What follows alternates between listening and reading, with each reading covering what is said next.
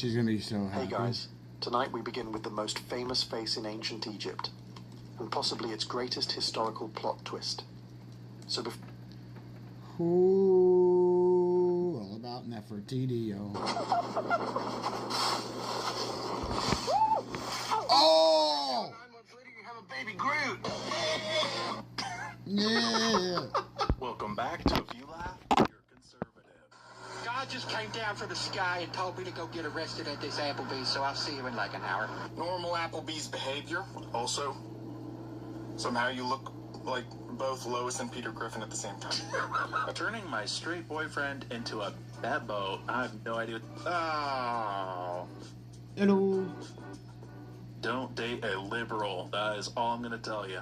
The best home defense. Look, man, I really want to get something home defense, but if I got in that situation, I'm not even sure if I could use it. Listen, if you got the proper tool, you won't even have to use it. That makes no sense at all. Says the guy with zero home defense. If you're not going to use it, what's the purpose? Look, do me a favor. Just turn around real quick. Then we'll show you That's something. going. Let's go ahead and turn back around. This is so stupid. I got bored as shit. Sir, I'd appreciate if you'd just get off my property. A 50 cal on the dining room table. 50 cal on his table. His Barrett. Fuck. Yeah, but Daryl's cousin Worm. Tell us why you're supporting Kamala Harris. Nope, not too sure about that. Why? Okay, so right now because she's not strong. Can you tell me her greatest accomplishment? No, I can't. Can you tell me a single accomplishment? I cannot. I want to leave. And Charlie could destroy people with a single question. What is Kamala Harris's greatest accomplishment? Good thinking, buddy. See, that question. You can't. Okay. Name an accomplishment of hers. An accomplishment of her? She got in. In when she was the Hey. What is her greatest accomplishment? Nope, pretty much. Being an idol. Pretty much not. I wish I had this on the top of my head. What was vice Dude, check it out. I'm not sure. I guess there's nothing. I'm stoned. We gotta win. We're gonna make America I don't even This is care. breaking news. You might want to brace yourself for this one. These Trigger people, warning. like, they But don't you have even uncommon want to sense. play. This might be a hard video to watch. Let's play the clip. One guy's got 0, another person has 900, the other person has 300, another person has 800. I don't want to eat. I'd kick every fucking person. I'd stop doing it. 316 out of here. First of all, my guy, you're not eating scripture. You're eating a cheeseburger, so relax. Second of all, here's a wild thought. A revolutionary concept. Truly groundbreaking. Don't eat there. I know, crazy. But hear me out. Okay, I gotta break character, but seriously, if you don't like a place's branding, values, motivational quotes on Nah, a napkin, I'm not you're gonna- not legally I obligated don't even want to, eat like, there. I just want to make my own fucking plan. Because dude doesn't want to kick anybody, I don't want to piss him off. I'm gonna make my own shit and call it good. So after this thing, I'm gonna leave and make my own shit. That's for you. That's right, Karen.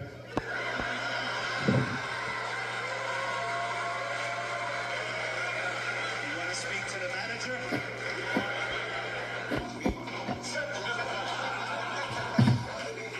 I'm out now. I am leaving. Will you come back, change the shirt, though?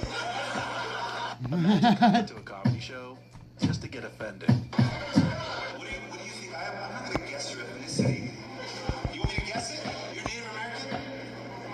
You're Navajo? Tatonka. Tatanka. I'm not going to. I just like to acknowledge that this insult is going to take place on your land. This assault's gonna take place on your land. King of the hypocrites. We can't take any more of your money. Truly, you need to stop. Remember how I told you a few months ago to stop sending us money? You can start again. There are many parades that I would not be attending because I'd be focusing on the work of leading this city.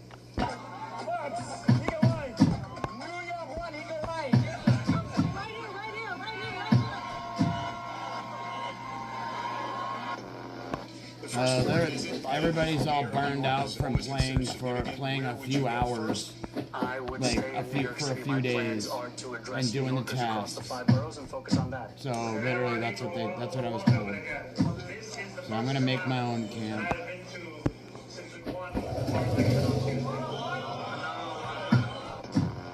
If anyone can show a nation betrayed by Donald Trump how to defeat him, it is the city that gave rise to him. We did reach out to the White House. I appreciate the meeting with the president. I'm just making my own shit. I don't care. Like, so I'm in charge. So if people aren't doing shit, I'll just kick them all. The pros of Ron That's Pack what in it New is. York. Oh, Jacob Frey making Somali food.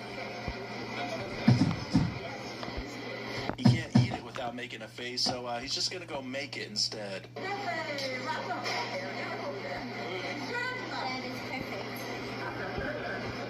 Assalamu alaikum, New York City. Wow. How does this room feel about Mom Donnie? Oh. The way he talks, I describe it as it's Islamabonics. Islamabonics? Is the way people talk when they want to live in the high-rise luxury buildings that they also want to fly planes into, you know? Just want to say something really positive here. These are high school students. They're very smart because, you know, they have the right to protest. So they're walking along the highway, and as you can see, mostly led by women because, you know, women lead. And here, Chuck, I read my sign. It says "Ice out." And it really makes a difference in our society. Them, Trump hates black people. Meanwhile, us.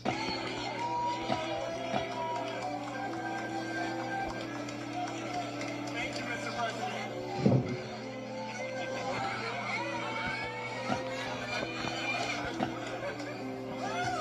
Have you got any updates for us regarding the sausage school and war? Yes, I am actually. Go on then. Wow, I called my squad, but BWA. BWA? Yes. What's that supposed to mean? It's supposed to mean boys with attitude. And me, Walnut, and Uzi Yeah? soared the sausage squad Where? at lunchtime. And they asked us if we wanted to straighten her with them tomorrow down the park. And if they want some, I'll give them. So I got to thinking, Thinking about what? I'll stick my stony on. I'll give them so many right-handeds, they'll be begging me for a left. Don't you think it's scary nightmare, mate? This little girl. What are you going to do to make a difference? She's talking about how she's gonna kick the shit out of I'm him. going to lose 100 pounds once I get to 300. And I've got 60 pounds left to go. This has been great so far. I'm not checking Junkyard. blood pressure or anything. And I just know that one of these days, when I do lose 100 pounds, it's going to change so many lives. Dude, what if there were pants made for antlers, dude? You could call them pantlers. Looks like that deer's smoking. Camo, dude, I'd make mega bucks. Oh no, the popo.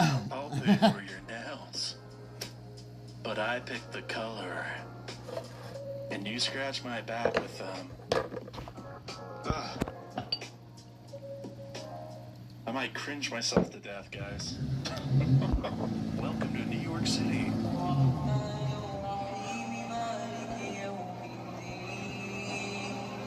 Coming to American City near you.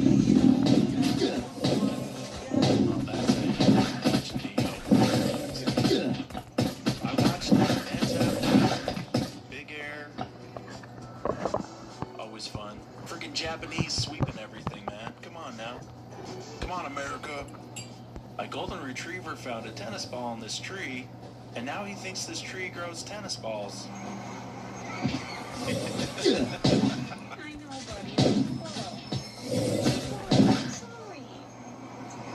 It's like liberals that think that money grows on trees too. Ever wonder why liberals are referred to as the left and conservatives as the right?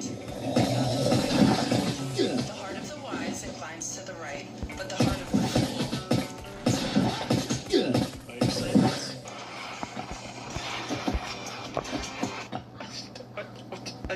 Ice hockey, basketball. basketball? What is this?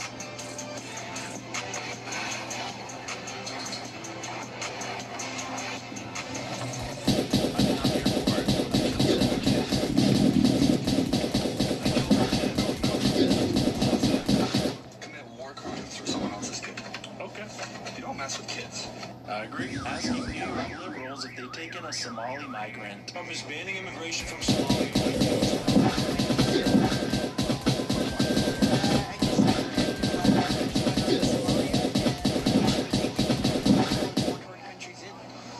We should be taking them in. We're trying to get people today to sign up to get a Somali migrant. Would you be able to do that? I don't live in New York. Someone should take care of them, but not me. Not me. Right now, I'm going to do a little bit of catfishing, which, if you don't know, it's pretty normal. So check it out. It's pretty easy if you want to learn. So to catfish, all you have to do is, if you're fishing for cats, you have to lay down a piece of clothing on an otherwise, open, untouched bed on the top, and then you wait. Usually, it doesn't take long, and the cat will come to the square. So usually, and pretty effective. I found some posts online that are some of the dumbest things. OMG, I think I have ADHD. I can't focus on my homework. ADHD. If you got ADHD, you can see in high def. Oh my God, I just found out the Titanic actually happened, and it isn't just a film. Hashtag mind blown. Hashtag so sad. This is so sad. Baby, back in the day, I used to wear a fan ponytail. Now, that ain't much of a fan. This is more like a... It's actually more like Bert, Sesame Street, or this guy, Beetlejuice.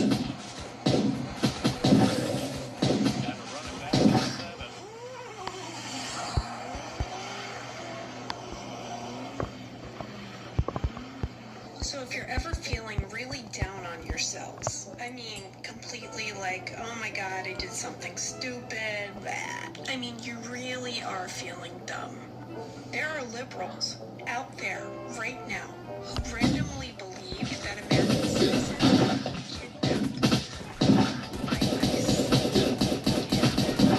What's up, everybody? You don't know what time it is. Time for the quote of the day. I'm really excited about this one. None of us sit high enough to look down on anybody. Be humble. Love you guys. Bye. They say money can't buy happiness. Holy shit!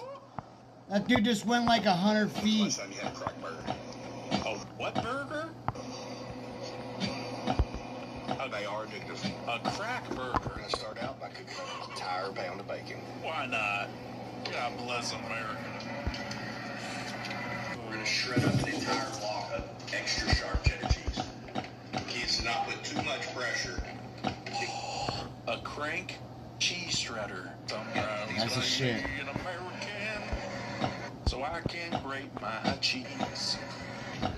Got a large mix of... Now, this is good. You can put anything you want on these. And I'll just get a little Heinz 57 on both sides.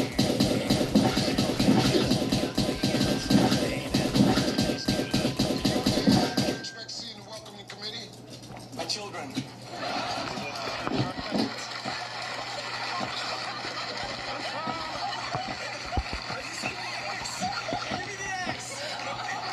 Sometimes it's hard for me to say long words like distributor or Connecticut or Missouri. Pero aquí ya me llegaron, miren. ¿Cómo se dice esta palabra? Horsehead sauce. No, ya valí madre. You know what? I was born in America, Worcestershire. spoke English pretty much my whole life, and I still can't really say it either. Worcestershire, wash your sister's house. Wash your sister. Worcestershire. this to me. Good trade. They just gave it to me.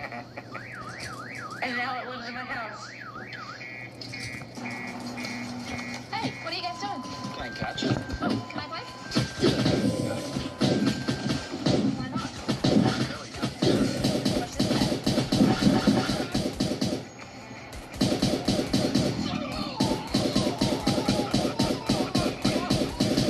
That's effective, though. Why are we MAGA babes? Sis, the taxes are low, the borders are high, the illegals are out, and the terrorists are in. I love it here. My husband just informed me that he's had a very long, hard week at work, and so he just wants to enjoy the weekend in a clean house with some delicious home-cooked meals. And I said that's great, because I know that his mother's going to love having him for a few days. Oh, so we both agree. Great. His mom can cook and clean better than you can? She's been hanging out with Dad a little bit more. He seems to be a little more patient. I thought these You were can tell by the polar way bears. that he was just very patient right there with her. What? How could somebody not love this face? How could somebody not love you? Them shoes gonna be a trip hazard going up them stairs. That's One dope. step, 2 step, I split my shin. I reached for the handrail and fell off again. What's that at the wall? Coffee? Hey, I was thinking, where you make $4 million Concept Transformer mode. so cool. Oh, the back of the front opens. Oh. That was worth the $4 Is that million, it? bud. Thank you, Transformer T. Alright, and chicken up being baptized. We got our little bell peppers and onions inside and our pineapples. It's like one lift them up. And man, it smells fantastic. I bet that chicken hits different. Bust open, it's gonna release an aroma. Look at that right there.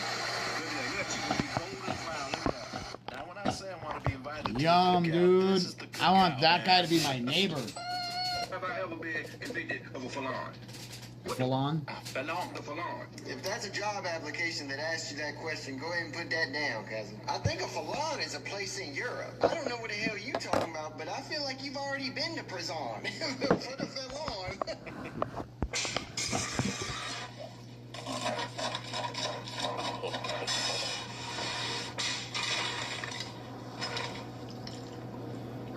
I feel dirty.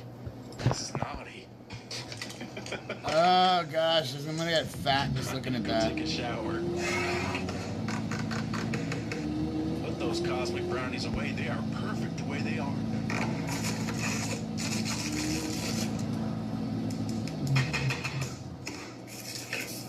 Tell me you're white without telling me you're white.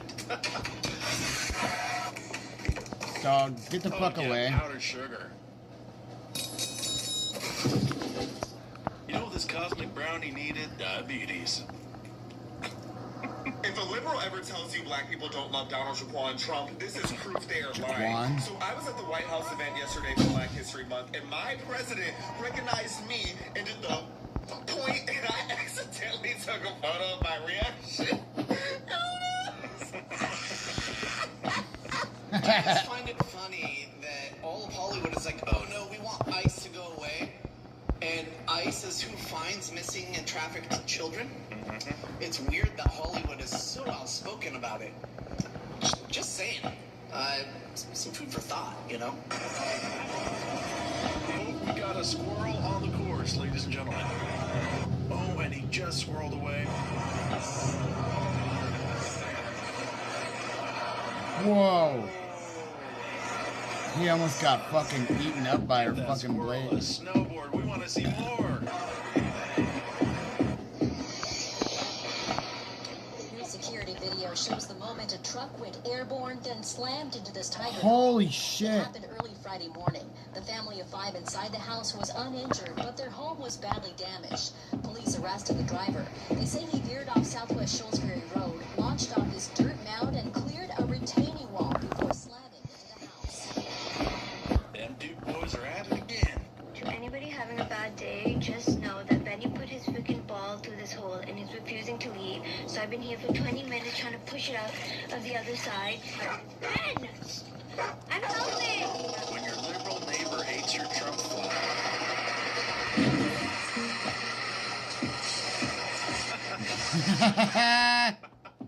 Wah, wah, wah.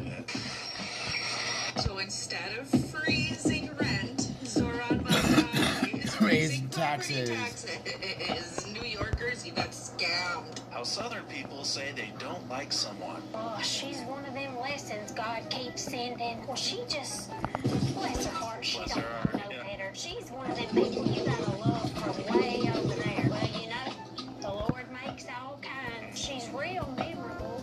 Unfortunately, we get along fine, long as we ain't in the same room. She's real comfortable in places she ain't invited. Well, she just ain't for me, or anybody else I know. I wish her the best, just not near me. Oh. What are you putting this mac and cheese in? Farm shotguns, eh?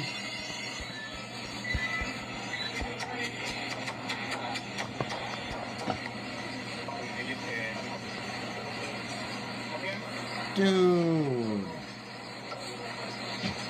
Oh. I hope you're feeding a that family of Fluffies? 17. You don't have a double chin. What you do have is bad posture. So all you need to do is 2 steps. Bring your shoulders up, back, and down. Bring your chin slightly forward and then slightly down, and look at the difference. Where's everyone finding liberal men? Have you tried a gay bar? When you spent a fortune on a brand new playground. But they just want to play in the dirt. Yup. Come on now, that's the best time you can have. I tried the world's largest McDonald's, known as Epic McD. It's That was my nickname in college. 19,000 square feet. Epic Two McD. stories, has a bigger arcade than some amusement parks and a huge multi-level playground. But that's not even the craziest part. This menu, absolutely wild. They've got a wood fire pizza oven. You build your own pie like it's Domino's. I got tortellini at McDonald's. Yes, tortellini. And the cheesesteak, honestly, not bad. That bread was super soft. This place makes regular McDonald's look like a gas station. What'd you take here? Pizza at McDonald's. No, thank you. Girls that like long beards. Hey, babe, I was thinking about trimming my beard down some. What do you think? It's getting kind of straggly. Honey, you do whatever you want, okay? It's your face. But just know, whenever your beard is short, I find you completely undesirable. Yeah. Huh? Whatever makes you feel most confident. That's what everyone's saying about me shaving my beard at 1 million subscribers. I would grow it back. So this leftist outed her parents for supporting Trump and ICE. You support ICE and Trump. Yes, you support ICE and Trump. Joseph Bishop, my father. My father. That's a real patriot. Let's send him a shirt. As you can see, I like to color my hair.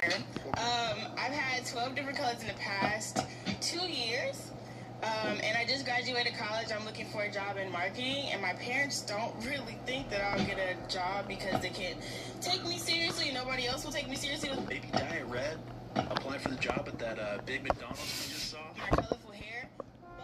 But my thing is, we're millennials, and we like to break the boundaries now with like piercings and tattoos and like hairstyles.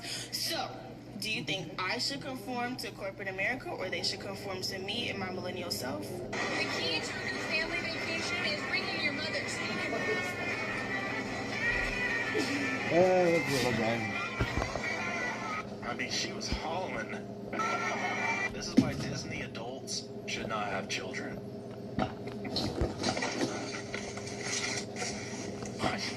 The gloves, brother. What is that, a cookie on the steering wheel? Oh. You just living like this? This is your lunch? Check this out, guys. This is the all-new Nilu Hypercar. It's got a 6.5-liter naturally aspirated V12 making 1,070 horsepower, a 6-speed manual transmission. Get a load of how cool it is with the fully exposed engine and exhaust system. Nickname it white privilege. Why does this look like something Trump would drive around? As well as suspension. Do you know presidents can't drive themselves after they become president? Unless you're George W. Bush. They let him drive up the road to his ranch. This giant chocolatey wasted rolled ice cream taco needs to be on your devour list. If you want to lose a leg. Being gay isn't your choice. It's mine. You're gay now. Oh my God, stop. You know, I'm a ginger, but this is an uncomfortable amount of ginger. Watch out, we got a strong, independent woman here. Goodness USA bobsled team is the closest team on Earth because they use native global players.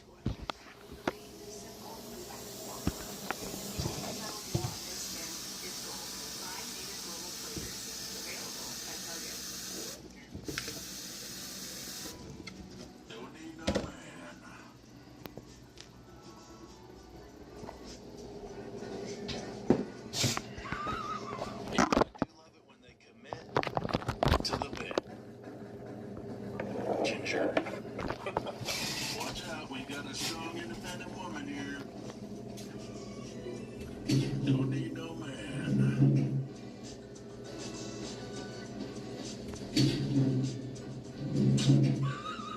You know, I do love it when they commit.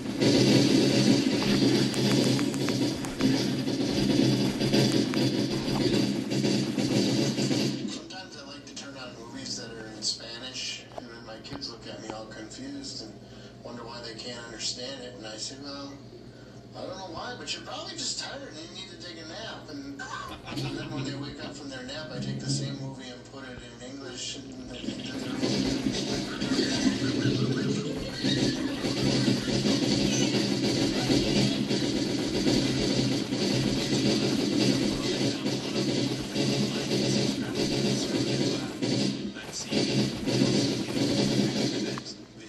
Do you identify as American? Grab a t-shirt from conservativevibes.com. USA Navy, USA Strong, 100% cotton.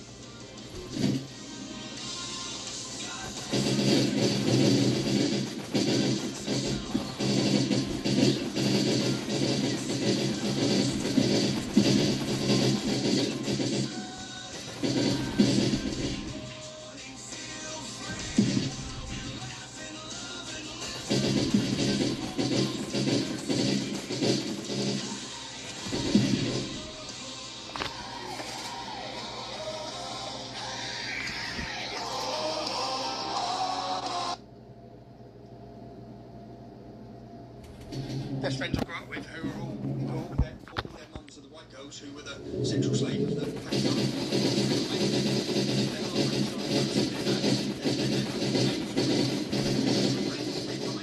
Growing up, this is an extremely well-known and common warfare tactic is rape. Literally, rape. The origin of the word was rape and pillage. Was I believe it was the Vikings would come, destroy the village, and then take the women.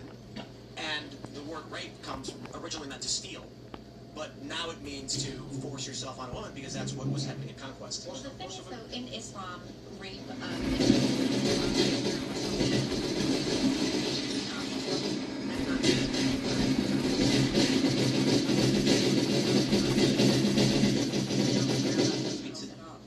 To this point, the Independent was just put out an article that said the Taliban has a new penal code that puts husbands on par with slave masters and legalizes domestic violence.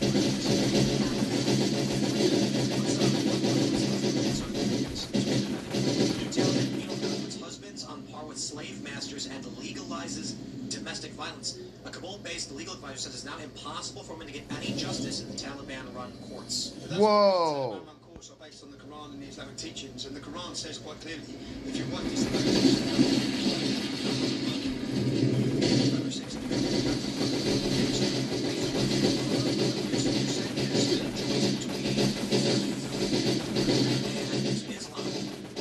are on the Islam side. What's going on?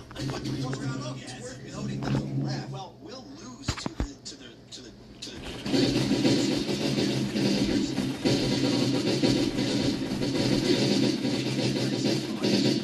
tired of these, and I mean this in the political sense, not tribal. Women are tired of these weak, effeminate liberal guys. And so a Muslim guy comes in and he's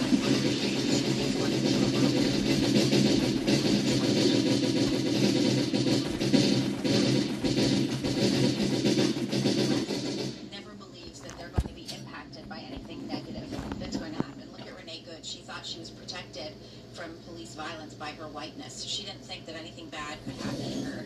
And so I think when you think about leftist Western feminists, they think, okay, we're going to open up everything to all of these Muslims because we're compassionate, and it doesn't occur to them that anything bad is going to happen to them because of it.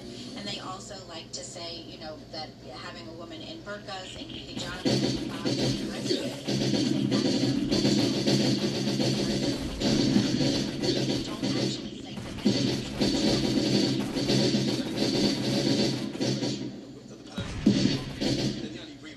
you're like Kelly J. Key. The only people who, but what I mean is, the only people in our generation who have stood up for women's rights are the ones taking off their hijab and getting killed. Well, and they're the ones who are saying, hey, Western women, where are you? Why aren't you helping us? The funny thing is, if we want to be true to the sense of feminism in that women's rights, it's conservative women in the United States, it's feminists describe that, hate women.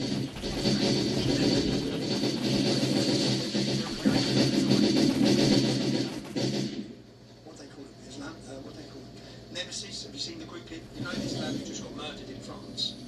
Quentin. Yeah, Quentin who just got murdered in France. So he was protecting a women's group.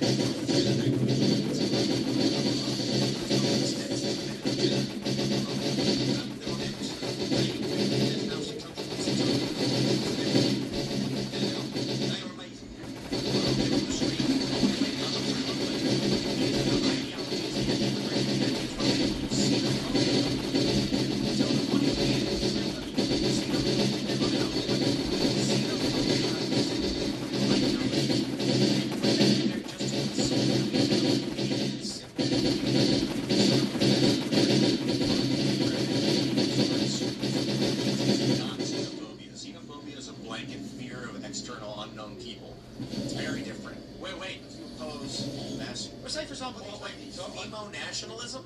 If that's what they call them, feminationalists. Feminationalists. They call them feminationalists. Right, let's go. I just walked through Paris. Did you see? I had a video last week where I walked through Paris with these girls, yeah? Oh, wow. With Alice. And as I walked through Paris, Muslim migrants were following us, saying they're going to fuck her, yeah, threatening her. And this video, it's probably got 800,000 views last week. And as we're walking through, I'm arguing with these migrant men. And then the leader in charge of the government for Paris mocked us in a quote. Yep. There was a big backlash against them, but absolutely mocked us. Now, 77% of the rapes in Paris, in that city where those women are, the Eiffel Tower now is a rape spot. It's not. America, if you're listening and you think of Paris and you think of the city of love, it's not there. There is no city of love anymore. There's a hellhole governed and controlled by migrants and violence. It's the same with Berlin. You can fly into Berlin, you won't know where you are. You fly into Paris, you won't know where you are. You fly into London, 33% English. You probably won't meet an English person unless you get in a black cab, and they're trying to get rid of them as well. All of these cities are falling. Tell me, I remember that viral video of the young girl, I think in Britain, and she pulled out the knives or whatever. That was Scotland, yeah. Scotland. And a knife. And explain the story and what happened. It was massive. Yeah, she was being threatened by migrants. But this is nothing new. The victim is the victim again by the authorities and the system. Yeah. Because they're too scared.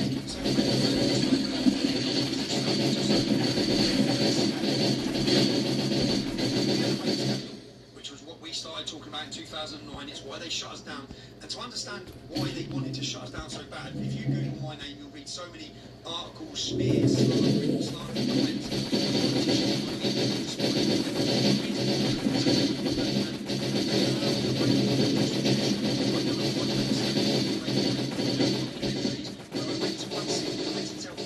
And I spent 18 months there, and I got to speak to the survivors, the victims and the survivors who were raped by these gangs. Now we got, say, 18 girls. I'd interview them for 3 hours, 4 hours.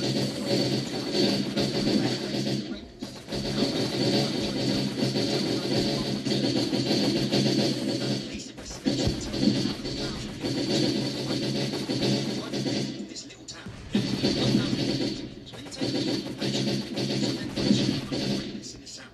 They've only prosecuted 11. So when you see the rape gangs getting prosecuted, they're prosecuting, and it's like a little gesture. Out of the 200, they prosecuted 11. So the police investigation finds 200. Our investigation found 264. An inquiry, an independent inquiry, found 20% of them, by the police's numbers, have been raped with kids. 20% of them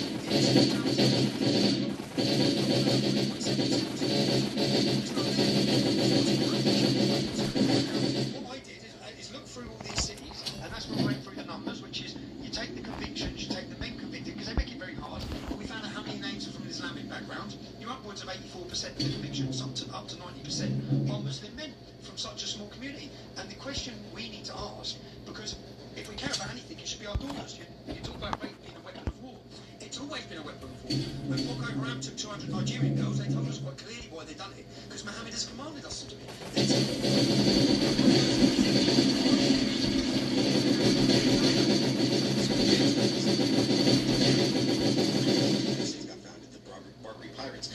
Their emissary told Thomas Jefferson that the reason they were taking our ships and putting we can. told them that they could. There's 4 verses in the Quran. One of the verses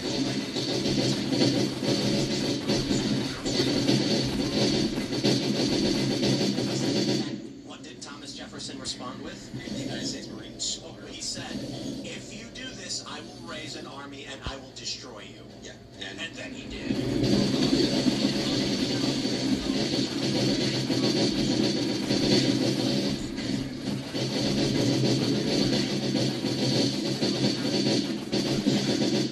And she told me something that I found really surprising, which is that there are several stages. I'm about to make my own clan, so after this thing's over with, I'm going to make my own clan. And when you're a minority, And if people don't get on, I'm going to kick them.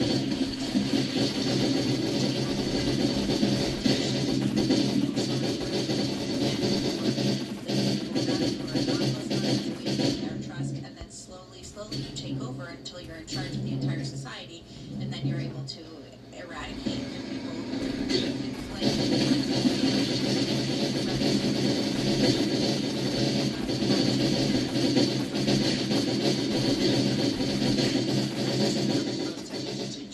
which is why if we get onto the scripture of Islam, Muhammad's first 10 years of teaching, he had 300 followers. He was a peaceful man. So all the peaceful verses in the Quran come from the first 10 years. Then he found a winning formula. His winning formula was jihad, war, rape, slavery, piracy. And this is their scripture, not me saying this. And this is where so many Americans will just think, well, Islam's like Christianity, Muhammad's like Jesus. No, Muhammad said Jesus said something like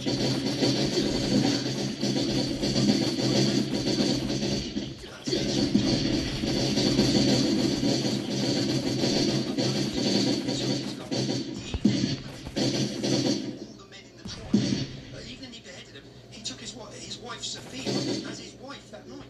He raped her that night. This is the man that they believe is the moral compass for the world. This is why we have so much war, so much jihad, and the problem with them, which people need to realise, is when your borders are open, take for example, research shows, 91% of Afghanis when they get to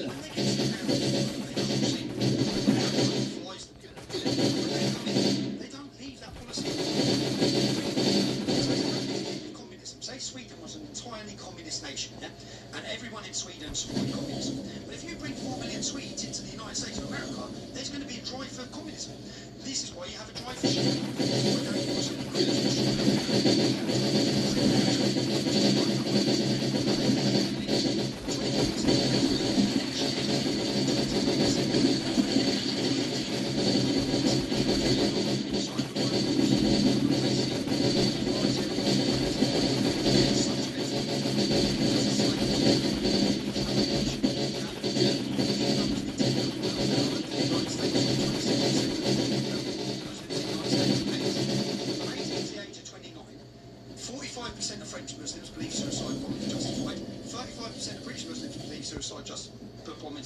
These numbers are insane.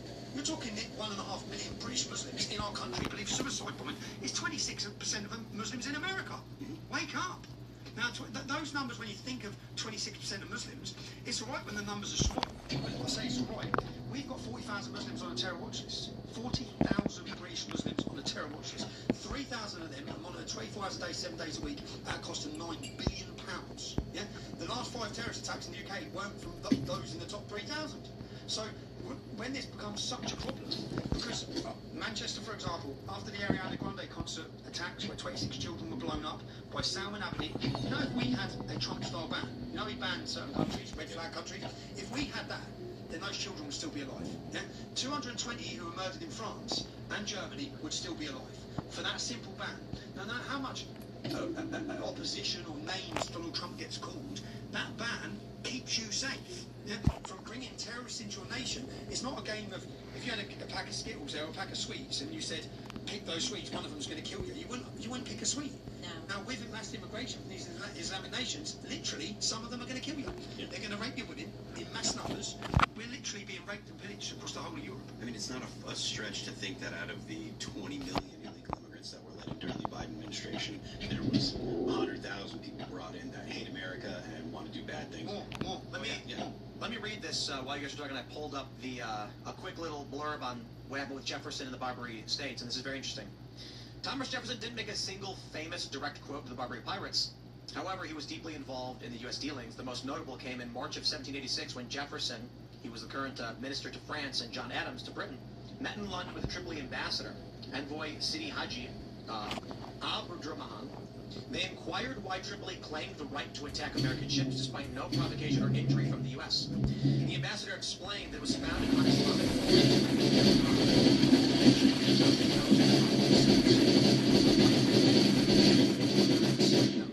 He added that any Muslim slain in such a warfare was assured paradise and described boarding tactics that terrified enemies into surrender. Jefferson and Adams reported this in March 28, 1786. The ambassadors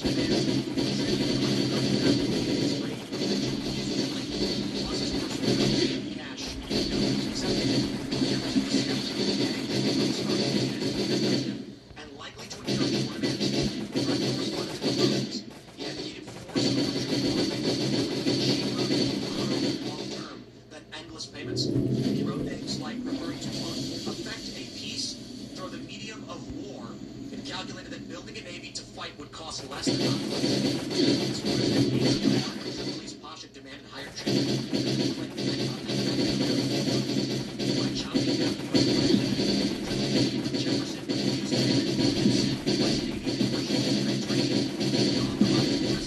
to chastise their insolence by sinking, burning, or destroying pirate vessels. This led to the First Barbary War, the U.S.'s first overseas conflict, ending with a treaty where tribute was minimized or phased out for Tripoli.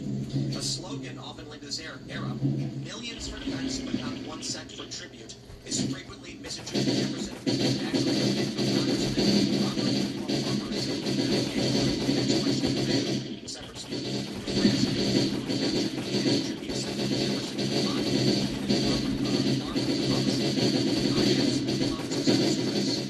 Today, the American policy for kidnapping in the Middle East is, you will get not a single penny from us. We will show up with special forces at 3 in the morning in night vision goggles, and we'll kill everyone you know. And so what happens is, if you are European, and you are in North Africa or the Middle East and you're kidnapped, they smile. These people will take you, they find you, they smile and say, we're about to get paid millions of dollars. When they find an American, they say, no. We don't know about the Americans. Like people are. Now, ISIS did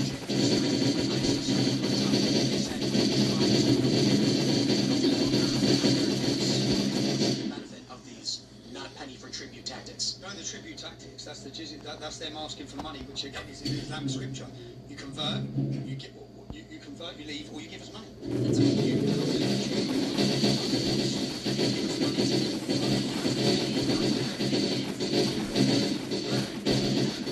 our raiding squads, and you can get some of this plunder as well. You know, and that's part of it. What I find sort of amazing about the European situation that has open borders to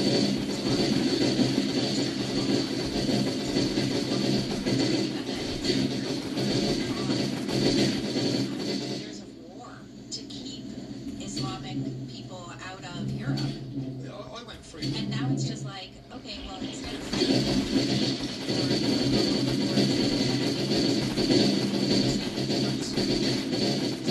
it's not just very similar to the fall of Rome.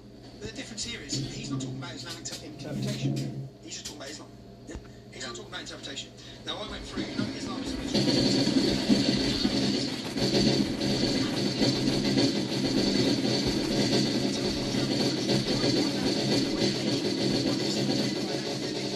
Islamic scholar. Try and find the phrase Islam is a religion of peace by anybody in the world before George W. Bush. George W. Bush said it, and then it was said 1,000 times and 1,000,000 times, and now it's repeated as a matter of fact. Now, William Gladstone, I went through trying to find, do you know, the leaders of a country, it's their job like Thomas Jefferson, to warn the public of danger. Now, all leaders, military leaders, political leaders throughout America and British history have warned about Islam.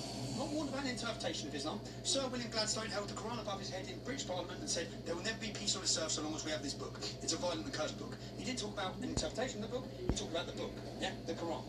That's what he spoke about. Winston Churchill said, Islam in a man is like rabies in a dog. He explained that individual Muslims show amazing traits. This is his word.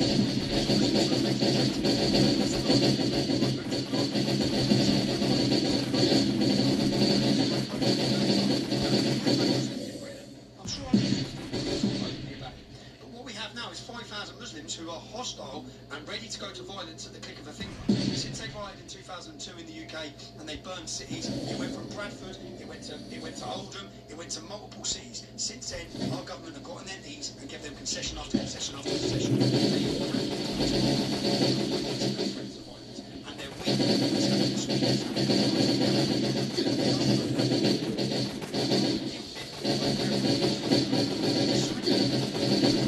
try to appease, and they continue doing that. So, how much of this has to do with the West, Europe, and America just having no value for their own culture?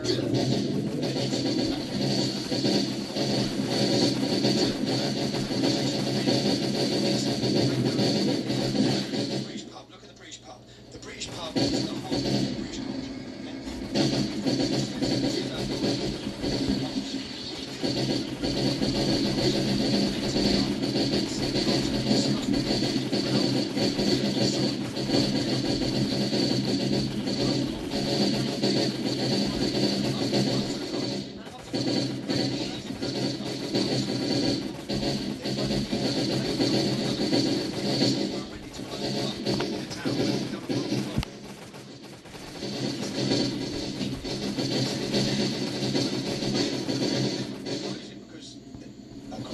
I'd say it's an effort by the government to make sure that we do have centres. They don't want you community-based, they don't want you together. They want you broken, isolated, fragmented, and on your own. They want you isolated. That's how they want you. Now, if you can have community, every pub that we use through the English Fencing, they're gone. They've closed them all down. Now, this is happening. If you look, there's another 2,000 pubs going to close this year. Wow. They're closing. They're disappearing. Can you open more, or do they not give you permits? They're making it impossible to finance them. The taxes. The Labour government have just made more policies now. They come in in April, where many more of them are going to have to close. Now, this is purposely done. They are breaking the community. As they bring in mass immigration, I can tell you, I've seen it in my own town. As they bring in mass immigration, we flee, we leave, the community's broken. I used to walk down the street, I'd hug everyone, I'd know everyone, we'd all know the families, we'd know everyone. So when you have a strong community like that, you can build, and you can get together. And if you want to resist something, you can resist it. And when you bring strong men together, men who know who they are, they know their identity, they know where they've come from, they know their history, they'll fight for it. You break all those things. You've got a country full of people who don't know who they are, they're walking around with blue hair, they don't know if they're a man or a woman. It's all an attack. I have a question about all this, because I pulled up, we were talking about the Hadith. Ian, would you like to read that quoted portion? Yeah, but it's too blurry for me from here. Can't see it. No. Phil, would you like to read That hour will not be established until you fight with the Jews, and the stone behind which a Jew will be hiding will say, "O Muslim, there's a Jew hiding behind me, so kill him." You know that's in Hamas's charter, yeah? Is it what? That's in Hamas's charter. Yeah. It's in Hamas's charter. That's in Hamas's charter. So they removed it recently, saying like, 2 years ago, after the hoo-ha come out and everyone knew that this is what Hamas is about. Hamas don't talk about Zionists, they talk about Jews. The final day of judgment will not come till every Jew is dead. Yeah, and Hamas were elected by the people of Palestine. They were politically elected, whether you trust it or not. There's never been an election again from it. But they were voted in by a majority. There was two groups. There was Hamas, there was Fatah, both terrorist organisations, both want the destruction of the Jews, both want the killing of the Jews, and they are the party that many in the Western countries' politicians now are supporting. And they're supporting them to appease the Muslim vote. I have no problem with people criticizing the government of Israel, and even their military, and by all means, even the culture, whatever you have to criticize. But what's fascinating to me is we have feminism hates Israel, like the left hates Israel, hates the Jews. Israel is often used as an excuse, where we have seen this massive explosion of Jew hatred across social media. And I'm sorry, I look at what's going on with this mass migration.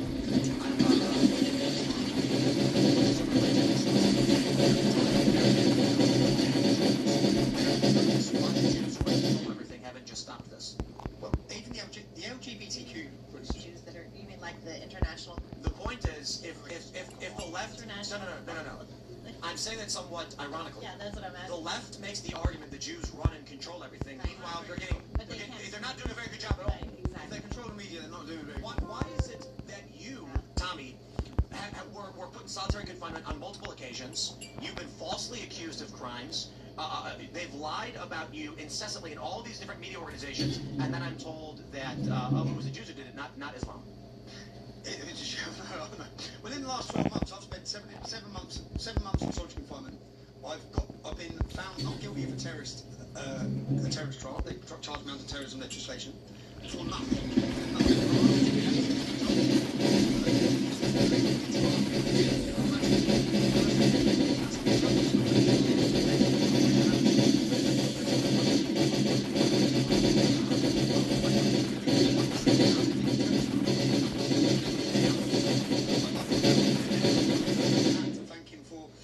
Elon Musk has given. Have you reached out to him? I've sent just a message. I speak to his lawyer, so I've just sent a message to his lawyer to thank him. It has to happen. It'd be an amazing sit down. Are you cleared out now in the UK? Can you just live and work there and do what you do and not be harassed? I faced 10 years on the 26th of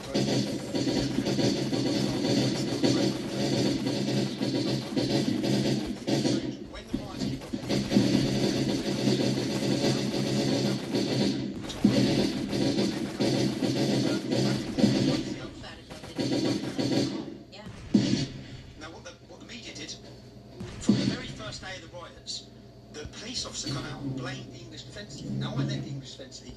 It ended a decade ago. There hasn't been an English Defence League. So as soon as I mentioned the English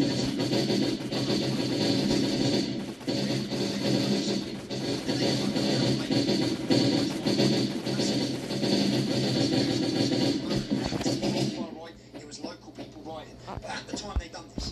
Now, when they done this, the country's burning. Yeah? And the country's burning because the people have had enough. What they don't tell you is in each take of Hull, there was trouble in Hull on the streets outside the hotel. They don't tell you that a Muslim migrant who has come into our country as a refugee was put in a hotel, come out and stabbed a pensioner to death while shouting about Palestine. They don't tell you there was a terrorist attack in the town. When there was trouble in Tamworth, they don't tell you Mohammed left the hotel and raped the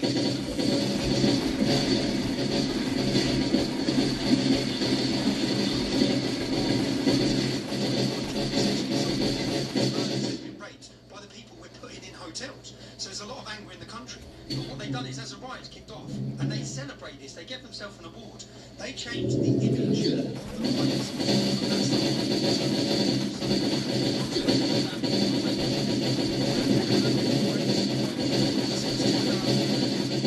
I got my first Osman warning in 2011. I've got a video on my phone where the police knocked on my door and said Al Shabaab want to kill me. At 3 o'clock in the morning.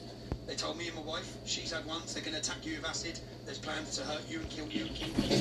I've had 11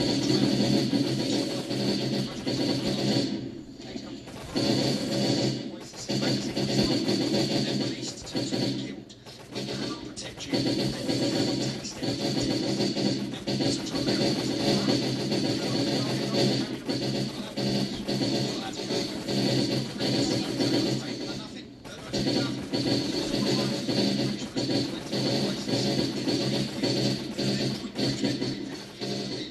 And they're taking the ISIS brides back too. We've had 2,000 of them come back. And my hometown in Luton, I know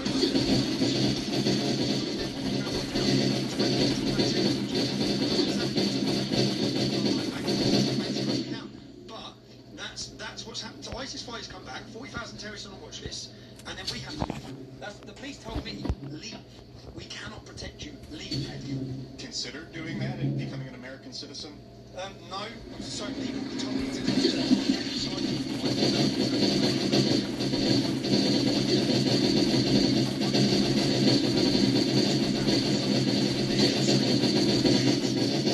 That's your country. For the last 3 years, I've been hiding in different European countries. I don't live in the same place. For the last 7 months, I've lived in hotels. I go from hotel to Airbnb to hotel to Airbnb, and I do that because I don't have security. I have no security. So I don't have 24-hour-day security. But when the police, to Americans, do not give up your guns. Do not become disarmed like us. Do not get into a position where your government and police are not there to protect you. They didn't protect you.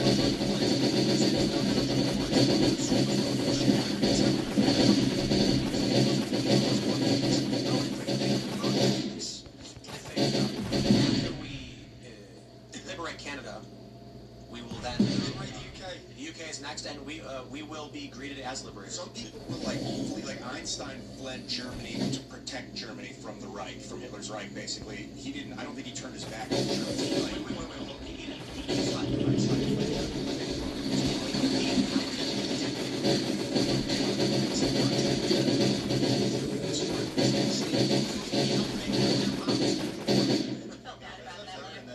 I feel you on that, Tommy. Like, our country has been in a bit of disarray, and I don't feel like I would ever leave this country. This is my country. I felt the calmest. I've been here 24 hours, and I felt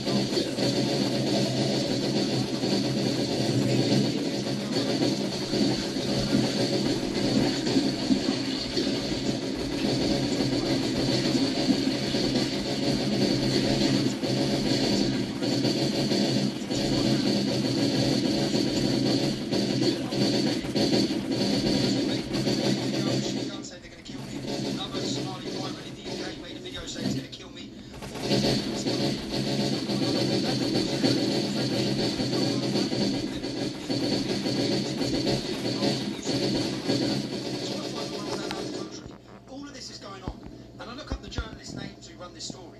There's no need to picture my family. There was no need to give the location. You could have run. I don't care about them chatting shit about me and lying about me and bullshitting about me. The headline was Tommy Robinson stoked riots from his son. I didn't stoke any riots. I was calling for calm. So it's a lie. I don't care about your lies. You've done it for over a decade, 15 years. You've targeted me with your lies. But I do care when you're jeopardising the safety of my children. Yeah? I had to leave, so that I had to go into a hotel room. The next day, 6 different groups of men turned up at the hotel. This is in Cyprus. Turned up at the hotel. The manager said, "Please stay out of the way. We've got men turning up asking where you are. We've got all this going on." So I then sent private investigators, and I put a message online saying to the journalists who have endangered my family, "I'm a journalist. You're in my story now, and I'm coming to find you." Yeah? And the camera's going in. So I made it very clear, not violence. A camera's going in your face. You're going to answer questions on camera how you think this is legitimate journalism. And I made a point. So I sent cameras to find them, and I got pictures of them coming out of their houses. Yeah? And I published a picture of them. I cut out, I blurred the images of their family. I didn't show them. Yeah? I blurred the images of their houses, and I put a picture of them. I said, "You know what? I'm a journalist with morals. I will never, you know I've got pictures of your family, yeah? I will never show an image of your family. I'm never going to the family readers this, I'm never going to let anyone know where you live. But you know I found you. You know I'm coming to find you. So what you need to do is you need to contact me for my story and answer some questions. The plea, I faced 10 years for this." So They were allowed to do that, but you faced 10 years for that? The media are a weapon of a totalitarian state. The judiciary is a weapon. They're all tentacles of a totalitarian state that is right now crumbling. So this may sound bad, all the stuff I sound is depressing. Don't be too depressed, because Britain is on a rise. There is a cultural revolution brewing in Great Britain right now. We had an event on September 13th. It was the biggest event in British history. Millions descended on our capital city. I felt for a decade like I'm banging my head against a wall in Britain. Right now I don't. Every street I walk down, everywhere I go, I get a hero's reception. I get a reception, but I get to see the passion in the British public to how they now see it. They see it, and I get want their country back. It's happening. What do you think about Rupert Lowe? Rupert Lowe is our Trump.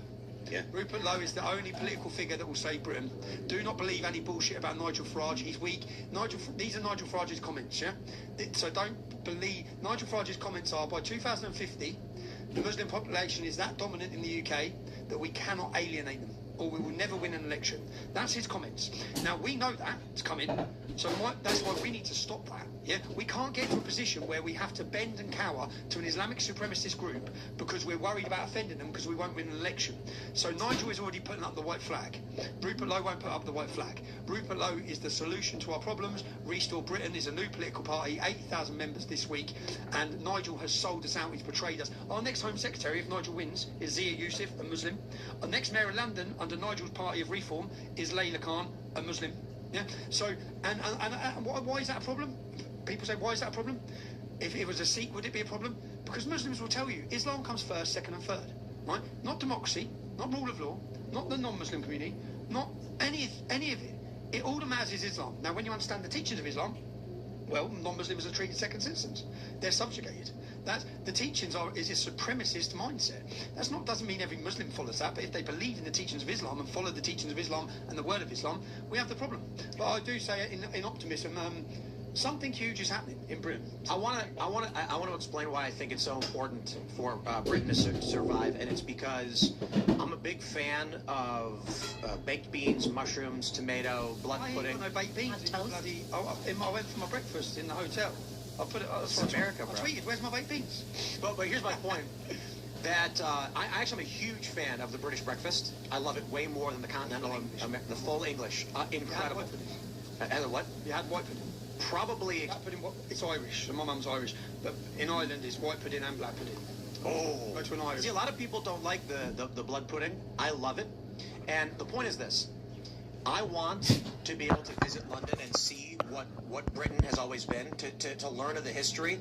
We share a history here in the United States, and I feel the same way for Somalia. I would like Somalia to be a stable, beautiful country where you can see the ocean without fear of piracy and a stable government. I want that for all people's self-determination for their country. I agree with the left when they complain about colonization. Right. The only problem is they're not actually advocating against the crushing of culture and decolonization. They're saying, I hate white people. Well, and that's what they're doing. We saw AOC in Munich last week, and she was over the weekend, and she was talking about how whiteness doesn't exist and white culture is the problem and all of this stuff. And it's like, well, everything that she's railing against is what has allowed her to be a congresswoman representing New York, and she doesn't care about that at all. And she was saying how there's no such thing as whiteness after decades of complaining about whiteness, and now she says, go back to your original heritages. And she doesn't believe in that either. Most of this has happened, it's our own fault as well, at the same time, because we've lost our culture. We've lost our identity. Again, you don't have to be a Christian or believe in Jesus Christ to understand that the foundations that built our country is Christian principle foundations. J.D. Vance spoke about that. This is what built Britain, and there is. Do you know, I stood in on the 27th of July. We met 2 years ago. We bought 10, 15 influencers, if you want to call them. Katie Hopkins, Lawrence Fox, Cole Benjamin. We brought all the people who have been attacked together, and we sat around the table for 2 days, and we said, right, lads and lasses, Jordan Peterson flew in. We spoke about if you change the culture, you change the politics anyway, yeah? That's right. So our goal was we can try and start a political party, you need hundreds of millions of pounds, or we can change the culture on the streets of the UK, yeah? So we got 15 people together. You've got 1 million followers. You've got 500,000 on TikTok. You're big on YouTube. We can reach, if we all come together, at the click of a button, we're going to reach bigger than any media out there in this world, yeah? Just overnight. If we agree on 5 principles, we don't have to agree on everything, because when you bring people together, we all know it's difficult to get all these egos in one room, yeah? Everyone's got an ego, whether they say they have or not. Everyone wants it about themselves at some point. So when you brought them together, so let's agree on 5 things. Free speech, against mass immigration, against sexual exploitation of children, just these little principles. Can we all agree? And what's important to us? Judeo-Christian culture is important to us as a country. So we agreed on these 5 points. He said, right, now we're going to go out and we're going to hold the first celebration of identity. And let's not make it against something, let's make it for something. We have not been able to be pro-British. It has become cool to convert to Islam. All the boxers are converting, all the youth are converting, and that's happened because a void is there. A void where we've lost our Christian identity and our Christian culture. Right now, there is a revival happening for Christianity. And I'm standing watching in Trafalgar Square. We held our first event, which was on the 30th of June, which was in London. It means nothing. Another good...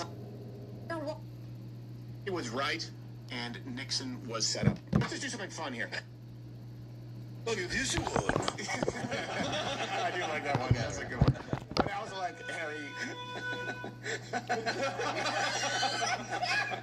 Boy, that's a Pavlovian response. For some reason I hear it. You just, the eyes start crossing. I didn't even know. Wow, I need to work on that. Another good face, Harry Etten, and he wants you to know that things could be worse. You could be British. Look at the net approval ratings for the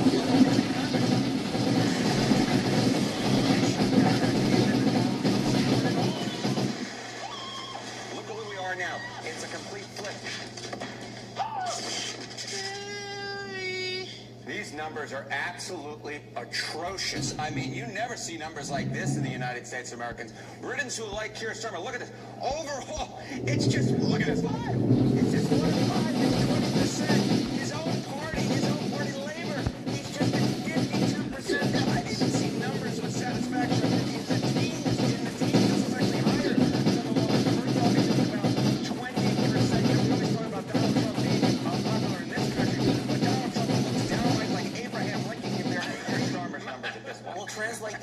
American then. Okay, let's translate this into American. Don't crowd my action, but okay.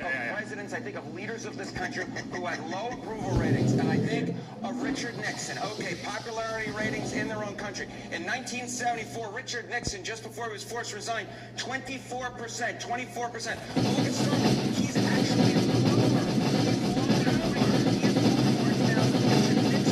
Americans before he was forced to resign. Let's take a look at the UK PM's ratings as bad as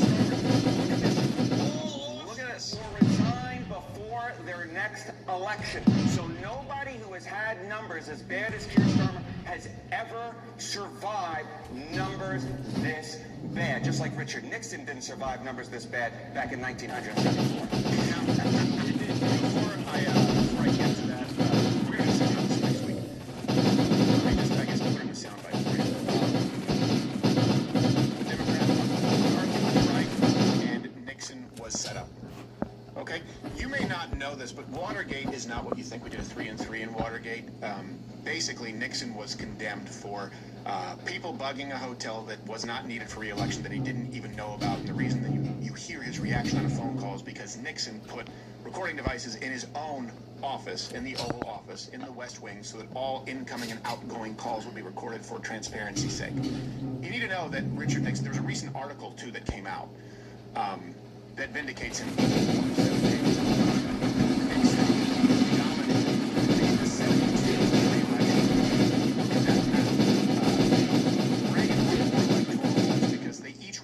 Every state except for one.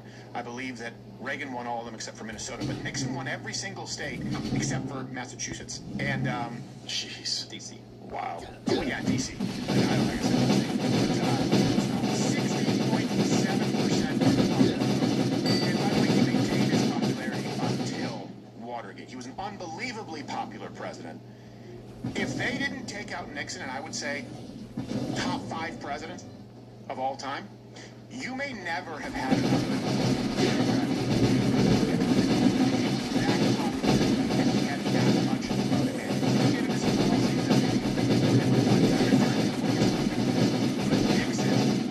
is not the man who people have rewritten history to make him out. He was incredibly popular. The man in the masses. He wanted a landslide. I have not seen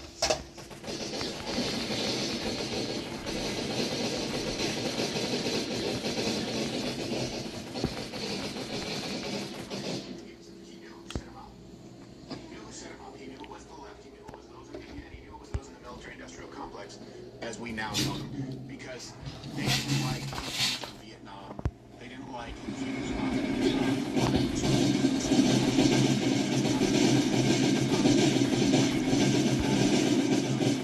places like China and Pakistan, and they're trying to torpedo It's confidential information, so I will only tell you what I know and who is behind this. If you promise this will be confidential. The reason for it is because he said it would so rattle Americans' faith in their institutions, namely the military, while we were kind of, at the uptick of the Cold War. He said it would be an existential crisis. And he even says, you can see in the transcript, he says these guys in the military, these officers, what they want more officers' quarters and people to shine their frickin' shoes. He didn't want troops who were being called to come home and tap and deal with the heat. Pushing pencils in the military. So he took it to his grave. He vindicated himself, and he didn't for what he viewed as the good of the country. Richard Nixon is one of the greatest presidents of modern American history. And you know who else thought that? The vast majority of Americans until Watergate. So we're going to cover that next week, because it just tells you how history isn't always so. They had to destroy Nixon there. They had to, because they saw the writing on the wall. I think it's one of the major inflection points in American history. The left had to stop it. Those in the swamp had to stop it. Let's go back to the parliamentary system, though. So Starmer, by the way, is not the only foreign leader who is immensely unpopular. People in the States don't really understand this. They think Donald Trump is unpopular. Okay, but look at Europe and look at places that have parliamentary type systems. So you have Albanese there in Australia, I guess 38%. Sanchez in Spain, 34%. Merz in Germany, 23%. Macron in France, 18%. Think about it. These are the leaders of their country, And in some cases, they don't even have a quarter. Macron is at 8 of the public. Yeah, that's terrible. But I do think that the French aren't fans of anything. That's true. That sucks. Everything sucks. Surrender it. Yeah. But the funny one to me was the Spanish one. 34% approval rating from a guy who was just celebrating, new standards or laws or policies going in about social media and new speech laws. Yeah, he'll take care of that. Well, this is the problem. So it's like, how long is this 34%? How long is it before it's not 34% because people are afraid to speak and they can't talk and they can't spread?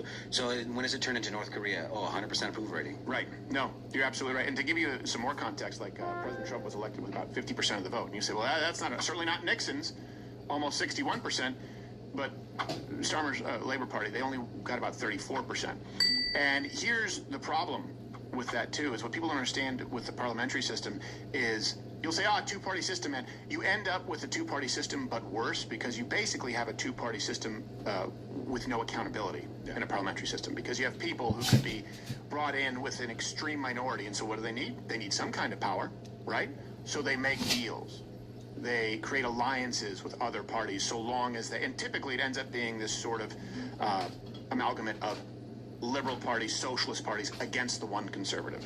And that's why you see Europe in decay. So 50% of Americans being relatively represented is better than 60 to 80% in some cases being represented 0%.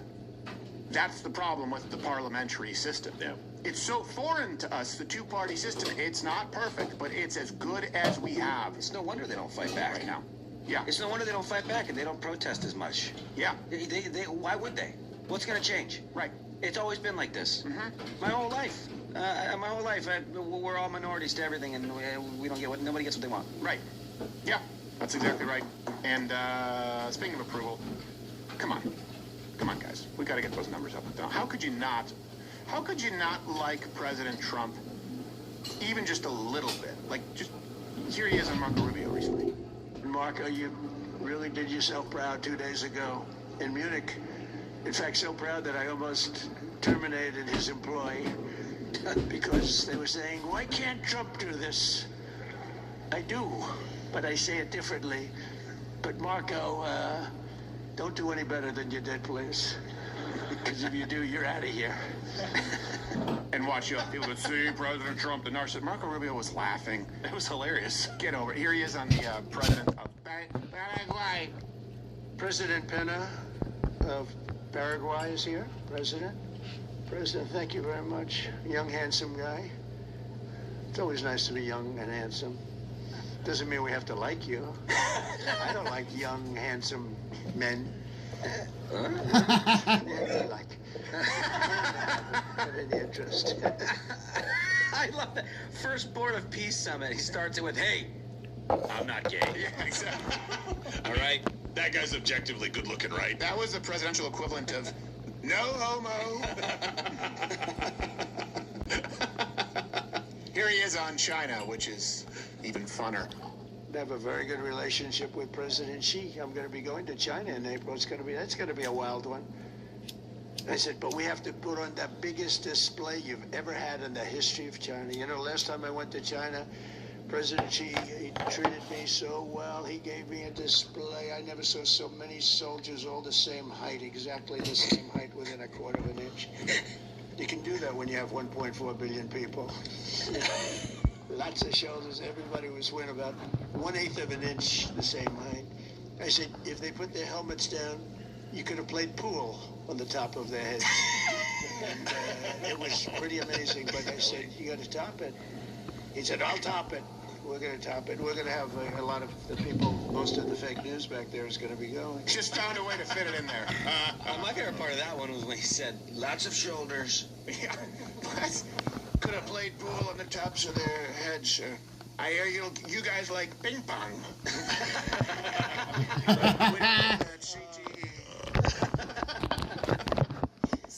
And here he is responding. This was just fun. I know everyone is, the internet is ablaze. Yeah. On this one. Aliens, are they real? Look. Yes. Whatever, but here's President Trump answering in a very Trump way. We've been getting a lot of attention this week Barack Obama said that aliens are real. Have you seen any evidence of non-human visitors to Earth? Well, he gave classified information. You shouldn't do that, Slim Shady. So aliens are real. Well, I don't know if they're Caroline Levitt, white hair lip. classified information. He's not supposed to be doing that. He made it.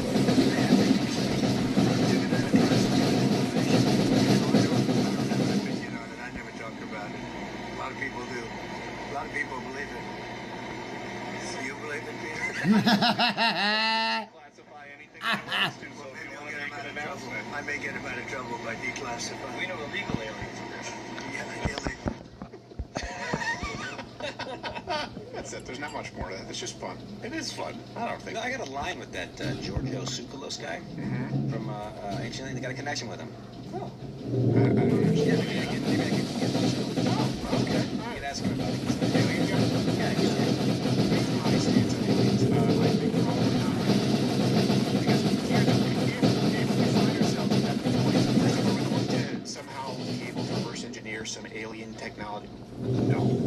And if we do find ourselves in the face of aliens who have developed some kind of a vehicle that can travel to planet Earth and just bend over and kiss your ass goodbye, like there's no Independence Day. We have no shot. So like, why worry about something that I can't even control? Yeah, we don't have an Iron Man. And I tend to believe probably not.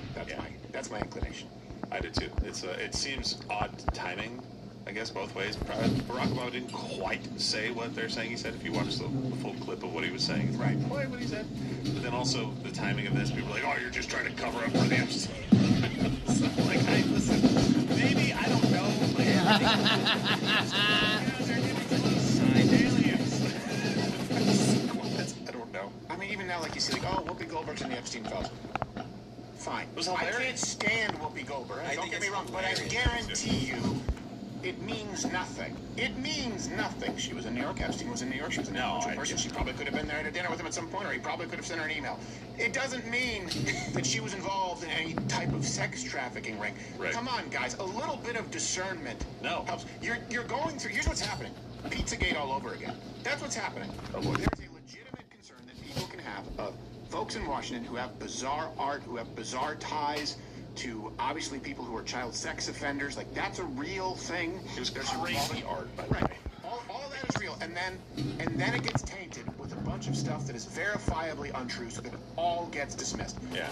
And you guys will say, like, that's what happened. Pizzagate, right? That must have been a thing. Well, are you because you're doing it right now by making outlandish claims of no discernment. Epstein was a jerk. Epstein, very, unlike me, I will say, he killed himself in the way that you were told. 100%. Epstein, no doubt, had prostitutes who were underage, and no doubt there were some powerful people who partook. For you to say that you know he was running an international sex trafficking ring with young girls, and that somehow someone like Whoopi Goldberg is involved, it's Pizzagate all over again. You are doing the work of the left. And it doesn't mean that we're defending pedophiles by saying that, just to be clear. That's what they'll do. They'll go, why are you defending? I definitely think that we need some of these files to be unredacted. I definitely think that there are some people who should be brought up on charges. But you are making a definitive claim that you cannot prove, and you've made many of them that could be easily disproven. That's a problem, and that helps nobody except the left. Oh, you're still here, which is a miracle in the age of Instagram and shorts. I think you have some shorts up there. Your attention span is longer than that. Thank you. I'm live there 5 days a week, 11 a.m. Eastern, where free speech is still alive. Go to Rumble. Get off the social media ghetto that is. Hey everyone, and welcome to another DayZ adventure. In this one, we are on Algeria, on the server, where the group limit is 9. And me and my friend are gonna try to hunt down a squad from the very top of the food chain. A squad that had its base at the bunker in the northern basement. I hope you enjoy.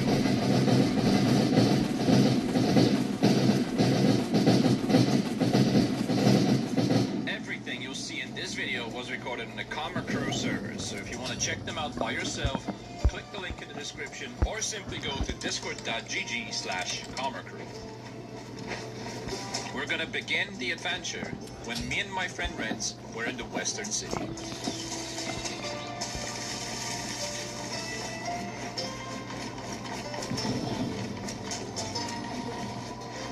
Where's my gun?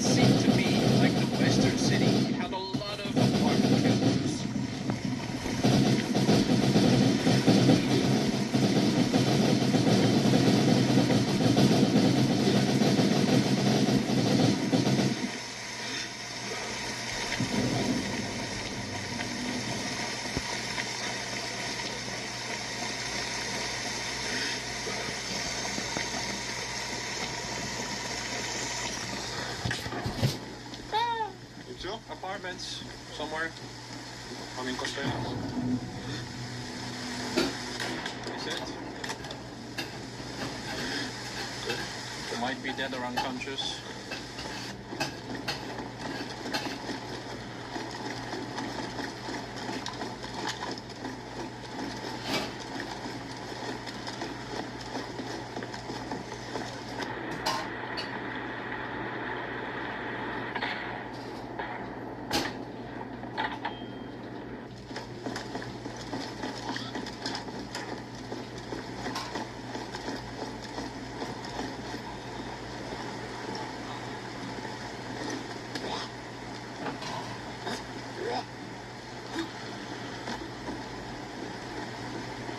On the previous day, when I got all the gear that I had in the beginning of this adventure, Renz found a stash during some action around the airfield. So on the next day, we found a shovel and decided to check what's in there. Apologies for not recording how we got the gear, but for some reason Shadowplay did not turn on automatically as it always does. If you want to see it, it's in my stream VODs. It's close, I can feel it. Did you keep spelling? You kept going? Yeah, I'm keep going.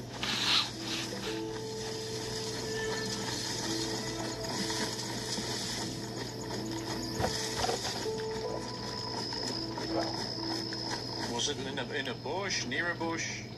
Nearby bush. So not in it, yeah? Oh, I found. Come. I bet you there's nothing in there, or something stupid.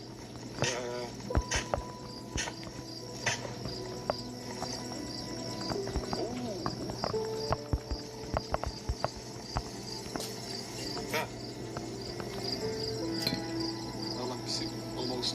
No pants, yeah? Yeah.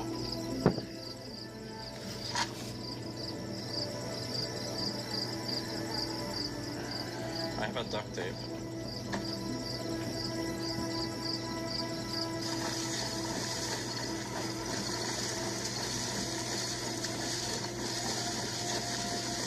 There's gear here. Blue. Gear? Yeah. Grenade launcher. Ooh. Whoa. this wasn't actually that bad. We found almost an entire NPC suit that could help us get better gear before the final confrontation with the huge squad. Without thinking much, we stashed the NPC close to the Eastern Toxic Zone. And on the next day, we bumped into another really big group. Schuster me gusta. It's a little bit left there. Yeah.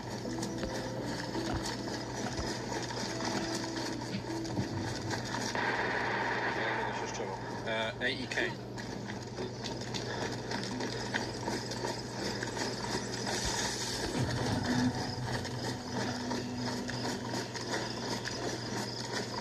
Oh, he's someone in front of me.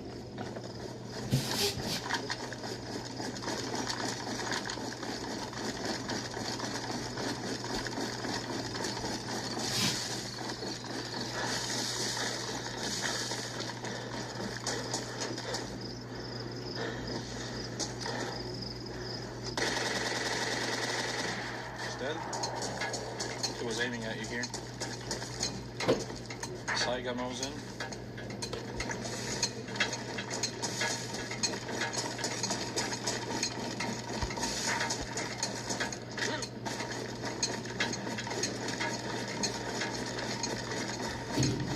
Did you go behind over there? Yeah.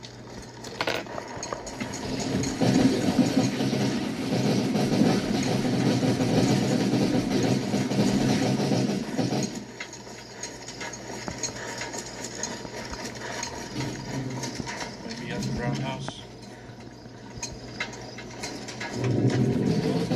Wait up yet. No, I should die. AWM shooting right there.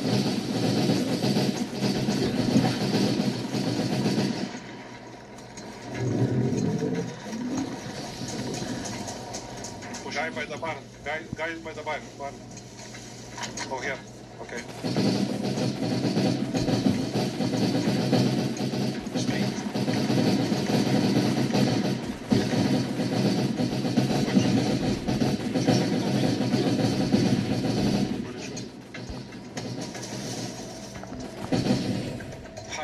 Hide.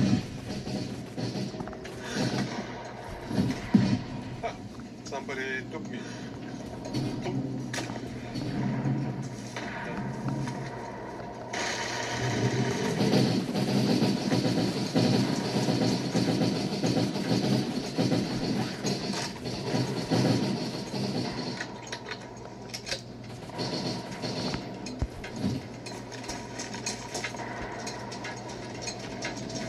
Is you running? No. I'm still alive.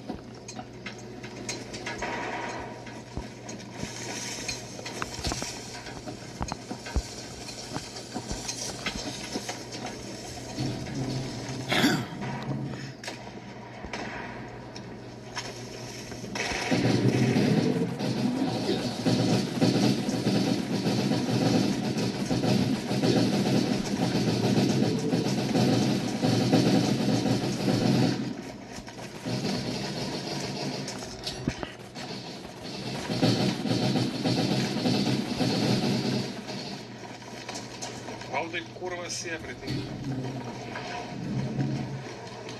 Oh!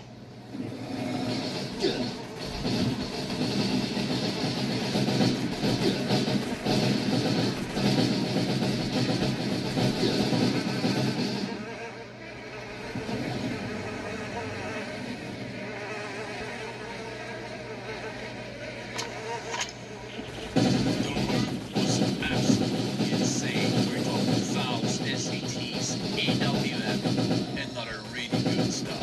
I tried to get everything I could. Meat, rent, and share.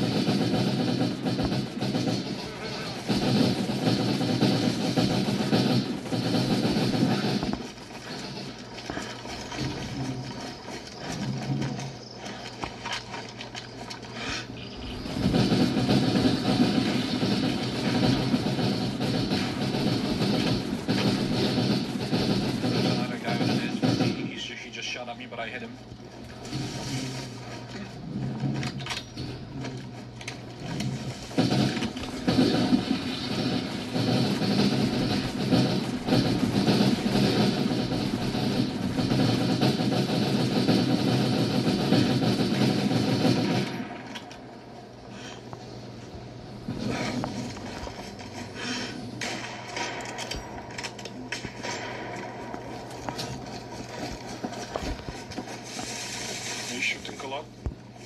he's got cover, I don't.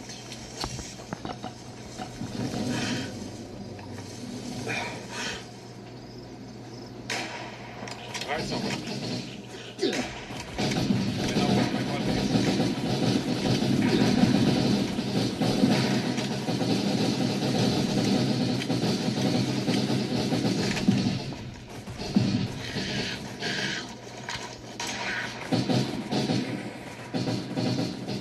Just like that, I found another dead guy with an M14 and M4. At this point, I had so much loot that there was no point risking to continue fighting the guy with an SVT and get shot in the head. I fell back and went straight to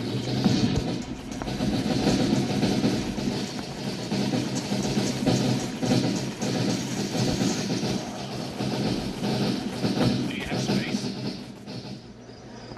A little bit, yeah.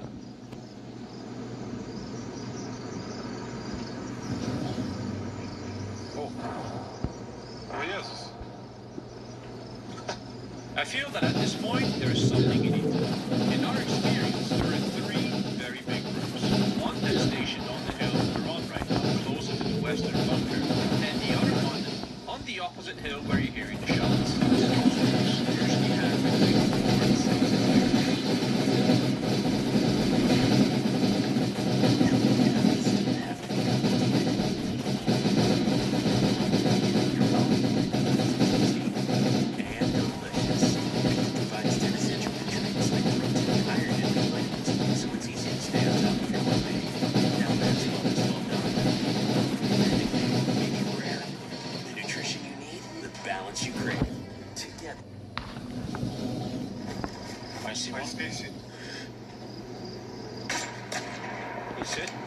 Yeah, he did, and you killed him. Okay. Nice. Let's go around. Now we have to make a big flank. Yeah. The plan was to eliminate them and stash as much gear as possible to then fight the biggest group at the bunker close to the airfield.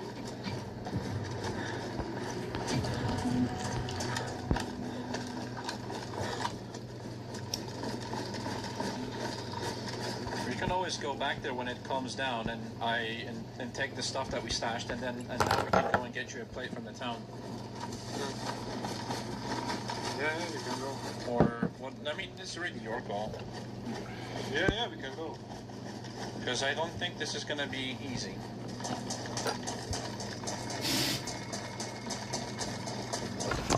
10 seconds, I go to this bush. Yeah.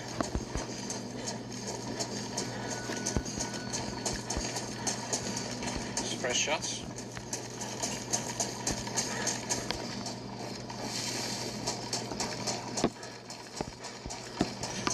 In the summer camp?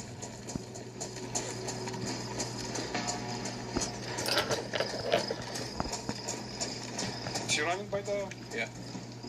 By the boat. But not in the cabin? Not in the summer camp, no.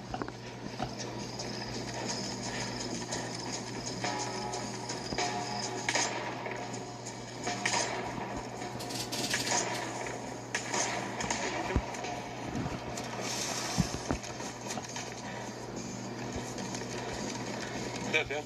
I don't know. You hit it? No, I'd never shot. Now he's dead. It's another one. Where? There was two. You killed one and one is in the house.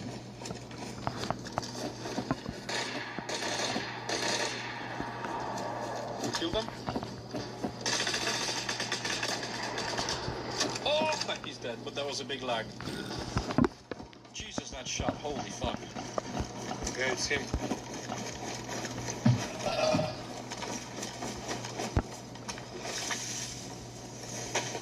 Take this plate.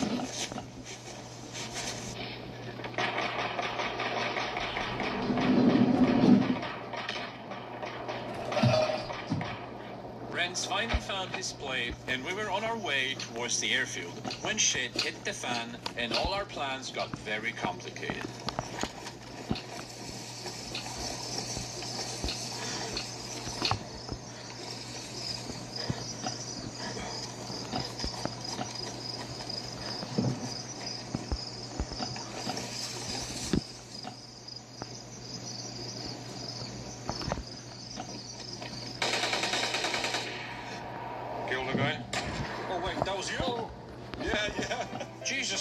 I thought you said you got killed. I'm sorry, bro. Yeah, it's okay. What the fuck? Come on, guys. No, that's my fault. Sorry, bro. Yeah, it's okay. Go sneaky.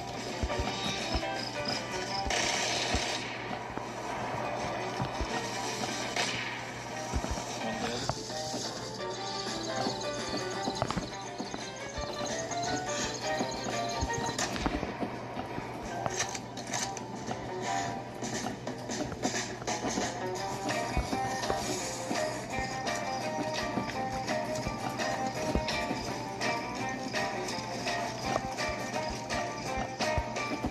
I see him.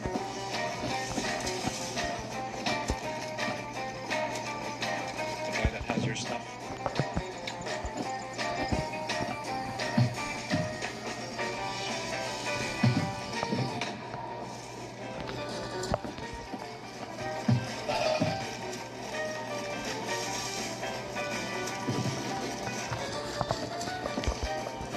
Where the fuck did this guy go?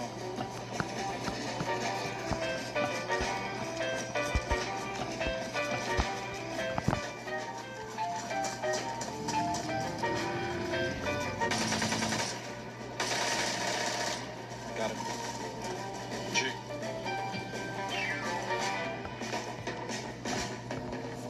Oh my fucking god.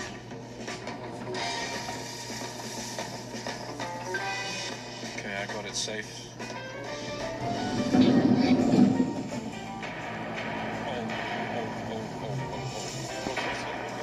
There's a lot of shots here, big guns. Yeah, I heard it.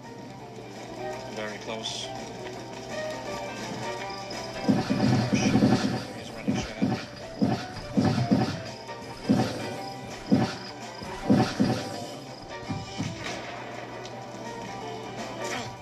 I'm gonna die. Run. Run and hide.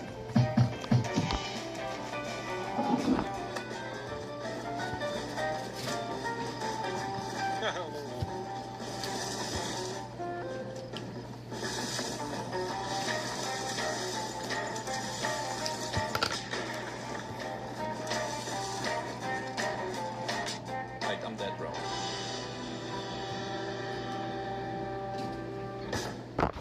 And just like that, because of one stupid mistake, we basically lost all our progress and we had to start from the scratch. On the next day, we went back to the same area with some basic gear, and this is the first time where I can introduce you to the heroes of our episode, the Massive Bunker Squad.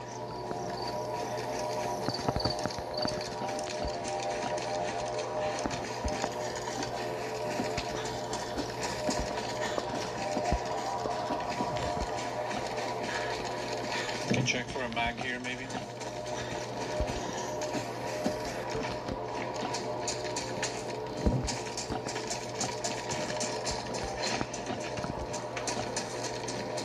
Dude, there are no mags. Yeah. They on the bunker. Okay. I see one guy, yeah. They're looking here. Of course they are. You think they see us? On the bunker? Yeah, on the top.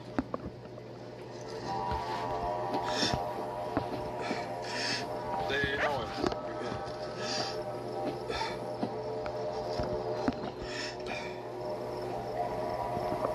I see his head. How many meters is it? 500 maybe? Wait, I have this range finder. Yeah, if you can range it, I can shoot one in the head right now.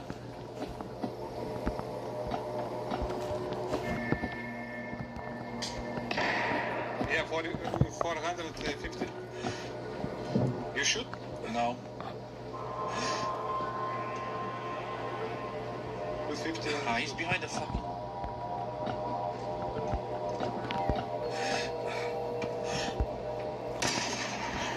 So lucky.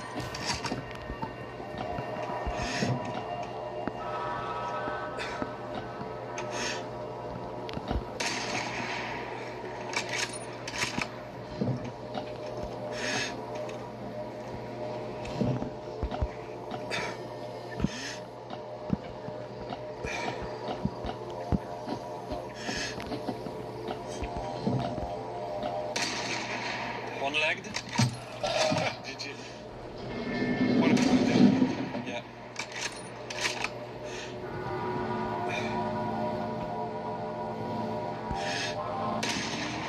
He's dead. He was on the top? No, he was close to the edge.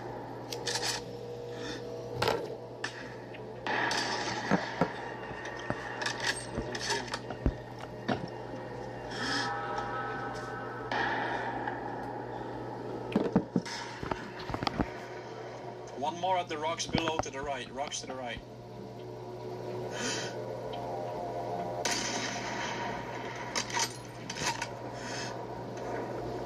He's running. I'm running out of ammo. Wrench told me that on the previous day when he was playing solo, that same group was at the same spot. And that there is loads of them. So there was no point trying to fight them until we get better gear. So we decided to go back to the 2 hills from 10 minutes ago to try and find the smaller squads, kill them, and get their stuff. Yesterday there was here and they shooting at us. We was by the bunker. Yep, they were shooting at me from here today as well.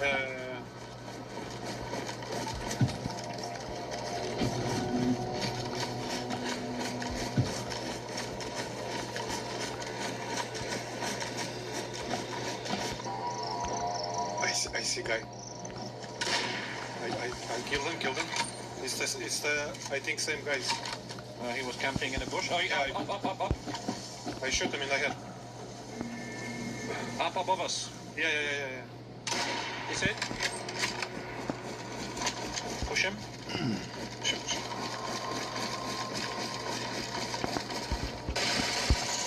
Dead. Jesus Christ. I'm scared. Here's V98. I'm bleeding. I killed another one.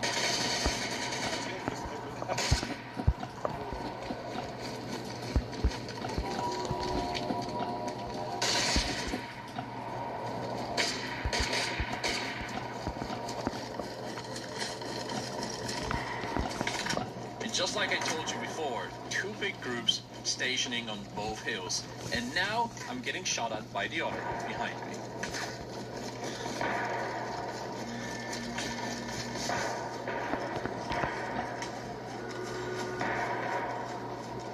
You good? I'm still alive, but he is as well. He was on the rocks. Yeah, I know. The big fucking group is shooting all the time. I'm from the other side now.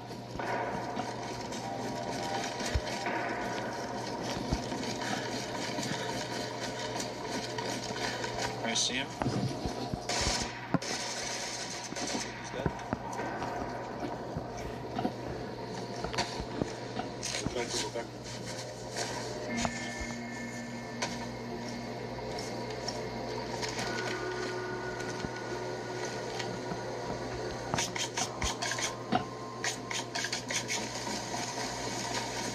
I can't raise my gun to aim, you know, like a fuck.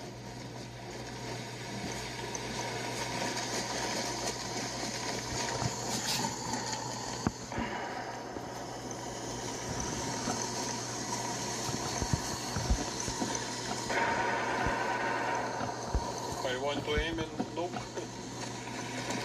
Now, when we had all the gear, I waited for Renz to come back, and we decided to attack the other group from the opposite hill. But this is what happened.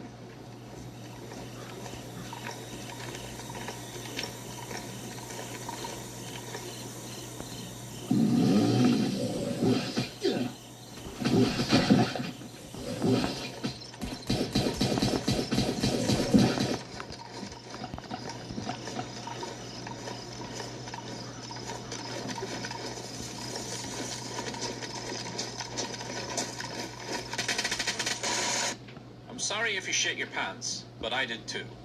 Anyway, I spawned in, went back, and got super lucky.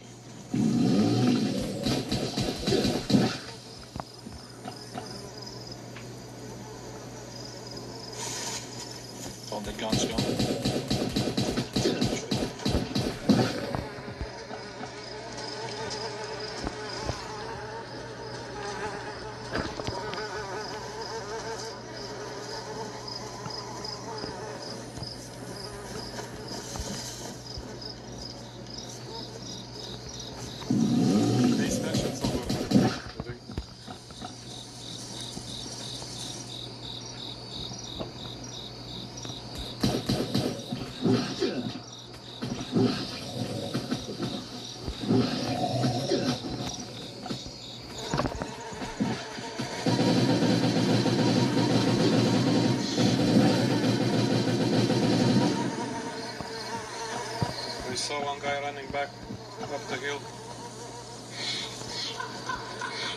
Nobody's coming back.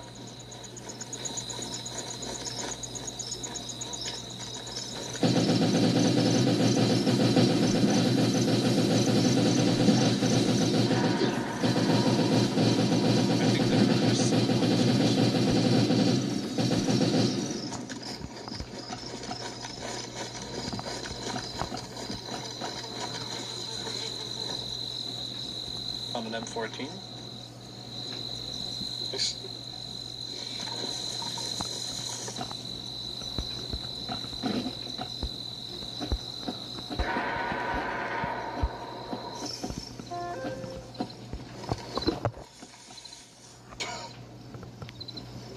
Boss, I found everything, wait.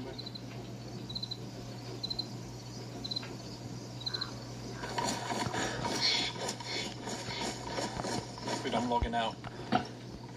I'll share the loot tomorrow. I have fucking everything. Yeah, okay. That was absolutely insane. I basically found everything that we had before.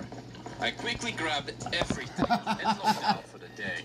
On the next evening, I had so much loot that we were ready to finally confront the bunker squad. But we knew we needed backup. So I decided to ask Lottie to help us. Obviously, I shared the gear between the three of us, and we slowly started heading towards the area. Someone swapped a gun? No? What the fuck? Yeah, he's dead. No, he's dead. That's 398. I'll see. What the fuck?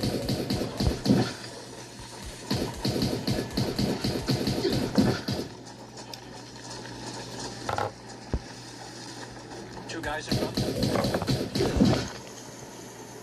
Let's wait. Wait. Until there are more in the middle. Now. I don't see him.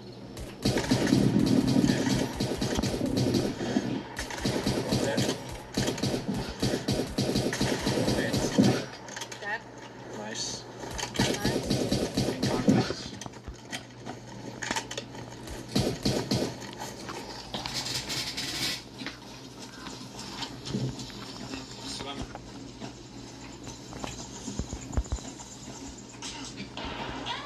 Why me? Oh, behind. From the house, I think. Put it. Right now, on the left, more on the left. I Yeah. see one running.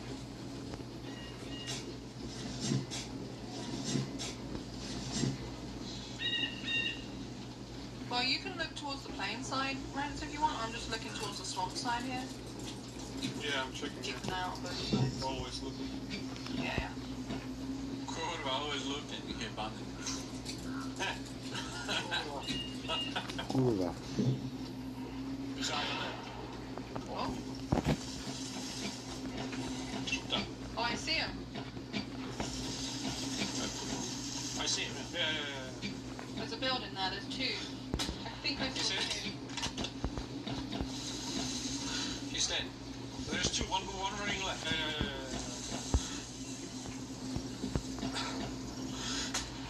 He's inside that wooden thing. Okay, they were only able to go into the swamp, or? No, I don't think so.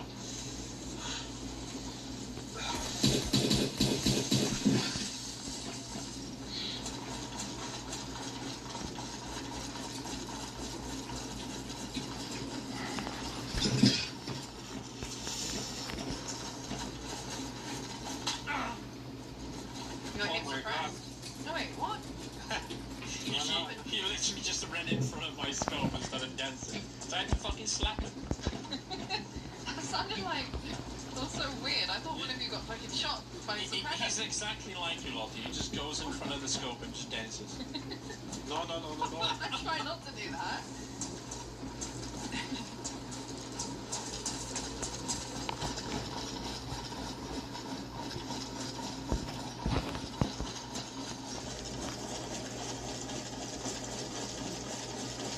Big chance that if we go to the radar, those fuckers gonna be sitting in the fucking bunker again. Yeah, we can check.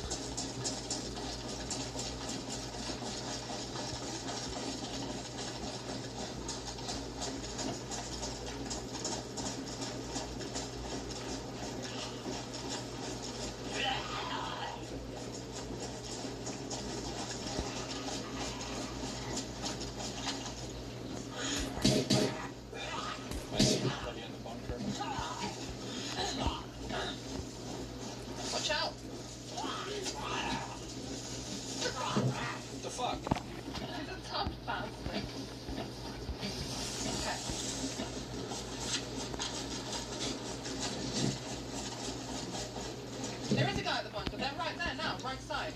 2. Really? Yeah, 2. They're looking this way. Dickheads. What was the zero? 500? I don't know. And just like you predicted, they were there again. They're trying to shoot at me, I think. They're trying to shoot me. I'm behind a wall. Okay. One is dead. Nice. Where's the other one? On the left side. I have an idea. Let's flank to the right, all of us. There's a guy on the airfield right now. You just crossed that big gap. He's behind the wall. They're coming I see. Alright, let's go to those rocks here. So we can have a shot on them. Could be the other guys from the team just coming to help. Yeah. Spread around the airfield. It's a big squad.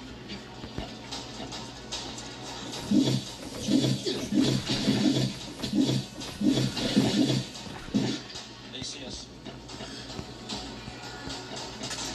One dead.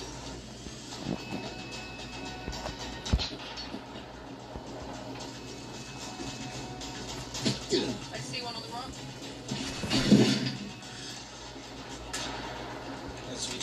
That's them. I'm pushing right, yeah? He's right the rock.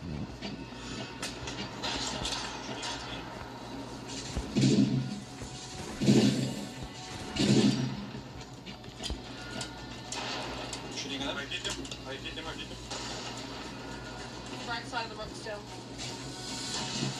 Can't see him. Maybe I can flank him. Right side. He's I hit. hit him. Nice, he's gonna blow.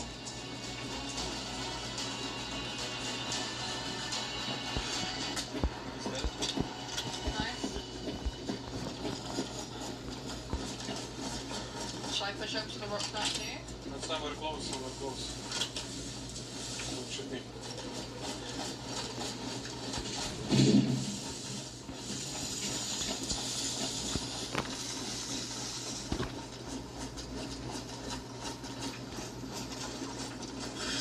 I see your ends coming close. Yeah, it's me. What's shooting? Someone's behind you. Who's in the tree line?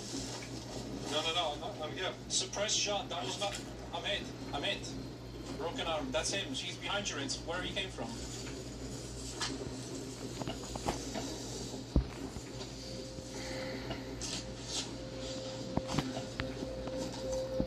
Do we have a split? No. Maybe this fucker has, I'll check. He's lying down. Should you look? I'm on con. Did I kill him? No. I don't see. You okay, Toad? Yeah, I think he was on con. Yeah, I don't know. I got like one or I'm two. right. I'm with you. It's me. On the right. Oh, see me? Yes, I see you. I'm red flashing. I'll check if this guy has fucking split.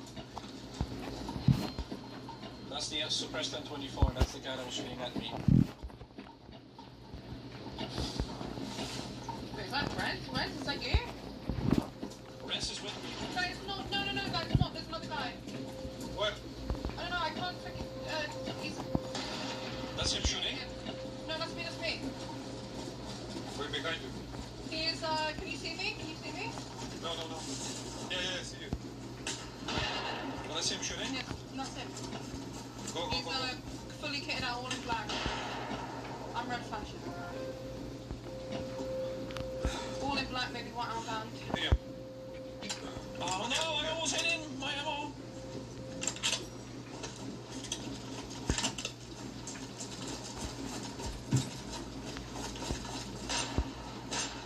I hit Top of one the hill, guy. top of the hill. I hit.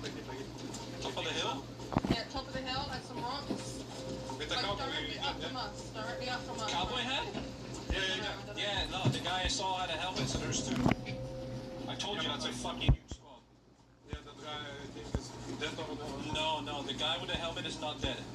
Unless Not the you... helmet, with the cowboy. Okay. The guy with the helmet is still alive then. Oh, here. Shots on us. I have no idea where from it's. Front. Yeah, but more if you just go, just leave. Someone's near the bunker. Someone's near the bunker. Okay. He was low right side of bunker. Okay. Low right side of the rocks. I see him. I have a broken arm, it's so hard. He's running right. Yeah.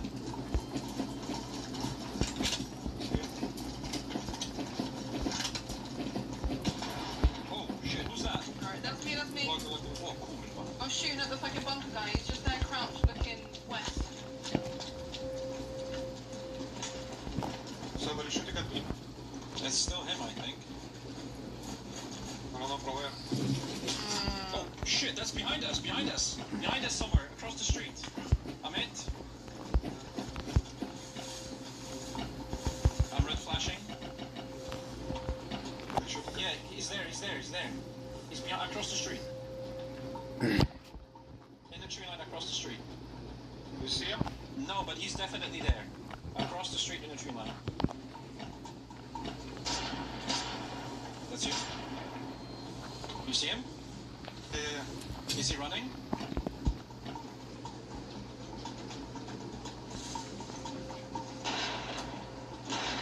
I killed him. Okay, I'm running down. Run.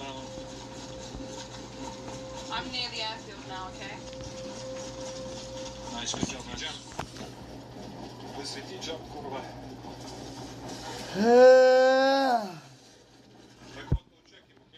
Yeah, okay. Grab his suppress gun. Don't leave those fuckers anything. There's always about 7 of them. If I don't take, I destroy.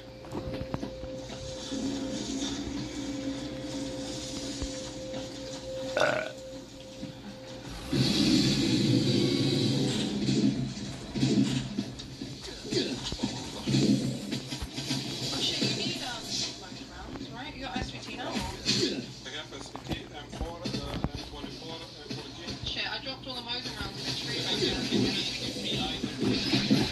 Whichever you know.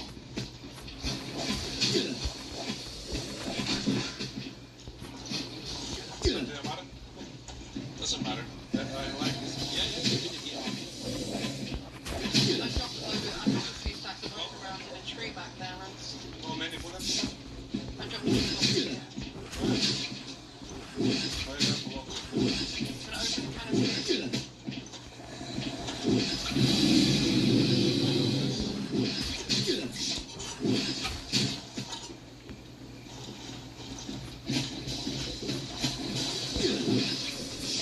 That was an insane fight. We met in the shed, and then we ran away with a so-called sniper rifle. And we thought it's all over. But then, all of a sudden, Lucky got shot in the back, and she died. It turns out the 2 last guys from that squad somehow found us. I'm here. Come across somewhere. I'm dead. I don't see him. I was like 30 meters behind Paradigm. I heard the shots, I just don't see him. Steven? What's over there? Yeah, I know.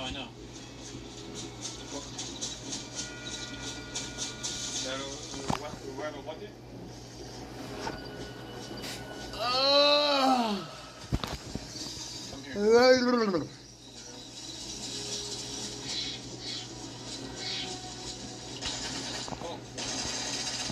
Is that okay?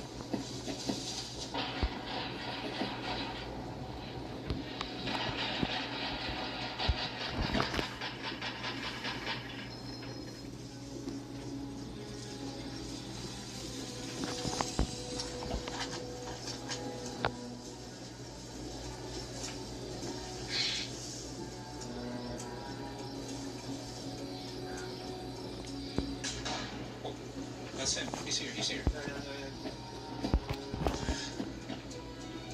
I go down and push. I hit him.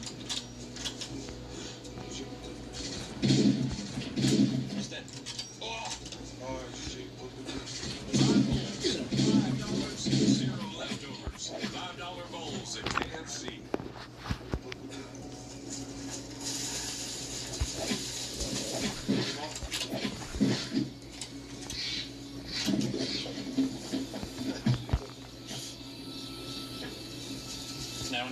your Lottie stuff.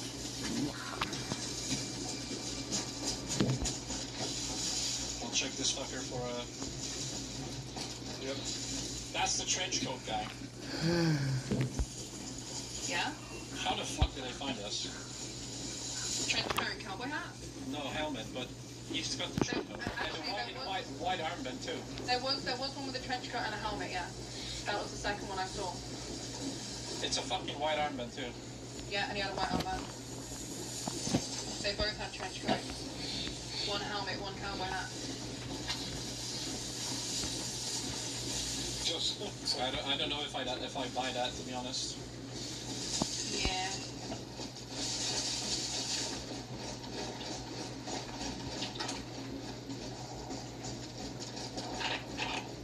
We should go check if that guy is dead that I just shot. Because if he is, we need to throw those guns away. He was there somewhere by the deer stand.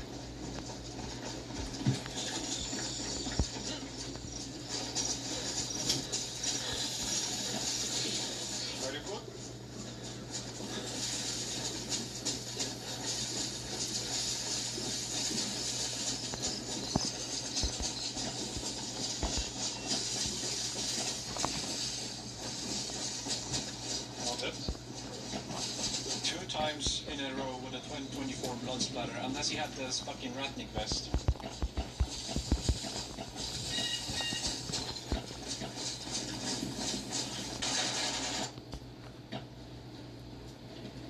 I killed him.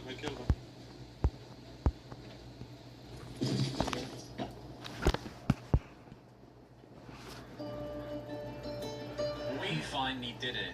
We wiped the entire squad. I'm not even sure how many we killed, but definitely around 8 or 9. I spawned in, went back, met Renz and Lottie, we took all the gear, and escaped as far as we could. After the fight with this enormous squad, we put that gear into some great use, and here are the best moments. I'm fucking dead. Where from? I got a headshot, I don't know. He's dead. Holy shit, where he was? ATC.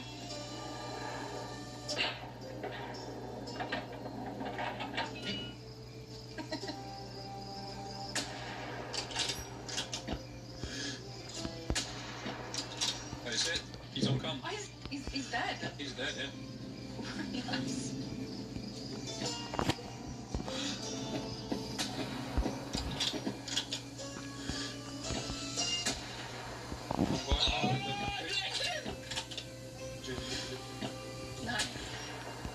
He's rolling between the hangars.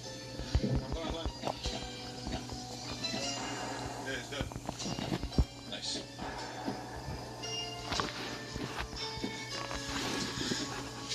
I was in the shit. Okay. By those two hangars. Is it? He's running left to right, Lottie. Okay. Coming up near you.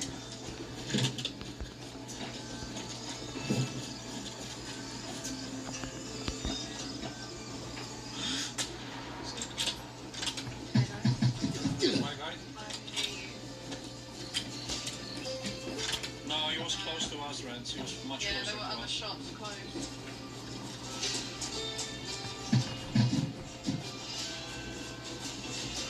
Remember which way we escaped yesterday? Yeah, that's exactly where we are. Oh, guy up there. He was getting shot at from behind.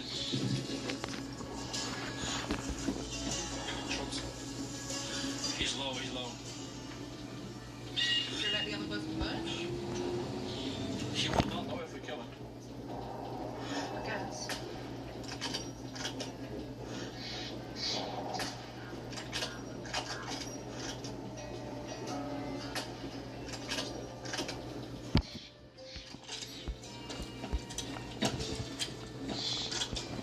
Dude, if you want to live, just surrender. There's too many of us. Maybe he's dead. Come out with your heads up. And and we're not gonna kill you. Right. What was the F2. Just hit F2 or F5, whatever. Right. Are you alone? Yes, mate. Yeah, with fish. Okay. I just put my gun in there. Could you do me a favor and strip your stuff? We're just gonna see what you have and then let you go, I guess. Yeah, go inside the shed.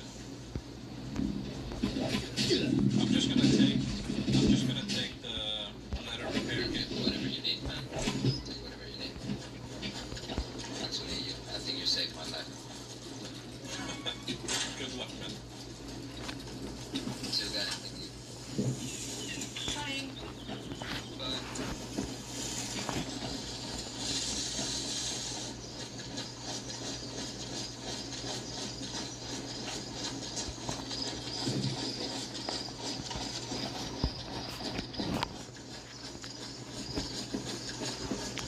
Are you on the hill there? By the tree? I'm waiting. I'm gonna go in the bushes here. Then look in. Which way?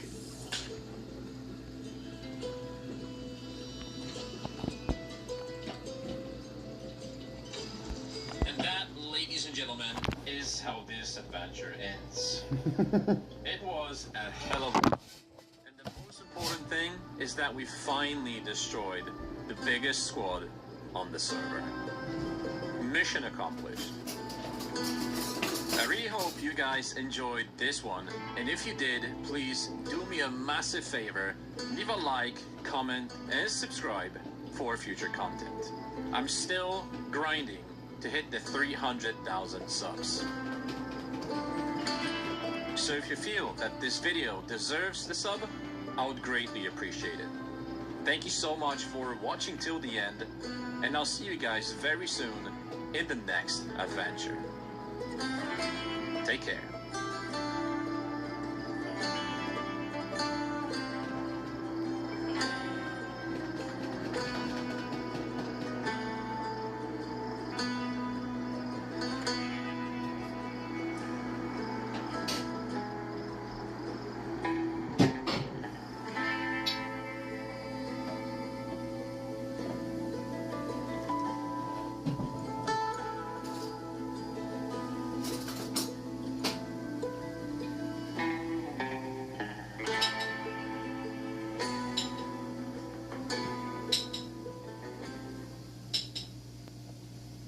If you know, you know.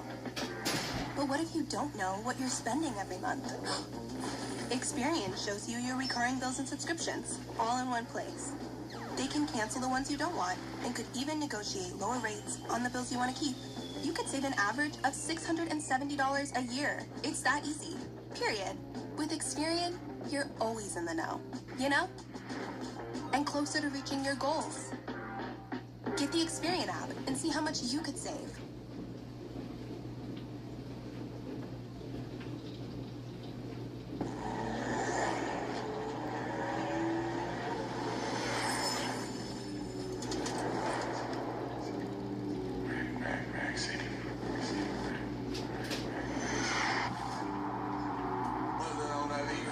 Black fours, red drop, head door.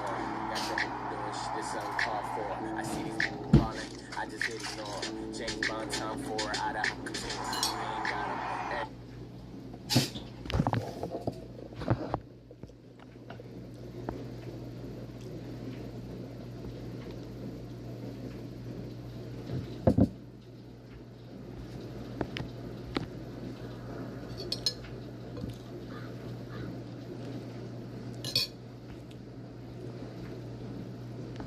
And we think somebody else intentionally caused the accident. Oh my God. Oh, that is not happening. Yeah, it's sort of fine, sir. Well, it's like you killed somebody, so like they know from the games. We have to go back and see that. And that's kind of what I remember. He said we have to. It was kind of like excitement. On April 19th, 2023, heavy rocks are hurled from a passing truck until one smashes into the skull of a 20-year-old woman. But what investigators first assume is a prank gone wrong takes a sinister turn as they uncover the truth behind a cruel act of extreme indifference. Typical teenage boy stuff, right? The following is based on official police records. Just after midnight, deputies in Jefferson County, Colorado respond to assist Broomfield police officers on a remote stretch of roadway where a small yellow car has crashed through a fence and come to rest in an open field. Inside, 20-year-old Alexa Lee Bartell is found deceased, slumped in the driver's seat. It's clear to deputies that something has smashed through her front windshield and into her skull, leaving behind a gaping 7-inch hole in the glass and brain matter splattered across the back seat. The devastating scene leaves her girlfriend Jenna in a state of shock. And put her on the phone. The phone cut off. So I thought her phone was dead. But my phone kept ringing. Do you mind if I see what time that phone call was? Okay. According to police records, Jenna and Alexa's call abruptly ended at around 10:40 p.m. I have a location from my friend. Okay. And it went just in the same place. I'm sorry, but I sped really fast down here. That's okay. Boulder County deputies also respond to the scene, sharing that they were investigating a related incident that occurred 2 miles away. 2 vehicles had been struck by rocks after passing a truck traveling in the opposite direction. One rock shattered a windshield and injured a man's shoulder, while the other smashed into the radiator of the vehicle that had been traveling behind him. Press do a full-clip search for that rock. Because I bet you it's somewhere in that grove of trees. Well, I mean, you see the tracks coming off the hill. Yeah, so... Oh, she got hit when she was driving, for sure. She would not come all this way. She died on impact, man. Yep, there's no way. Well, I'm thinking the rock came out the back. Oh, so that's why I think it's back there. But with a large area to cover and darkness working against them, it won't be easy to find. Meanwhile, after arriving at the scene, Alexa's mother struggles with the emotional weight of being kept at a distance. Right now, I'm very sorry. Yeah, and I understand that, and I do appreciate your request. I'm trying to preserve the scene so that we can get the best representation for it, so I'm sorry. I cannot do that. So. But it's the reason the scene has to be preserved that leaves Alexa's family reeling. Well, we're looking at this as a homicide investigation, to be honest. Because of what happened, and we think somebody else intentionally caused the accident. Oh my God! That's the only information I can give right now. So that's why we want this to be very slow. We believe this is more than a car accident. When a man contacts police to report criminal mischief, deputies identify their 4th victim of the night. They arrive at his home to observe the damage and question him in the hopes of uncovering any potential leads. Did you know I hit you? No. No, I pulled over right away, and there was a car behind me, and they came up beside me. I was like, "Did you see what happened?" And there was 2 cars that flew by northbound when this happened. I mean, it hit just right. It shattered both the windows. Yeah. Yeah, it definitely could have been unfortunate. Had you had passengers for sure. I mean, the glass blew all the way into the second seat, the other side of the car. Yeah. Deputies document the damage, photographing the shattered glass shards and what appears to be the point of impact. Yeah, it looked like a shotgun went off in my car. I was like, oh, cow. Yeah. Scared the heck out of me. Well, and to shatter both windows, I'm thinking it had to be something bigger at least.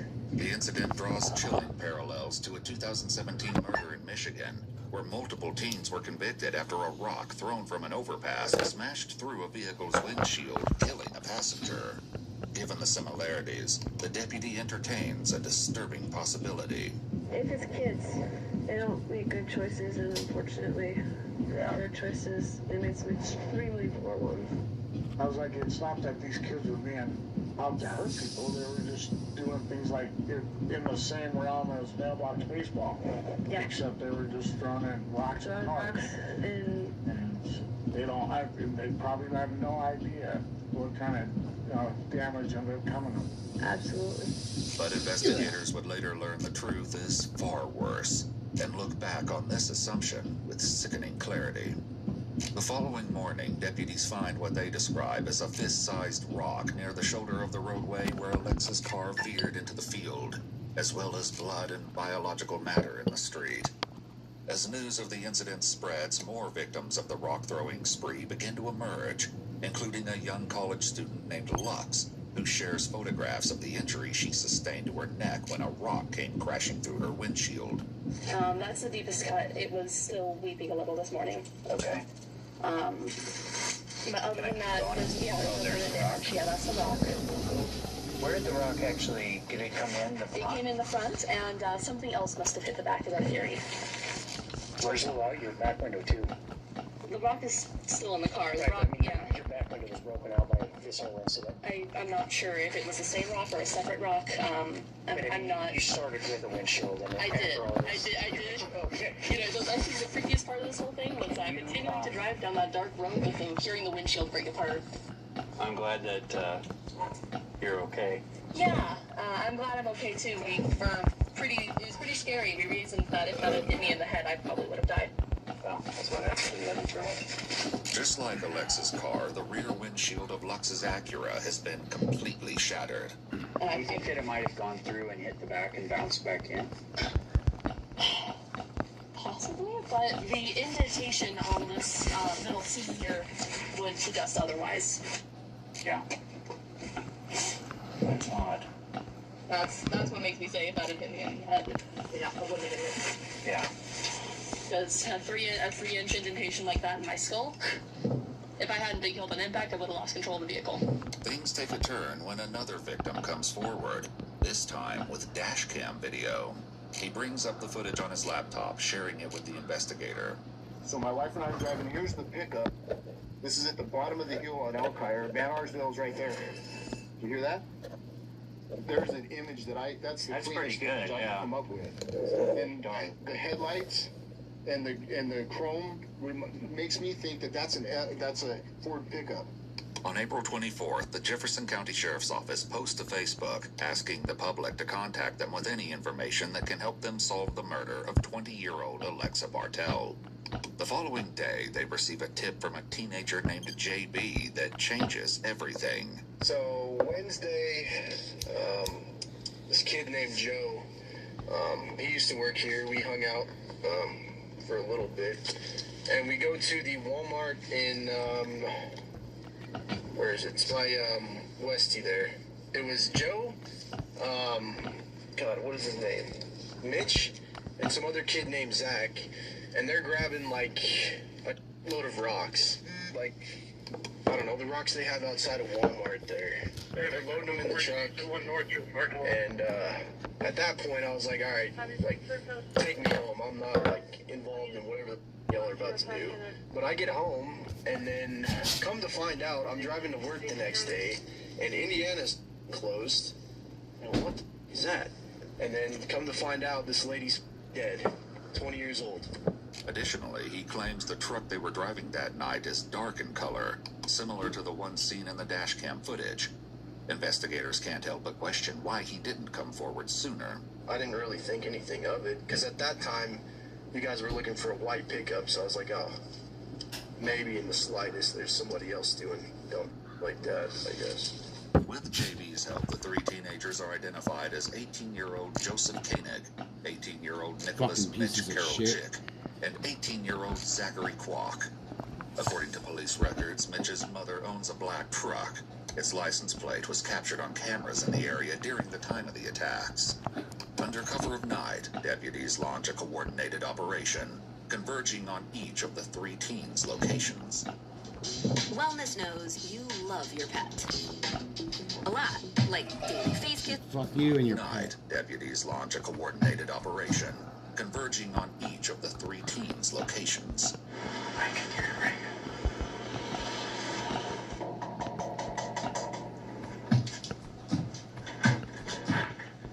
Yeah, Sheriff's Office, yes. We're looking for Mitch. Nick?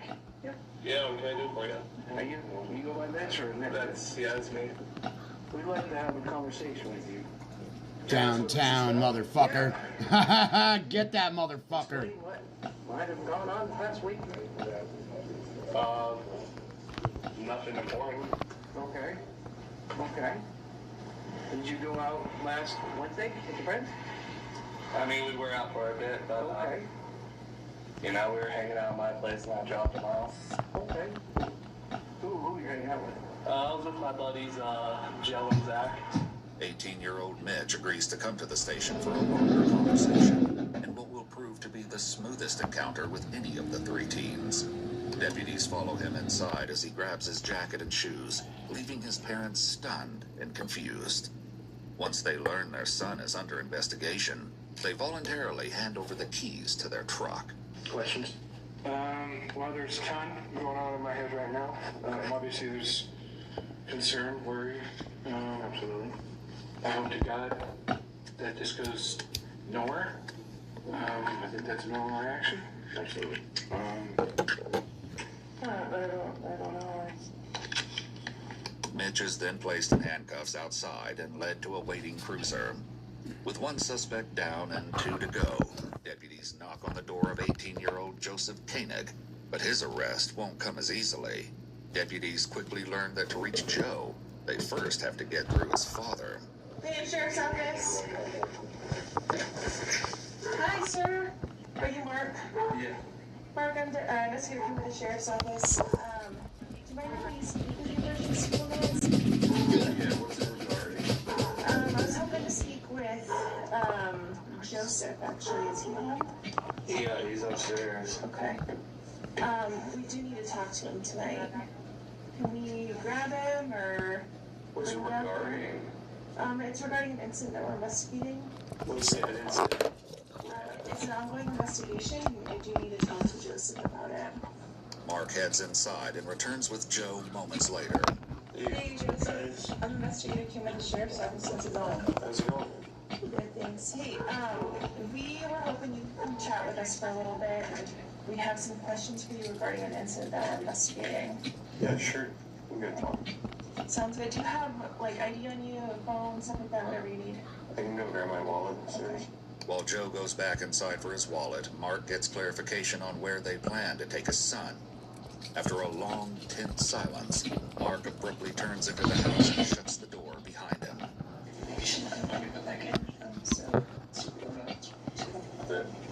Probably every time the third kid was letting his buddy know. You put his phone in his pocket.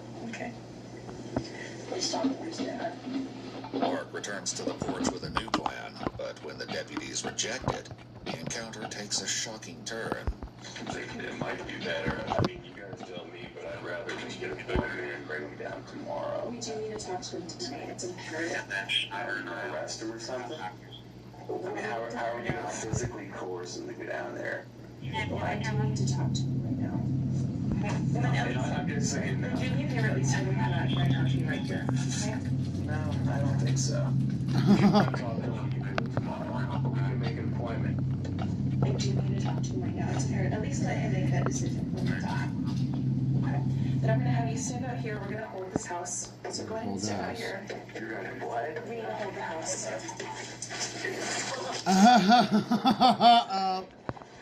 My name's Sergeant Payne. Knock it off. Okay, we're done. Outside, put your hands on your back. We're done.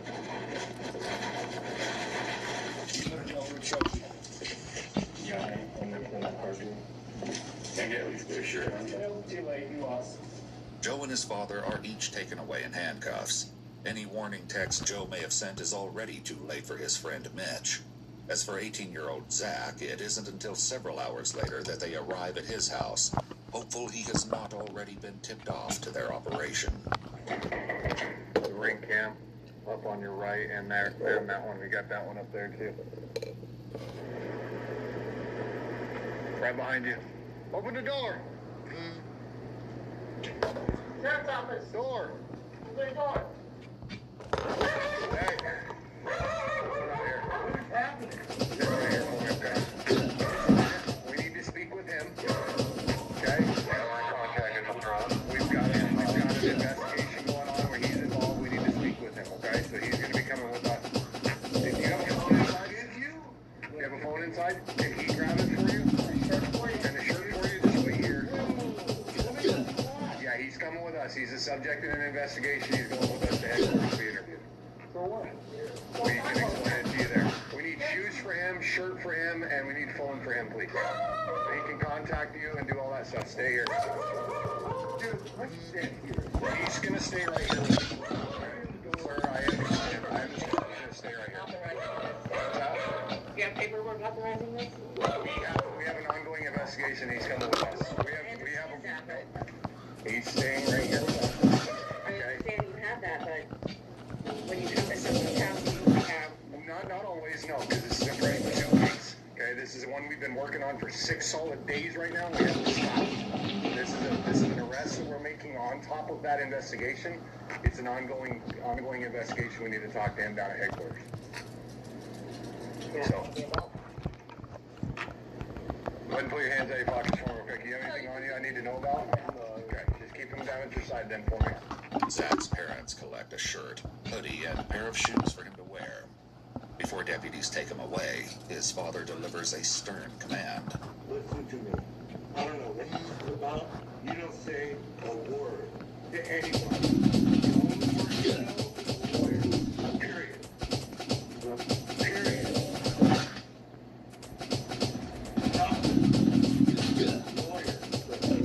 Thanks, sir.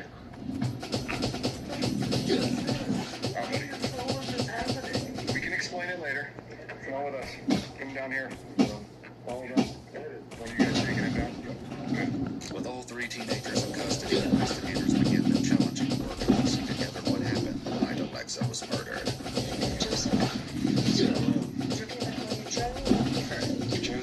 Joe's cool?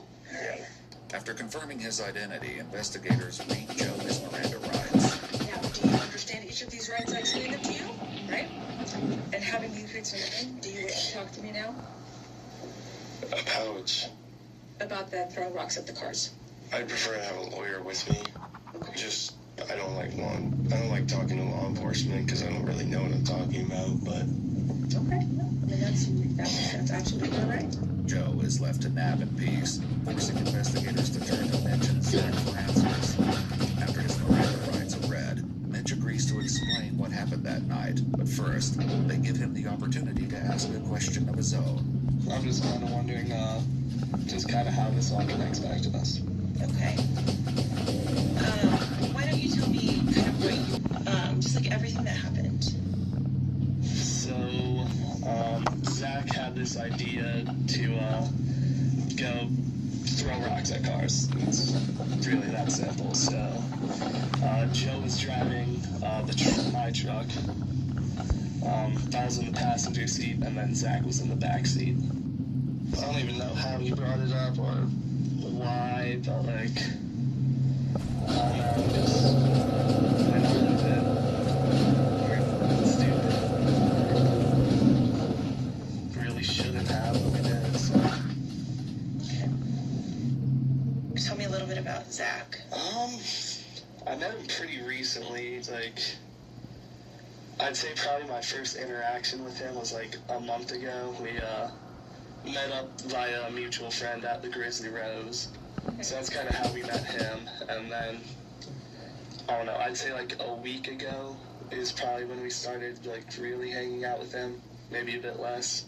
An investigator sits down with Zach in hopes of learning more about him and corroborating Mitch's account. But the interview quickly gets off on the wrong foot. So you just tried to tell it? Yes. They always have investigators, or what's your title? Yes. Your title's investigator? It is. Shit. Are you guys always working at 2:36 in the morning? Only when we have to. We are interviewing concerning a homicide. Before you ask any questions, you must understand your rights. And you agree to talk to me now? Let me ask you questions. Sure. Okay. His dad told him to shut up. Homicide. Do you think I killed somebody? I don't know. I don't have the answers yet. I've been piecing this together for a very long time now. And I know you're involved. You're involved, I don't know. And that's why I put it all together.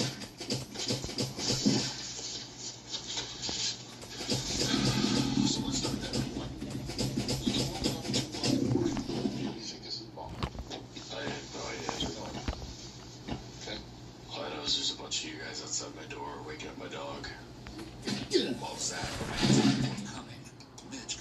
his story of what happened. He just started like throwing them at parked cars at first, and then he started throwing at cars that were oncoming. Who was throwing the rocks at the parked cars? It was Zach, yeah. Okay. He was, for the most part, the only one doing it. Okay. For the most part, so who else was doing it? I'm not gonna lie, I threw one that I completely missed, so, I just didn't feel right about it. It's something that I've never done before, I didn't feel right. But when Zach was asked what he was doing that same night, he claims he was sick and at home watching television.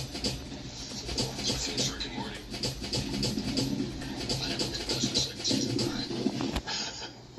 Tell me the name of the character. Right. He claims he was sick and at home watching television. So I finished Rick and Morty. Season, right? Tell me the name of the character. Home watching television. So I finished Rick and Morty. I never made it past the second season, but alright. Tell me the name of the character. Like one of them. The little guy looks like a breadstick. I have no idea. It's the pickle Rick that I was using. But I was trying to bulk you. I thought I was trying to like see if you're lying to me or not. I told you at the beginning. I don't want to lie to you. I'm not here to lie to you. And you know you're not here to lie to me too, right? And I just want to understand what happened. And I know you know. You were sick. You know I wasn't sick.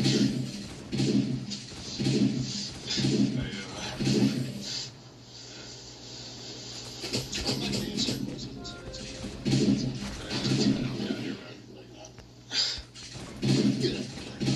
Meanwhile, Mitch continues, sharing that he was in the passenger seat. Joe was driving, and Zach was sitting in the back. It was then, he explains, that Zach took things too far. While we were going down, I heard Zach roll his window down, and I kind of said to him, like, are you really gonna, like, throw it at someone coming towards us, someone moving? And, he didn't really say anything to that. And did he? Yeah. He threw, like, 4 or 5 while we were on 93. I don't know if he hit a car each time. Okay. Did he throw 4 or 5 all at one car, or was that? That was spread out. Okay. What were you guys doing while he was doing that?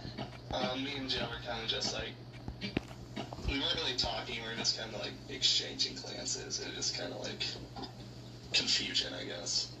Still locked in a stalemate with Zach, the investigator seems to lose his patience, finally divulging a clue.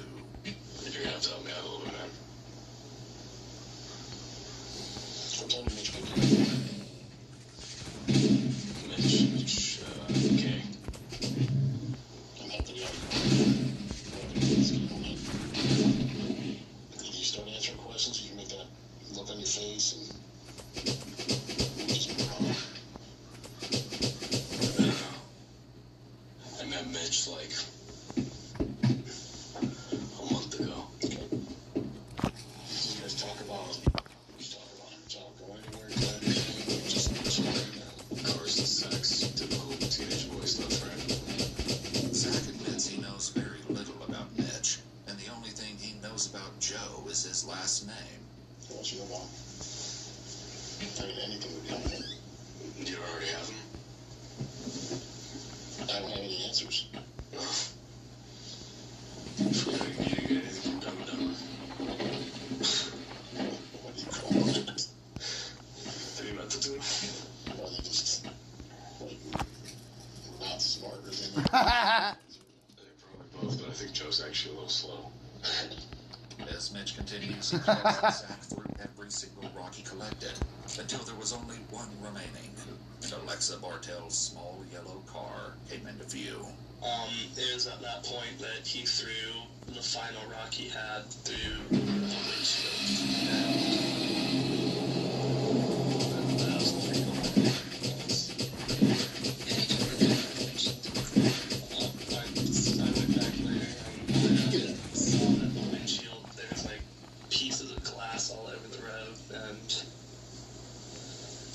just had a gut feeling.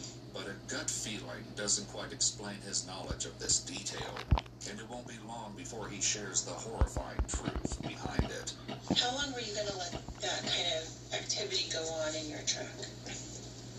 I mean, obviously I wanted to stop it, but it's just a difficult situation to face. Because obviously if he's going to do it to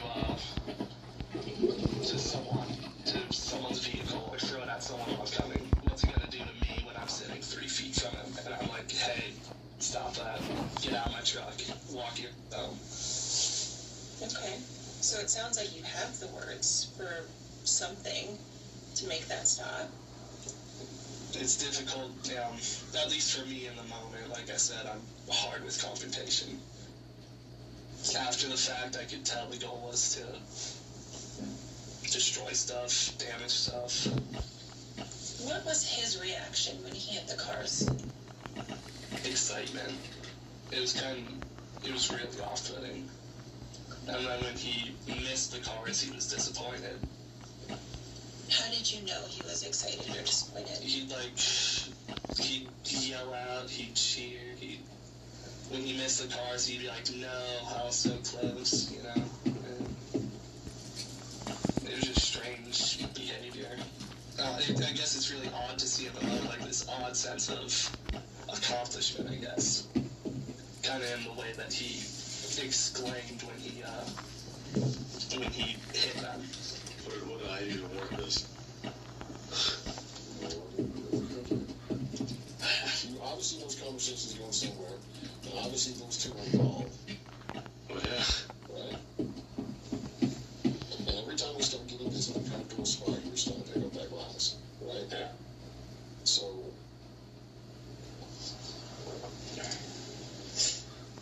I need you to help yourself and me understand what happened that night. And I know you know. And I know you have more than you're telling me. Help me out. I am. I've been trying to help you. And I hit you hard there. Mitch explains that he and Joe met up later that night, after they realized the last rock Zach threw from the moving truck had caused Alexa's car to go off the road. I met up with him after I got off of work, and we just kind of said that we're just going to cut off all communication with Zach. Was there any thought about speaking to law enforcement at that point? The thought ran across my mind, but I felt nervous. I felt like I was going to get roped in or thrown under the bus for what Zach did. As the investigator seems to reach the end of his patience with Zach, he finally divulges more information. But Zach's response is about to challenge everything they've been told so far. You want info? Here's info. You've been implicated in throwing the rock. Did he or tell him to head and killed her? How? Give me something that's going to refute that. You cut down the kid. Okay? And I think it's true. I think you guys are all been running around. I've given you the opportunity to tell me a story that fits. And all you're giving me is just nonsense. Right? So here's the story. This is what I know. You're in the car. You're with Mitch. And you're with Joe. You picked up the rocks and you threw them out the window. You think I did all of it? That's what I'm being told. Now this is your opportunity to tell me otherwise. Being told by who? What do you think? Who would know that information? Come on. Let's be real. I didn't throw the rocks. Who did? The driver. Okay. When, why, where, and how? I don't know why, because they're idiots. Okay. But I just sit in the back seat and watch them do this and they laugh about it. I was like, oh, okay. Okay. I didn't throw one. Not a single stone was thrown by me. However, the accusation naming Joe as the one who threw the rocks comes as a little surprise to investigators. When JB first turned the trio in, he warned them that Joe had a dark past. He has a history of doing like that. Yeah, I've actually witnessed him do it a couple of times. Just vandalism. Just causing chaos. Like, I've asked him before, I'm like, you know, why do you go out and do that? To cause chaos, it says. Well, it's like you killed somebody, but like, it ain't no funny games anymore. But what Zach reveals next makes it seem as though a game is exactly what it was, with unsuspecting drivers reduced to moving targets. Mitch would use, like, I guess marine terminology. Like what? Like contact right, contact left, fire, stuff like that. Okay. How did, Joe respond? Throw a rock. He also claims that it wasn't just him who picked up rocks at the Walmart, but all three of them. Can't even. Rocks in my sheet. Where did those rocks go? Where did they go? Where did they go? In the car. Well, until we started driving, I had them at my feet, and then I started handing them up to Mitch. Okay. Because I didn't want to have anything to do with it. How's handing them up not having anything to do with it? If they're not by me, you know, not doing anything with them. Okay. It's just stupid crime. Yeah, it is. But while Zach downplays the severity, many are left to suffer the horrific consequences. There was a glass in my eye, in both eyes. I was able to rinse some of it out with saline, and the remainder came out overnight. Like there was some glass in my eye crusties this morning. Now that Mitch is committed to his version of events, investigators prepare to push back, armed with evidence he doesn't yet know they have. Is Joe your best friend? Yeah, I'd consider him so. Those two are like this. Okay. Has there been any other incidents where there's been damage to other people's property, like mailbox baseball, throwing little things at cars, throwing other things, paintball, like, I don't know, baseballs through windows? No. Okay. Would it surprise you if Joe was doing stuff like that? It probably would, yeah. Okay. I like to think I know him pretty well. Okay, so you said it probably would. Why just probably? I mean, obviously I'm not with him 24/7, so I don't know what he does when we're not hanging out, but I wouldn't imagine him doing something like that. Okay. Though Mitch paints Joe as harmless, a teen who has known him since middle school describes a far darker persona. If he didn't like you, he made your life horrible. Like, he's a huge bully, has no feelings of remorse towards anything that he does that affects other people. He had a history of even throwing rocks when the houses were still getting built. He's always been off, and I kind of noticed really how off it was that he continued doing things while everyone else was maturing and starting to not do as much of these stupid destructive things. He continued to do them. So he did put on a facade that was very, like a facade that was like Facade, not super, facade. super good at concealing who he truly was. So he could be charming. Yeah. And that was one of the things that only people who were close to him really get past and see that, oh, there's something more going on here. Yes, I do. Who do you recognize? That's Joe. That's me. Okay. When was that taken? A month ago. Okay. Roughly. What are you holding? That's a statue head that we bought off of some dude. Great. What did you do with it? We dumped it in a dirt lot. What?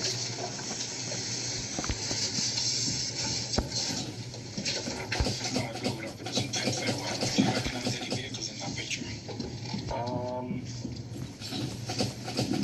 That looks a lot like my dad's. Is there anywhere else that you got rid of that statue head? I didn't really want to throw Joe under the bus like this, but I was driving.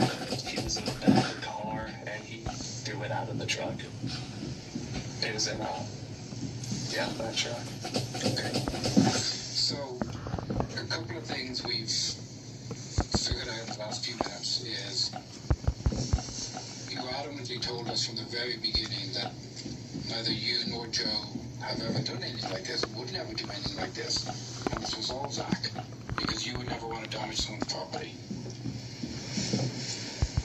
Right? Yeah. And yet a month ago, without Zach's involvement, before you even knew Zach, Well, he's you were doing it. throwing things much bigger at cars.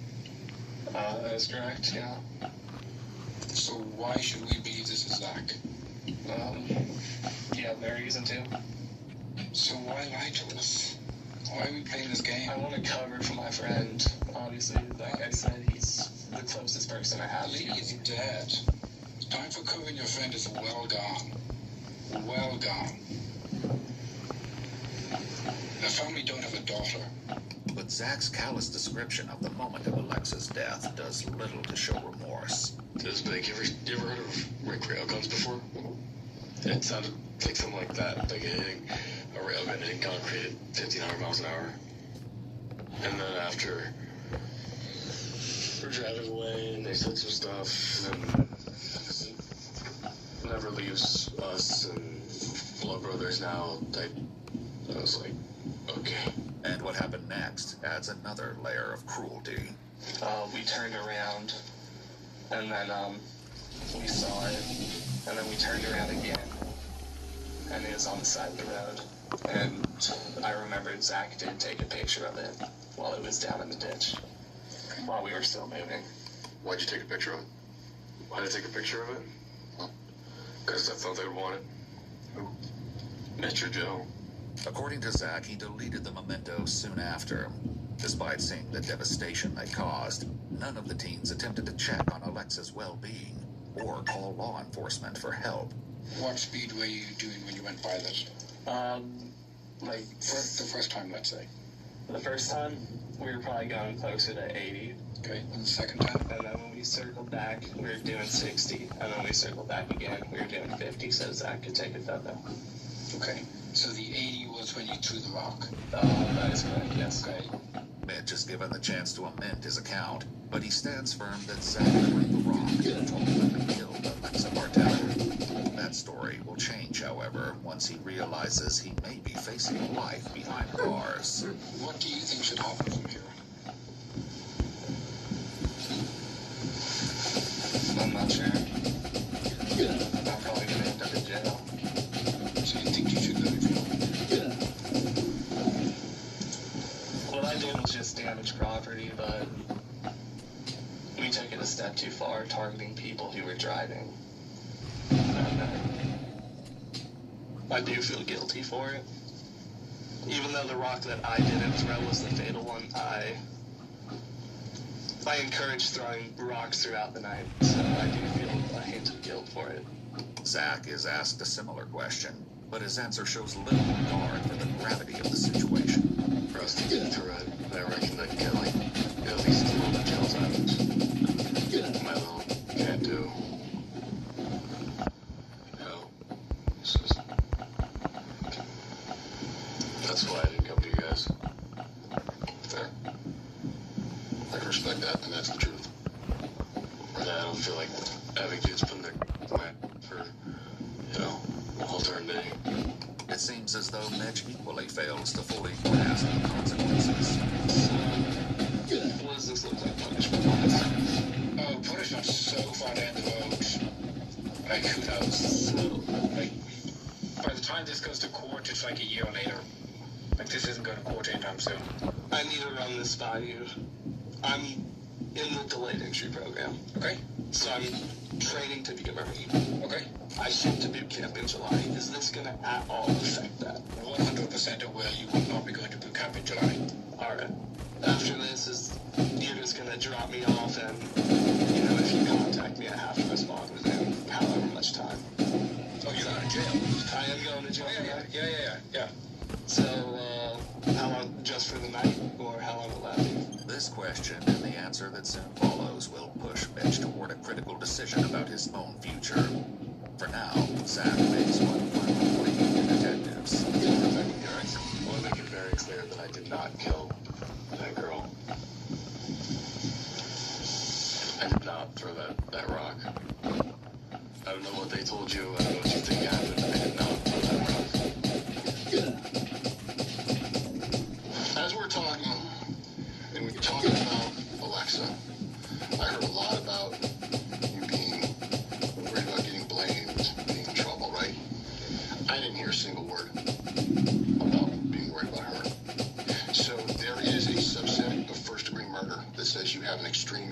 to human life.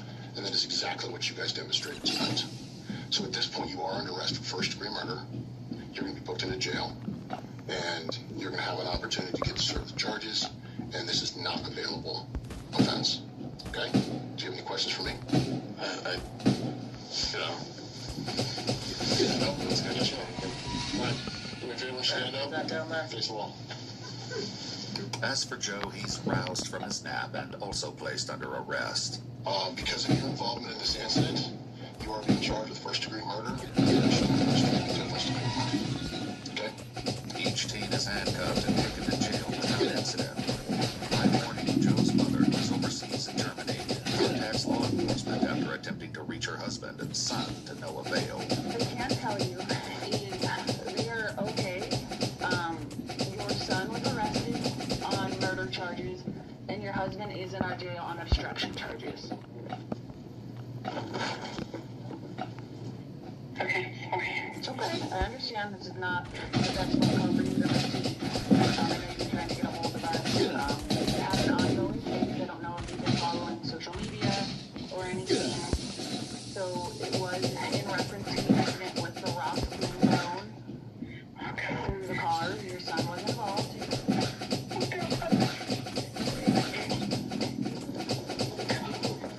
9 months later, Mitch returns to the interrogation room with his attorney and one of the prosecutors on his case. Under a proffer agreement, he revises parts of his first interview. He now admits that all 3 teens took part in throwing rocks from a moving truck at passing cars. It's not wrong going against the person versus just going after a car.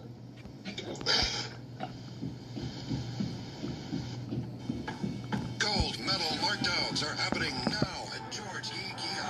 Go for the gold and score great So you understood that there were consequences of a person being impacted by the rocks? I understood there were consequences about everything, but a person getting hurt isn't something that you can repair. But he still refuses to change one key part of the story. The prosecutor reads aloud communication they received from his attorneys. Mr. Karolchik was not honest in his interview about who threw the rock that killed Alexa. In his interview, he stated it was Mr. Kwok who threw the rock. Mr. Kwok states in his interview that it was Mr. Koenig that threw the rock. Mr. Karolchik was trying to protect Mr. Koenig for reasons that we will be able to explain. Mr. Karolchik has been very clear with us, meaning your attorneys, from the beginning that it was Mr. Koenig who threw the rock that caused the death of Alexa. I said at the point when I was arrested, there was a hole in my memory. Because when you go through something traumatic, you try to block it out. I had 9 months to think about that day.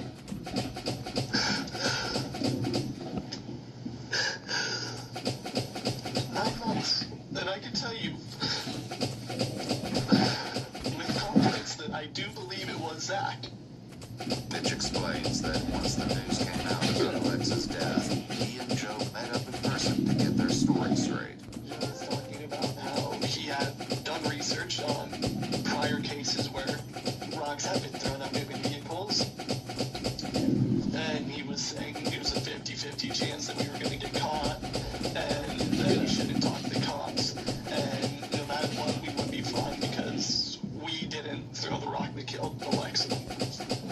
So on the night that we were arrested, I did want to shift all the blame towards Zach. Why? To protect myself and to protect Joe at the time. Why would you protect Joe? Because at the time he was my closest friend. Then what happened? Well, after the fact, I realized I was stupid. Because no matter what, they don't care what happens to me. Especially what happens to me. Who's the they in that sentence? After we all got arrested, Joe and Zach don't care what's going to happen to me. And I shouldn't care what's going to happen to them. I should just stop trying to protect them. Stop trying to protect Joe.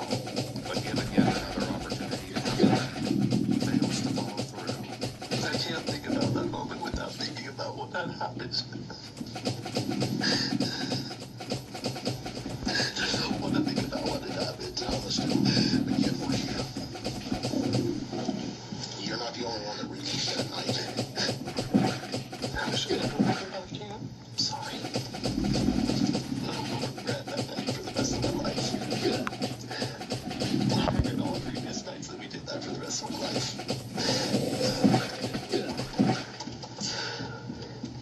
damn it, I can't change that now. In May of 2024, Mitch and Zach each accepted plea deals, agreeing to testify at Joe's trial in exchange for prosecutors dropping multiple charges, including first-degree murder. At Joe's trial, when asked who threw the rock that killed Alexa Bartel, Mitch confidently stated Joe Koenig. This admission reframes everything he earlier said about Zach, casting the vivid descriptions of his friend in a far darker light. He'd yell out, he'd cheer, when he missed the cars, he'd be like, no, I was so close. Like this odd sense of accomplishment, I guess. Kind of in the way that he exclaimed when he hit that. It was kind of like excitement. Nicholas Mitch Carroll Chick pleaded guilty to second-degree murder and attempted first-degree murder with extreme indifference, along with a violent crime sentence enhancer for causing death or serious bodily injury. He received a cumulative sentence of 45 years in prison. Zachary Kwok pleaded guilty to first-degree assault with extreme indifference, second-degree assault causing injury with a deadly weapon, and attempted second-degree assault causing injury with a deadly weapon. He received an aggregate sentence of 32 years in prison. Following his jury trial, Joseph Koenig was found guilty of first-degree murder with extreme indifference for the death of 20-year-old Alexa Lee Bartel, 5 counts of attempted first-degree murder with extreme indifference, 1 count of reckless endangerment, 3 counts of third-degree assault for knowing or recklessly causing injury, 6 counts of attempted third-degree assault knowingly or recklessly causing injury, 1 count of attempted second-degree murder, and 2 counts of attempted reckless manslaughter. He was sentenced to life in prison without the possibility of parole, plus an additional 60 years. As for Joe's father, we're unable to confirm whether Mark Koenig was formally charged with obstruction or sentenced. According to a Facebook post, Alexa's mother Kelly continues to celebrate her daughter's life by supporting and raising funds for the causes she loved the most.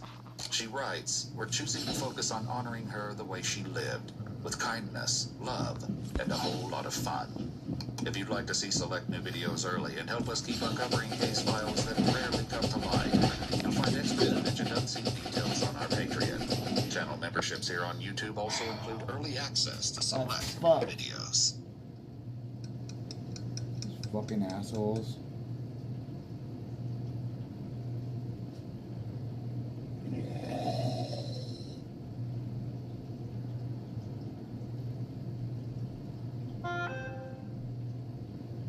I think most of you believe Top Price King says something's happening.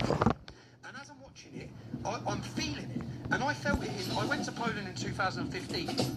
When I went to Poland in 2015, I went to their Independence Day with the Polish March. And I remember standing at the front of the march. And my hair's the back of my neck standing up now, thinking about it. And I felt energy. As they were all together for a common cause, for their country, for their identity. And they didn't care. They were unashamed. They were unapologetic. They were celebrating history of Poland. And when I looked at Poland's history and understood why they feel this way, they've always been outnumbered every battle 40 to 1. They've been off the map. They've fought communism. It's in their last generation to understand what it's like not to have freedom. And I stood there and felt jealous. I left and thought, we don't have this in Britain. We've lost this. I wish for this. And on the 27th of July, I stood in Trafalgar Square, and I remember standing and I felt it. I thought, oh my God, this is what happens when people come together. This is people power. So we went from the 27th of July, and then at our next event on the 30th of September, which is now, if you look at the aerial shots of it, the biggest event Britain's ever seen. We had 185 citizen journalists. I'm going to invite you now, Tim. Please come, 16th of May. Yeah? I'm going to ask everyone. We want the world. 66 million people watch that demonstration. The most watched demonstration. 66 million eyes on that demonstration. The media now are irrelevant. So that the Guardian come out and run pieces, and they all run these pieces. That was the biggest celebration, but it was a celebration of British identity, culture, celebration. And our organisation is called the United Kingdom. I didn't do this. Those coming together of 15 people who have been silenced, betrayed, slandered, demonised. Carl Benjamin, all these influencers who come together and said, lads, we need to change culture. I feel like they would like it. No, you think so? Well, if they don't, like do you see they banned Eva Vanbroek? Yeah. Yep, they banned Eva Vanbroek. But when they do this, which is a lot less than I do. But when they do this, when they do this, it's great. I say it's great. Show the world. It showed the world. I went to jail last year for playing my film. I intentionally played my film. I knew. I went to court. I made a documentary. The documentary was far bigger than my story. It was about the weaponisation of the judiciary. It totally proved the corruption of the judiciary. Why is that important? Because it's been used against Donald Trump. He'd be spending the rest of his life in jail if he didn't win the election. It was used against Alex Jones. It's used against Katie Hopkins. In fact, Google any politician in Europe who stood against the European Union. Gert Wilders, if you look at Morten Messerschmidt leading the Danish People's Party, look what they've just done to Le Pen.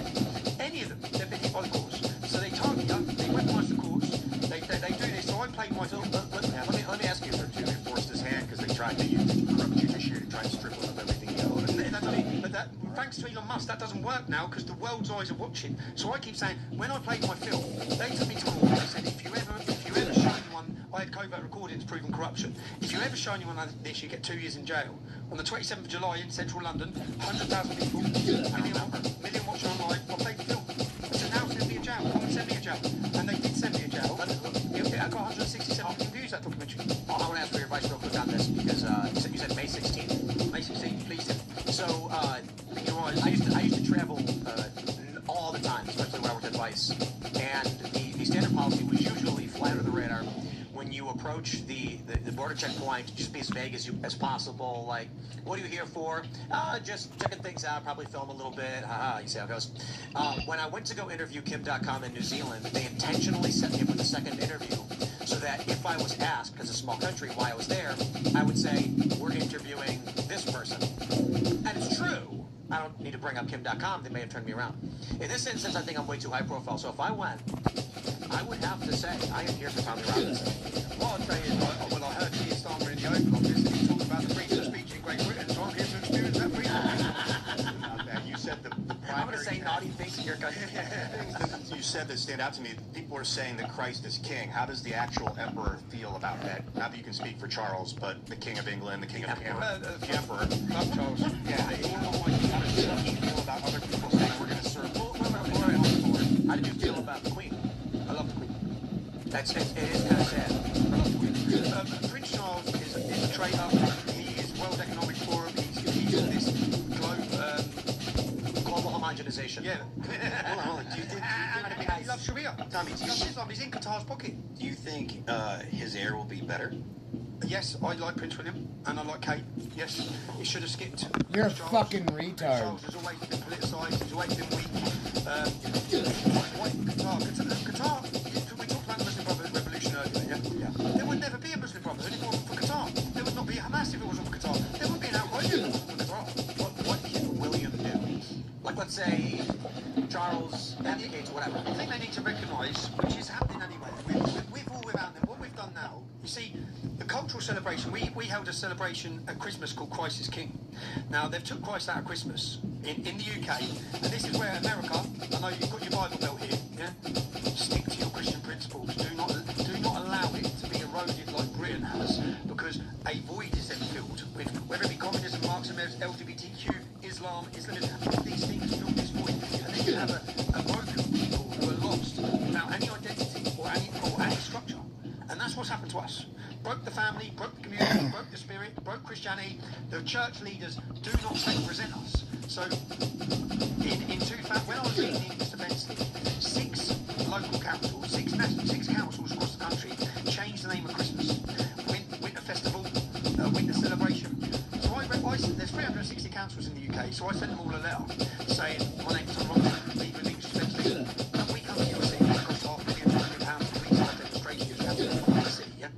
If you take the word Christ out of Christmas this year, and if you Google this, put Tommy Robinson Blackmails Council Christmas, yeah? If you take the word Christ out of Christmas, we're coming, yeah? And we'll be accused of blackmailing Christmas letter, yeah? So I sent every council this letter, and I basically said, I'm a blackmail. But what I realised, I learned from the Muslims, yeah? On this issue, I learned, and it works. Wow. And unfortunately, when you've got a group behind you who can bring places to a standstill, they bend. Now, out of 360 councils, after we sent that letter, how many do you think took the word Christ out of Christmas that year? Not one. Not one? Not one. I was going to say maybe 5. Not one. And I then left the English Defence League in 2014 because I felt that the way we were managing ourselves, conducting ourselves, I felt a bit embarrassed. As I've grown up, I feel embarrassed. I went to a group in Germany called Pegida, and I saw the peaceful way they conducted themselves, the orderly way they conducted themselves. Some of our supporters were there for a day out, not there for a cause. It meant so much to so many different people. So I've grown up and I've learned that a better way to get our message across. But back then, 2014, they didn't do it. Then a shopping centre put in, you know, the Saudi sort of toilets where you got a hole in the ground. So I contacted the shopping centre. I said, you've got a week to put toilets in. Yeah, you're in Great Britain. What are you putting holes in the floor for? Yeah, it's got a toilet in. In a week, they put the toilets in. My local town, Luton Town Centre, in my shopping centre, they were opening a mosque in the shopping centre. So I went into the shopping centre. There's a family bakery called Robbie's. It's been there 40 years. I went up to, and the mosque was going to be next door to it. I said, have you been consulted about this mosque? They said, no. I said, what do you think? They said, what do you think we think? If outside every mosque is 50, 60 men. He said, our business is going to end. So I went into the Turkish, remote business. Another restaurant near there. He said, what do you think, lads? They said, last thing we need is a mosque. Wow. I went on all the businesses. What do we think? So no one had asked for it. No one had been consulted. So I said to the leader of the shopping centre, I said, I'm telling you what I'm going to do. I'm going to shut your shopping centre down every Saturday. Literally, you're going to get no trade. I'm going to bring this town to a standstill in Luton because I had the power to do that at the time because I had an army of men behind me. I said, that's what we're going to do. So if you dare to open that mosque, they never opened the mosque. Wow. Now this is what the Islamic community do. They just threaten. So they threaten the government pander. The government bow. So it's what we see here in the United States when you have the right and the conservatives. You know, I'll give you the example of this. I don't know if you saw the incident where the fat kid punched the pro-ICE kid. Big story. Probably not that big for you guys over in the UK, but here, there is a kid in a school in Illinois, just outside Chicago, holding up a sign saying, I support ICE. A fat kid comes in and says, I'm going to punch you in the face. And then he's like, you're going to get in trouble. And then the kid punches him in the face. And the kid who gets hit says, you're going to get in trouble. This is the problem I see. And I'm not trying to disrespect this kid who was saying he supported ICE, but the right gets punched and just says, that's not allowed. Like, here's the thing. You got to defend yourself. Say, don't punch me, otherwise a fight will begin. We are allowed to defend ourselves. The point is, the police, the administrators don't want to be involved. So what happens? Someone says, if you do it, I will harm you. We get this from the far left all the time. The example that I love to give that back during the Berkeley riots was with the censorship on X, or on Twitter at the time. I said, do you think that Twitter fears Carl Benjamin pulling together a horde of classical liberals with torches to go burn down buildings? No, of course not. So when Carl Benjamin says something, they say, we don't care what your threats are. Do you think that they fear the far left will put on black masks with Molotov cocktails and crowbars and come beat and burn things down? Of course they will. So when the far left says, shut them down, they say, please don't hurt me, we'll do whatever you say. When Carl Benjamin says that is immoral and wrong, they say, what are you going to do about it? Okay. You get to the pocketbook. No, exactly. Technique of the right. In the city of Birmingham, they were building a mega mosque on a disused building, a massive mega mosque, and there was big arguments about it when we had the English Defence League. So we got up in the middle of the night and we played the call of prayer on a speaker system to let the community know what's going to happen. Muslims come out, they were rioting in the middle of the night, and then I went home and I read that a Muslim had attacked a police officer with a brick, but then he had been 200 Muslims with the imam went to the police station, demanded his release, and they let him go. So I read this and so then, but as leader of the English Defence League, I used to have gold commander meetings with the police. So when we go to cities, we meet with the police hierarchy and we discuss what we're doing. We try and work with them to make sure it's a safe event. So I went to the meeting. I said, "Lads, can I ask you a question?" So I read the story about when we was in Dundee and an attacked the cop with a brick. He let him go. They all just looked at each other. I went, "Tell me that's not right." And they said, "Tommy, we've got a way up. We've got a way up. One arrest and one charge. We've got a way up to 6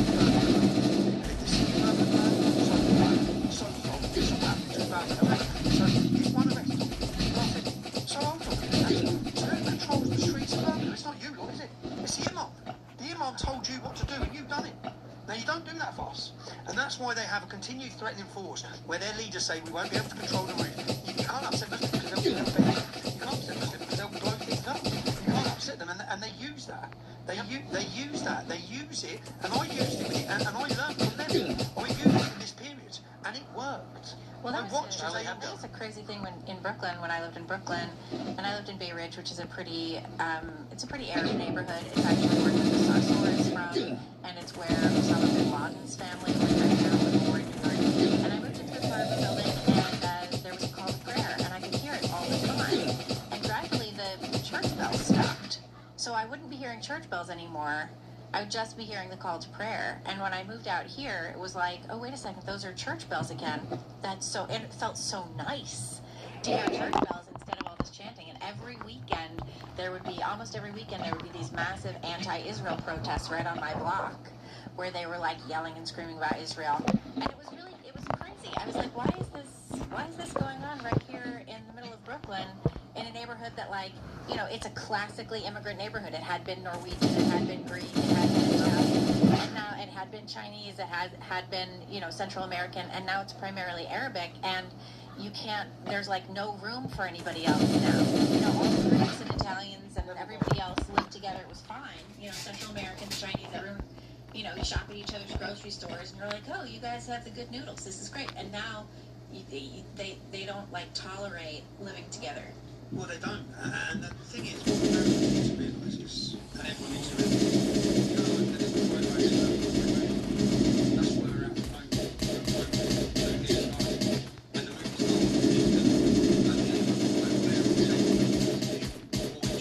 do you remember what Erdogan said? The mosques are the barracks. He said, there is no moderate Islam, there's Islam. And we will. I have millions of people in your countries to rise up. You threaten Germany. Shut up. Make them rise up.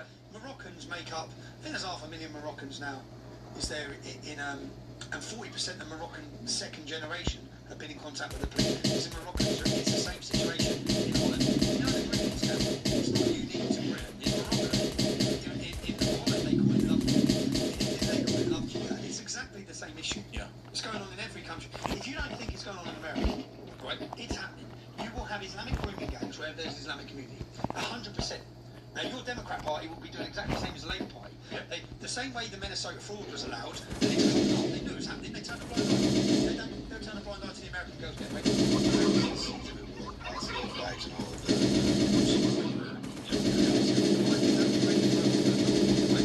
Many of these things had to happen. Right? The riots had to happen in the UK. Lucy Conley, she got 31 months. That had to happen. Now, when the government, after the Southport riots, when they tried to make me, they made me the scapegoat for these riots.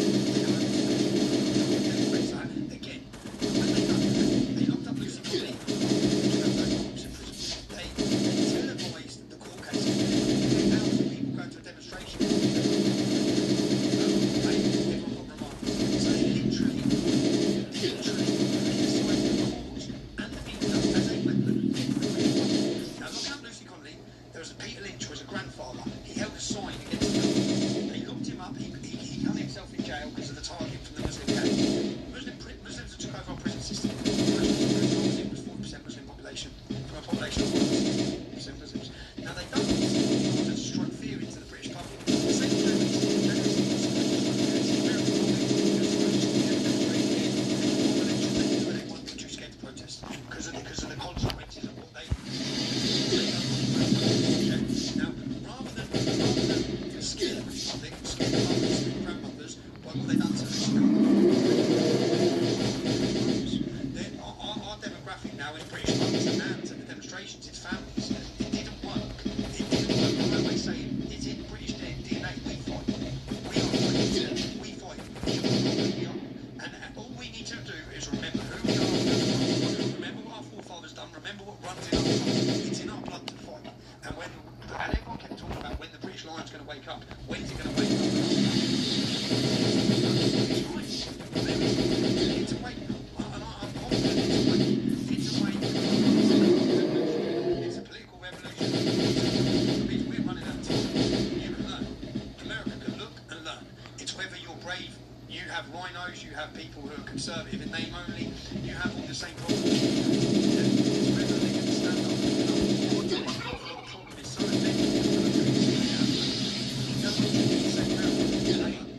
I do think that there is no absolutely, for whatever this means, that's supplanting the West.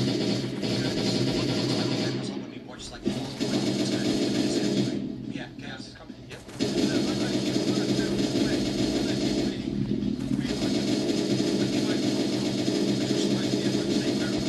It's far bigger than America. It was a vote to save Western civilization. Yeah. If you don't survive, if you don't have legitimate elections, if you don't say you have free speech here, there's no freedom anywhere in the world. Yeah. We don't have it. We live in a post-free speech era. Do you know when I heard J.D. Vance's speech, you know, recently Rubio in Munich, when we hear these speeches coming out of the American state, telling European politicians that we need free speech as people, do you know how much an uplift it's given with us? I felt we had no hope. Elon Musk literally picked me up off the ground. Yeah, I'd fled the country. I was sat in Spain. I was demoralised. I was have a voice. Have a voice back. I know it is. He creates the best electric car company in the world. Tesla sound like hotcakes. Everybody loves it. He played the game the way they said to play it, and he became the richest man because of it. And what did they do? They exclude him from these events. They tax him. They bar his pay packages. And I think finally he said, it's a big club and you in it, even when you're Elon Musk. Because it's not about being rich. And this is funny, there's a meme where someone said that Elon is more in line with the working class than the billionaire elites. And the liberals look at that like a joke. No, the issue is, if you are a globalist, World Economic Forum elitist, you are likely going to be wealthy and in the circle. And if you're outside that and gain power through other means, you are still never going to be welcome in. I think Elon personally is offended that he has done so much good the way they described it, and they still treat him like crap and try and strip him of his resources. So he says, I'm going Trump. That guy is Julius Caesar, is Elon Musk. If they try and take his money with legal lawfare, you will see him use the force of technology around him to overthrow this system. So he's the real. I don't think he'll be remembered for putting rockets up into space. His place in history is free speech. He has saved. He has single-hand everything that you're witnessing happen in Britain. When you watch, and I believe it's coming. I believe revolution's coming in Britain. I believe the people are awake. They wouldn't have been without Elon Musk. None of us would have been. We wouldn't even have a chance. Hold on. People need to remember. Chance now. People need to remember. Like when Meghan Murphy was banned from Twitter for saying men aren't women though. People need to remember. You could not say don't wear a mask on YouTube. You couldn't even say I believe the coronavirus came from the coronavirus lab across the street. They were banning you left and right. Demonetized, censored, and it was only ever in one direction. But Elon Musk's purchase of Twitter shifted the market balance. And all of a sudden, Alex Jones was back. Eventually, Nick Fuentes was back. And this put tremendous pressure on the other social media platforms where they said, we will lose the market battle if we do not ease up. And guess what ended up happening? I believe it is wholly because Elon bought X and opened the door back up that it forced YouTube and other platforms to back off of their overt censorship to the tremendous degree that they were doing it. And even Biden's regime was forcing them behind the scenes. So when Biden got kicked out of office or left, they were like, oh, we're not in the middle of the tyrant anymore. But Elon made those moves during Biden was worried about prison. That's what I believe. What's that? Zuckerberg was worried about prison. Oh yeah, Either that and he started going to the gym and become a man. That's why he had to do that, because he was worried about prison. Yeah. He started when Trump won the election, you better stop. You better sort this out. Dana White, I believe, free speech. I'm still banned from Facebook. I never committed a crime. Yeah, but you can't say my name. It's a free speech thing because you're dealing with the British form of free speech. Is it real? Well, is it American free speech? Like if you serve free speech at the king's leisure, basically. If the king wants to raise an army and kill you, I think he has the legal authority to do it. Is that not true? I don't know, but he's a wanker.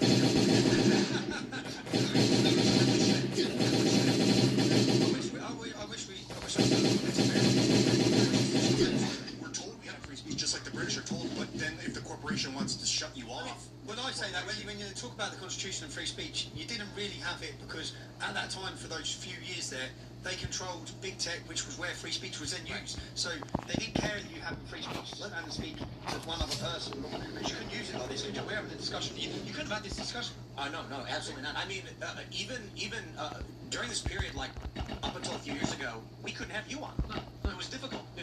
Let me ask you a question though. They still won't monetize me on YouTube. We'll see what happens. I think we'll be okay.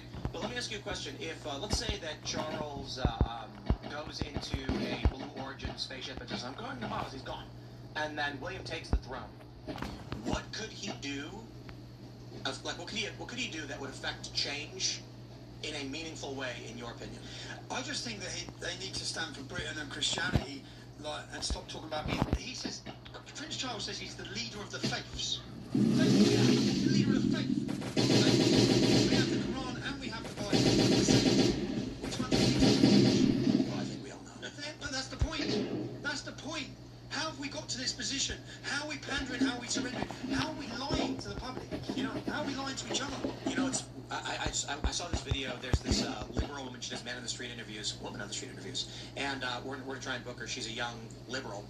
She had a video where she was talking to some what is it, stupid organization, but not like this guy was. He was an American First guy, but he looked kind of silly. And he said that we want to bring Christianity back into government. She responds with Christianity was never in government with separation of church and state. Completely incorrect. Completely incorrect. There's a reason why we put our hand on the Bible and swear when we're taking an oath in our courtrooms. It's changed in the past couple of decades to now be any book of faith. Politicians are swearing in Quran as they get right, any item. But the important thing is, it is true that before the foundation of the United States, many people argue the exact date when the United States came to be, you had to, in each of these states, profess a belief in a Christian God. In most states, it was a Protestant God. In some, it was, well, you know, because it was Catholic. But you had to profess a faith in a Christian God in all the states, in many states. However, around the time of the ratification of the Constitution, many of these states eased off of that requirement, but it was largely because it was presumed to be. And the issue at play was not Christianity, it was your sect of Christianity. So Maryland famously was largely Catholic, so they said, so long as you're Christian, you're good. And this was your freedom of religion. I'm not saying it should be that way, I'm saying that's the way it was. And so this very much was a Christian nation, where you put your hand on the Bible and swore, because people were not, would not lie with their hand on the Bible. Now, it's whatever you think. And what we have a fractured United States. Diversity is not strength. It is, we have the Somali community is the greatest example of, they are going to extract from you for their benefit. Diversity didn't benefit this country. It made it so that large sectors of individuals exploited those who were weak enough to be exploited. They no longer fear God, or at least they don't fear ours. And so when they go to court and they put their hand on whatever object they deem to be their object, they're just going to lie. They don't care. So it's now just about accruing power. And Democrats, I would argue that Democrats are the party of, let's extract whatever we can in the short term, who cares what the future holds, kick the can down the road. And conservatives are, as long as I sound like I'm right, I don't care if the country hurts. I don't have a vision for the community as I'm watching on both sides of the aisle. See people with the cancer denial on 3 years. Yeah, I want to tweet on that. All public. This was this the planet is. It's all about hundreds of years. China. Sometimes you asked about William. What could William do? I'm going to mention this to William when I see him too. But so I think I might ask you probably within the next 1.7 years. What is the strength of the British royal family? The biggest strength is their land ownership. They have a lot of territory. What if they converted the royal family into a corporation, the wealthiest corporation on the planet? It is, you stupid fucker. Like the best. They own less property in London now than Qatar do. A way to get away from monarchy, because monarchy is like a dead tribalistic, weird thing. Like one guy. What's your replace a republic? Like William could write up the government on Earth. Let me ask you, what would you do if, like, Charles abdicates, right? And then William, like, walks out on the balcony or whatever, and he just goes, Deus Vult. How would you feel? I feel great. Now we're getting somewhere. Yeah. Would you be more comfortable if they converted away from monarchy and created a better... Because, like, the technocracy that's being built is probably inevitable out of the World Economic Forum with... I feel the politicians and probably the wars, when there's a shift, which is happening now, yeah, they'll all jump. I watch now as political figures. You know, did you see raise the flags in the UK? Yeah. The campaign. You couldn't drive. You never see a flag in the UK.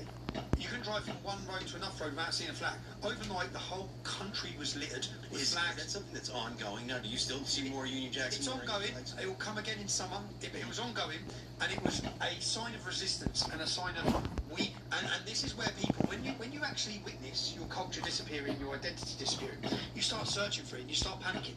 And that's what Britain's doing in the last 2 years. They're panicking and they're searching. And then they're looking. And if you look at the figures of how many young men are now going to church in the UK, the figures are going through the roof. It's the fastest revival of Christianity that's happening. Something huge is happening. And that is men searching for identity. There's now all these groups of young men meeting in parks to pray and to wrestle and to fight. And young men changing. No one's in the church, the Church of England. They're so detached from the people, which is now why you're seeing a rise now in Christian nationalism in Britain, which is happening probably across Europe, but it's happening because people have lost their cultural identity. Yeah. Now I think that when you shift politics, which is what we've managed to do in the UK, now all the political figures, the people who were silent, like Robert Jenrick has just joined Reform. He was our immigration minister for 40 years. He's now mass deportation. What about the rape gangs? Islam this, Islam. He turned up at a court case. This is insane. He turned up at the court case to defend the man who burned the Quran. But that's unthinkable 12 months ago. So something huge is happening, and that's where what's happened is they know public opinion's with us. They know the public are listening to us. They know this revival, this revolution is brewing, it's happening, and they all jump ship. They don't give a shit. Politicians don't give a shit. Nigel Farage was against mass deportations 12 months ago. Now he's for it. He didn't care about demographic replacement. Now he has to. As Rupert Lowe grows, he will shift the open window. I've never seen a shift like this. And remember, I've been doing this 15 years, so I get to understand the feeling of the people when I walk around the streets. Something orgasmic, something historic is happening in Britain. People are awakening at a number that is just insane. People are being passionate. And do you know, I went to Ireland on a documentary called Isaac Hells Plantation 2. And I went there and I knew the situation in Britain, so I wore a hidden camera. And I went to Ireland and I went to the cities affected by the new migrant invasion, because it's new to Ireland. Remember, we've had like a little trick. 1 grape, 2 grapes, 10 grapes, 20 grapes. Ireland, we've had no migration overnight that flooded the nation. So I knew there was going to be resistance. How they are. I've seen the mums leading the revolution in Ireland. So I went over to Ireland, I wore a hidden camera, I went to Ireland. What's happening? What's it like? And the woman was saying, we're scared, I can't walk the street. Do you know, I work there, I live there, my husband has to come pick me up to walk me home. My friend was, every woman I spoke to, you can watch the documentary, every woman I spoke to on covert recorded said how scared they were, the changing face of their town, they're panicked. And then I'd say, okay, I'm a journalist from the UK, come here, mate. No, can't say no, camera. No, can't say anything. And that is self-censorship. They don't need laws to take speech. You're too scared to exercise your speech. You're too scared for cancel culture to lose your job for threats. But those same women, 24 months ago, that were whispering and hiding their faces, are now on TV, outside, they're organising their own demonstrations, outside hotels, in towns and cities. That fear has gone. Something's happened where the dam has burst. People are not silent now. People are not going to be silent. So it's the cat's out of the bag. They can't put it back in. Every time they try and make a move, they put me in jail last year. It just builds us. So whatever they want to do, when I land back from America, I expect to probably be arrested again for something. It's not going to work. Do you think that if it's reached the inflection point, that the more that they, the more they try, the more they squeeze, the more people slip out and realize that they're trying to actually. Well, now because of social media, because of Elon Musk, because of our freedom again, because they can't silence us in the way they could. People can see it. So I don't mind. Like when I played that film, I thought, yeah, send me a jail. God, please send me a jail, because I'm going to walk out of jail and I'm going to walk out to a nation that's awake. 167 million people watched my film.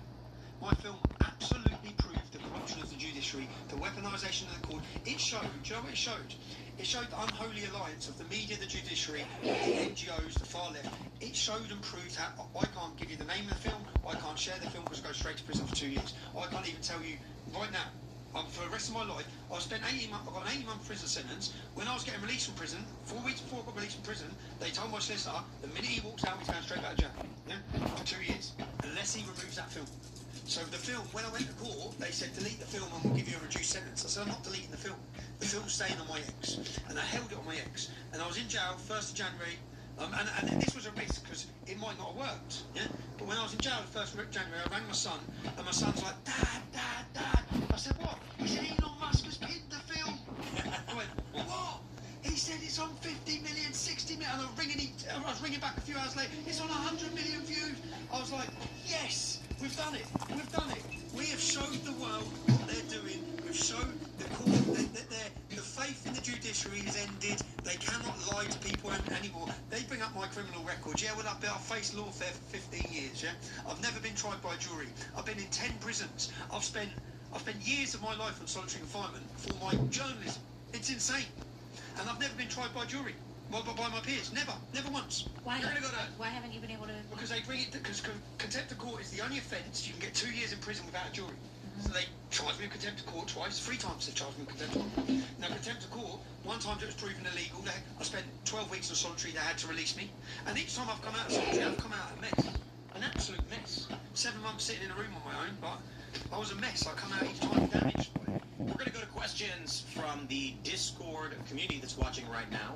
So for everybody who's watching live, smash the like button, share the show. Of course, really do appreciate it that you guys are tuning in. We got some great questions coming in from the Discord, timcast.com community. We got Hades Farmer members says, Tommy, serious question. Would you prefer the Marines or Rangers or both to help liberate you in Britain? To help you liberate Britain? The SPS. There you go. Close. Best of the best. Now, do you know what? We've still got the military on our side. We've still got... They are trying to weaken the military. They're destroying the military. They're destroying the confidence in the military. They're demoralising the military.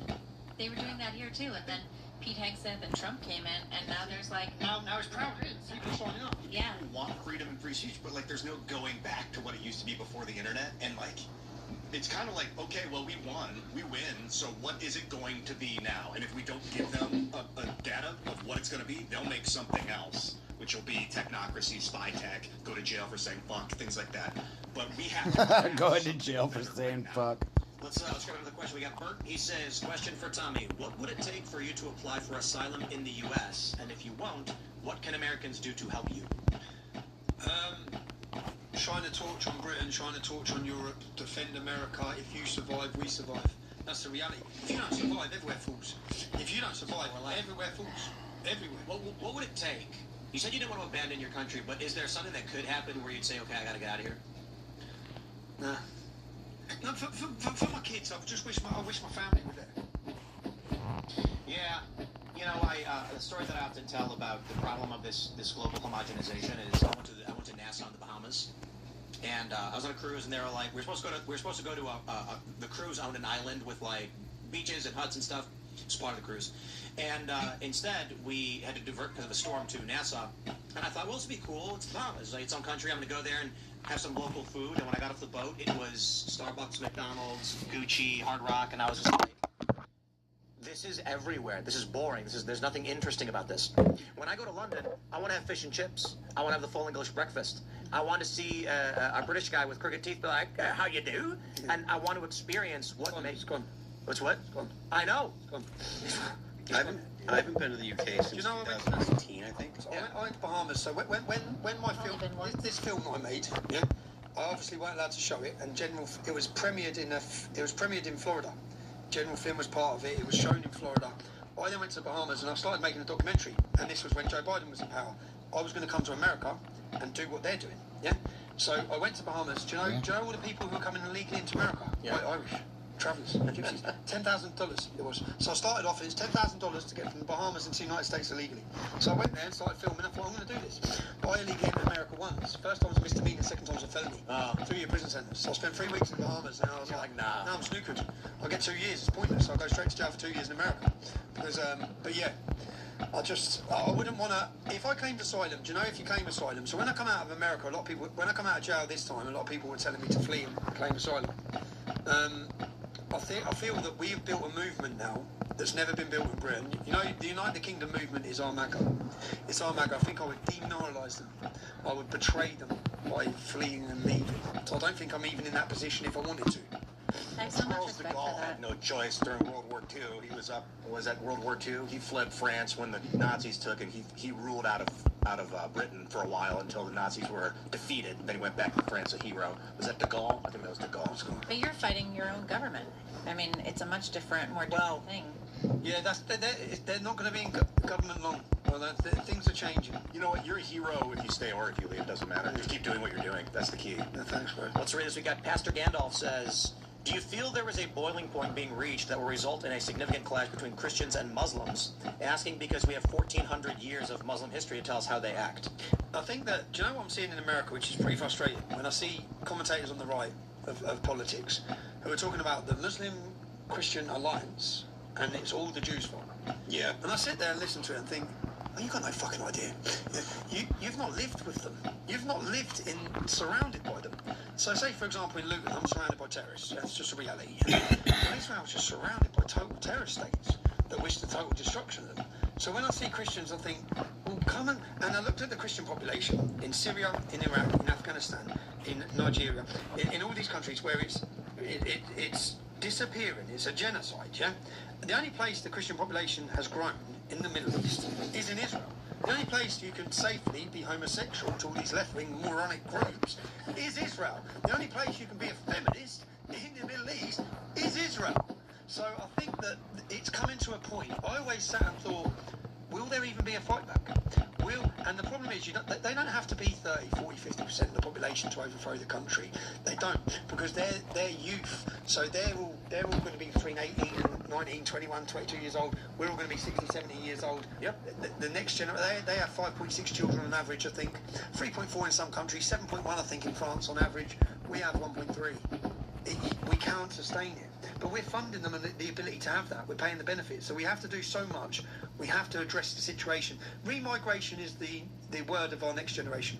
Remigration is going to become... And that was unthinkable to say that word. Maybe the political leaders are like, I know, let's destroy our country so no one wants to be here.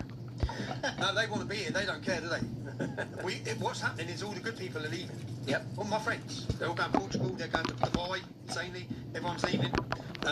Everyone's fleeing. It's not safe. The safety... I've always said, when the public realise what they've done, yeah, they're going to be so fucking angry. Yeah?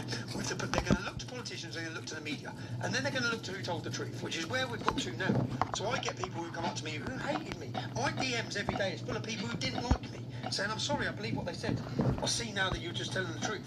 So I know that as years go on, my videos are going to age very well. Every warning I've given are going to age very well. And people at the minute, some of them in America, your commentators who are talking about an alliance, protecting Iran, you wankers, yeah, protecting the Ayatollah of Iran, standing up and speaking for an Iran as a so-called patriot of America, it's insane. Yeah? None of this is going to age well for them, because jihad's coming to America. Jihad's here now. Yeah? The Islamic community are here, they're going to grow in numbers, you're going to witness it, you're going to see the rapes, you're going to see the terrorism, you're going to see it all. Although again, it goes to those people that just say it's some sort of operation or something. What I can say for you, Wikipedia doesn't describe you as a white supremacist, so you have that going for you. Getting somewhere. Yeah. Winning. We call that winning, yeah? It just says you're a British far-right anti-Islam activist, which is actually surprising that they didn't throw a white supremacist in there. Even the word far-right, though, we're not far-right, we're not far wrong. This is interesting. We're right. When I first heard of you and they were describing you as far-right, I know that they exaggerate far-right. And I'm like, oh, so I assumed you were going to be like some very staunch conservative guy. And you're not even a staunch, like, hardcore conservative guy. Well, growing up, I didn't care about politics. Yeah. And the problem is, many of us working class don't. And that's a problem. So we need to politicise the next generation of working class, because the Islamic community are political in every sense. They're brought up in politics within the mosque. The mosque is a command and control centre. Islam is a political ideology. So they're brought up in politics, we're not. I didn't care, left wing, right wing. I thought I'm not rich enough or poor enough for it to make much of a difference. Didn't give a shit. Just wanted to live my life until my life changed due to my circumstances of my life. But I think now, if there's anything we've done that's positive, all we're doing as positive, is we are politicising the working class. And you know, Keir Starmer got voted in off 9 million votes. 20 million people voted. Yeah. He got voted in off 9 million votes. Now our job, what I see my job as, I don't want to be in politics, but I want to be the leader of a cultural revolution, a cultural movement that gives people back their sense of identity, that electrifies that 20 million, that gives them a sense of purpose and identity and gets them politicised. I'll direct them. Rupert Lowe, lads. Rupert Lowe, yeah? Rupert, you do the politics, yeah? Let us do the identity. We've lost identity, so what we want to focus on now, we've wrote a vision that we hope we have a 3 or 4 year vision, media and culture. The two and politics, they all need to work together.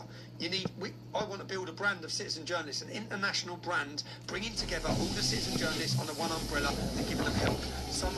We hope for support for this, but you see these citizen journalists who are taking out the phone and they're live streaming. They're going to need help because they're coming under attack in the UK. I'm watching it week in, week out. They're being targeted by the police. They're being targeted by the authorities. They're going to need legal help. They're going to need training. I started off as an activist and become a journalist. I went and paid for my own legal help to understand what was legal, what wasn't legal, what I can do, what I can't do.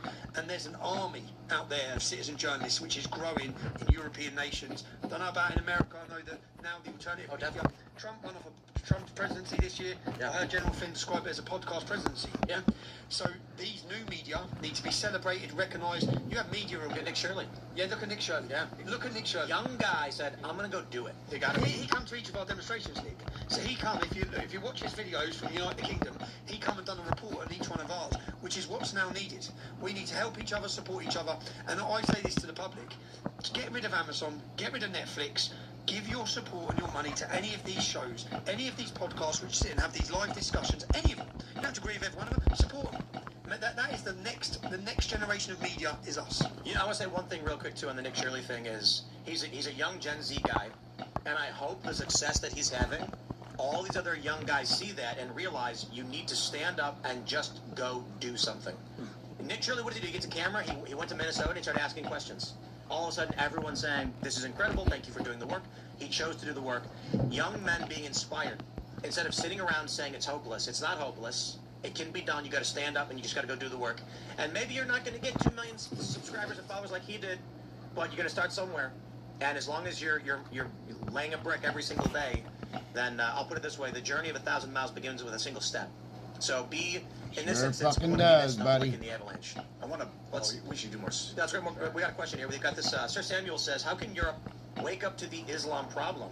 I don't think the elites will do anything. So how do the masses wake up?" They're waking up. If you look through the voting patterns, of each nation, they're waking up. The people are awake. Fastest growing political party, whether it be the AFD, Vox in Spain. Now, to combat Vox in Spain, the leaders now recognising 1 million migrants. They're worried. They're scared.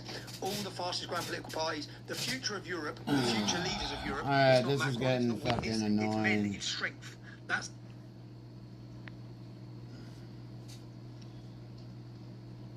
Hey, it's Adam with Vanish.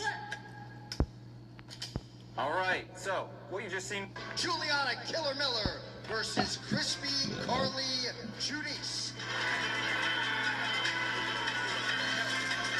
All right, next prelim comes your way in the featherweight division. Jordan the Monkey King Levitt versus Yadir the Cuban Problem Del Valle.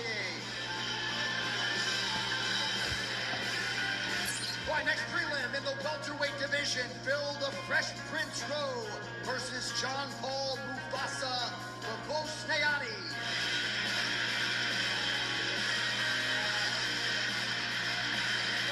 Right, next up should be a good one in the welterweight division, but Liz Kragimai versus Punahele Puna Soriano. Right now to our second and final women's bout on the card in the bantamweight division, Nora Cornell versus Jocelyn La Pantera Edwards. All right, moving on now to a prelim in the flyweight division, Alden Cobra Coria versus Luis Grim Dudley. And it also comes your way in the flyweight division, the Jamaican sensation, Ode Osborne versus Alivi Idris. All right, now we get to the featured prelim in the welterweight division, Chidi Bang Bang Enchikawati versus Carlos the Lion Leal. All right, ladies and gentlemen, now we get to the main card.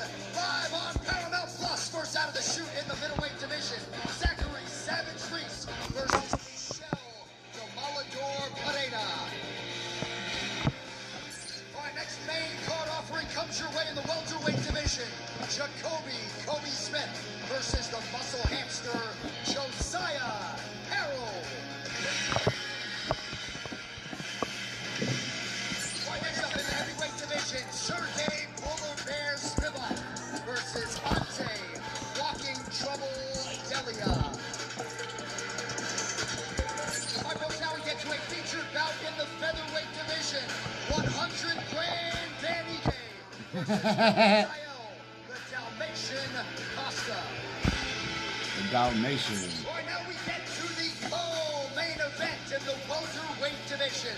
Jeff Hands of Steel Deal versus Udoch, the Dr. Medic. All right, folks, here we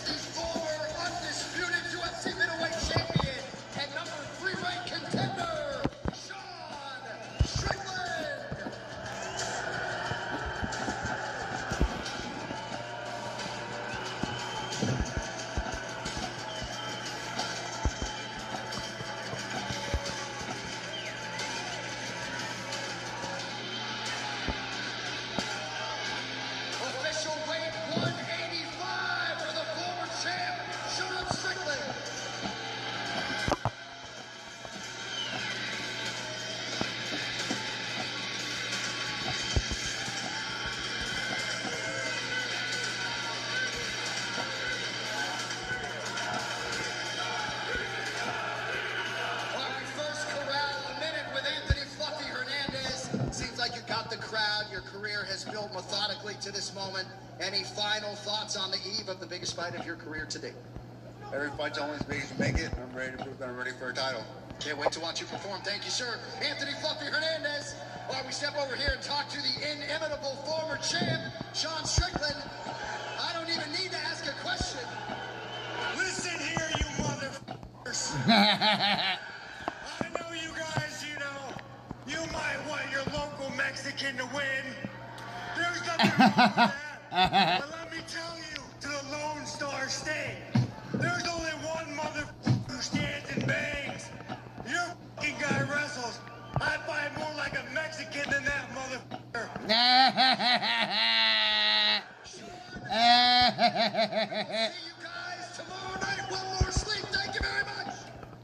My cardiologist's daughter married an Amish man. Her father stood up at the wedding reception and told I his fight family more like a they were Mexican living in than this darkness. The groom stood up and said, "You're motherfucker.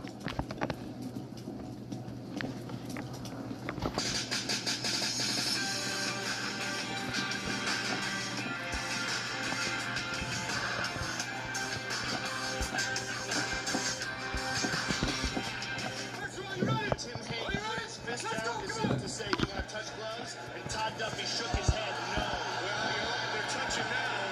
Looking to finish the fight. Todd Duffy!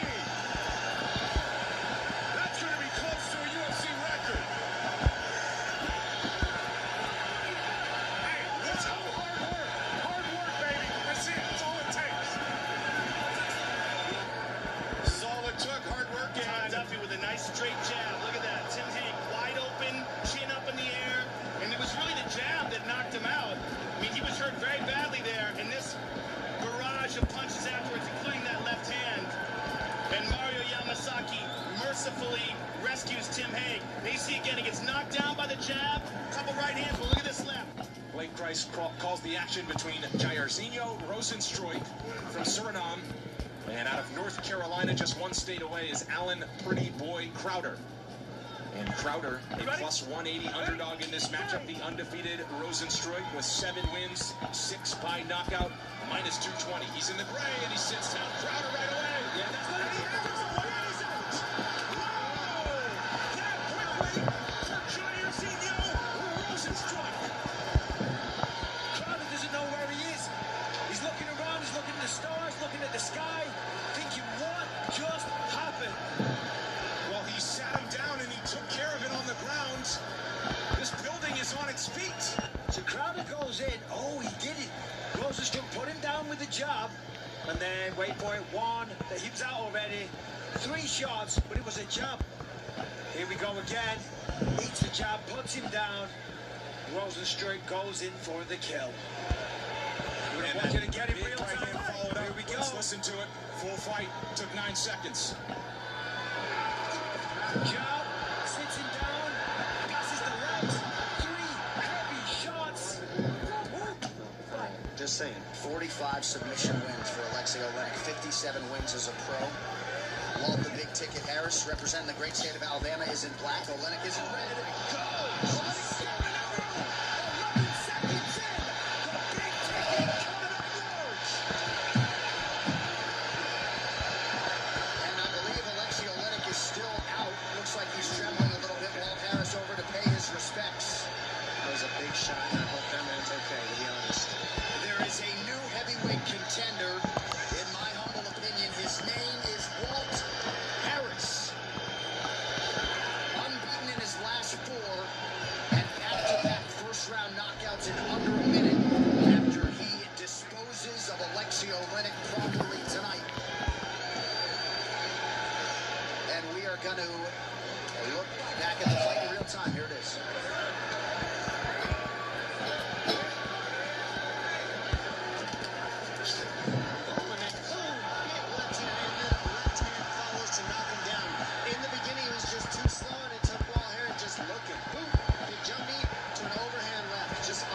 Straight to the temple, and it just put him out. I mean, Olenek was just too slow, too early. Boom, nice read to throw the jump knee, but then not following it up. I mean, it was just power, just pure power. That's all you could say. And speed and accuracy. accuracy, right? The follow-up shots on the ground. This guy doesn't miss. Wow. Oh! You have foamy yellow urine and don't want to get hooked up to a dialysis machine, you need to hear this. What the fuck, dude?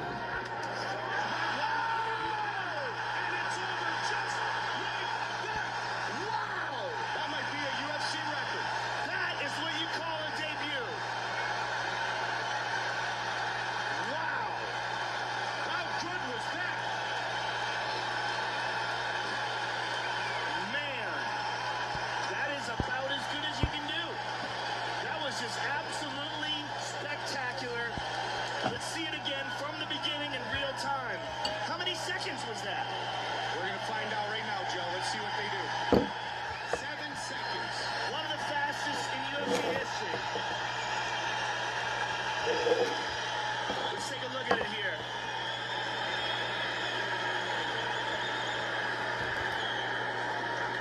Boom, right over the top. That tied the record for the fastest KO in UFC history. Let's see it again. Bang! I mean, essentially it's over right there. It's just a matter of Josh Rosenthal getting to him in time to stop it.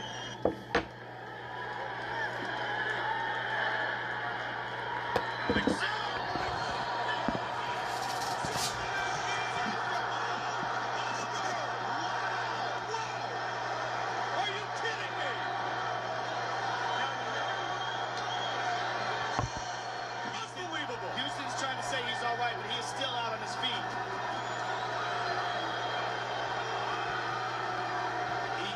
He got hurt very bad there. Everyone always feels they're all right. Let's look at it again, though. He got cracked. Let's look at this again. He got hit with that Superman punch, and Steve Mazzagatti rescued him. Watch this again.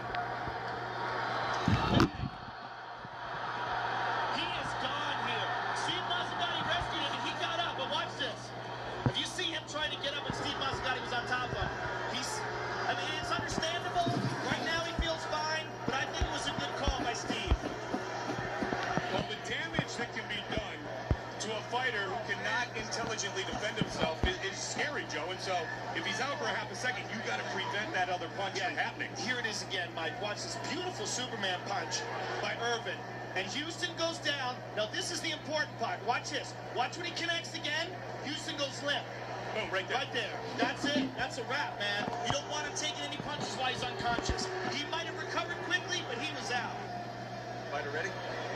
Fighter ready? And what a stare from Alonzo Menifield. Carlos Ulberg is in the black. Menifield. Let's see, forward to the goal.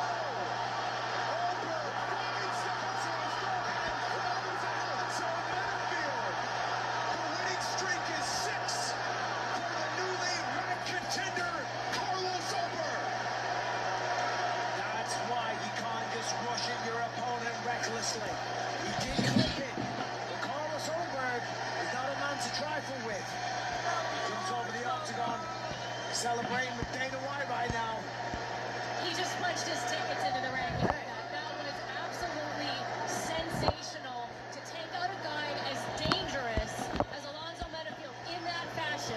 Well, Alonzo Menifield was ranked number 11. You got to think he takes that spot on Monday morning. And I'm telling you, keep an eye on Carlos Ulberg. This man has future champion written all over him. He flew across the world from Auckland, New Zealand to fight for 12 seconds before he knocked out Alonzo Menifield. 12. Let's take a look at this flurry here. I mean, I said Alonzo had to close the distance intelligently, but he came in recklessly. And again, the hooks of Carlos Ulberg, that left hook did it again, ladies and gentlemen. He is able to generate so much power with that thing, and he can put anybody out with that left hand. One more look at it. Alonzo just comes charging in. Ulberg peels off, finds the angle, and there it is. That left hook of Carlos Ulberg is the death touch. Here's the fight again. All 12 seconds on it. I mean, you can see what Menifield was trying to do.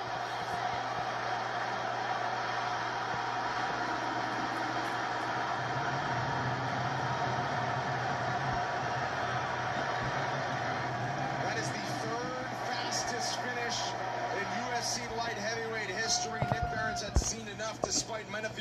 trying to scramble back to his feet. And if you look on Olberg's Instagram, he has a t-shirt that says, "Get out the checkbook for the check hook." Might be able to say that after tonight. We're in the black trunks.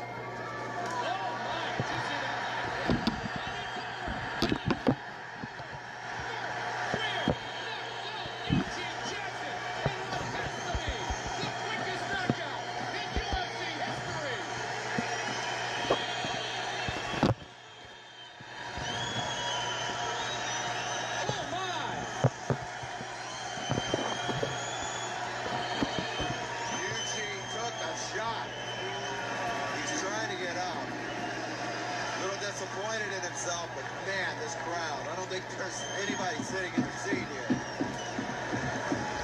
I didn't even get a chance to talk about it.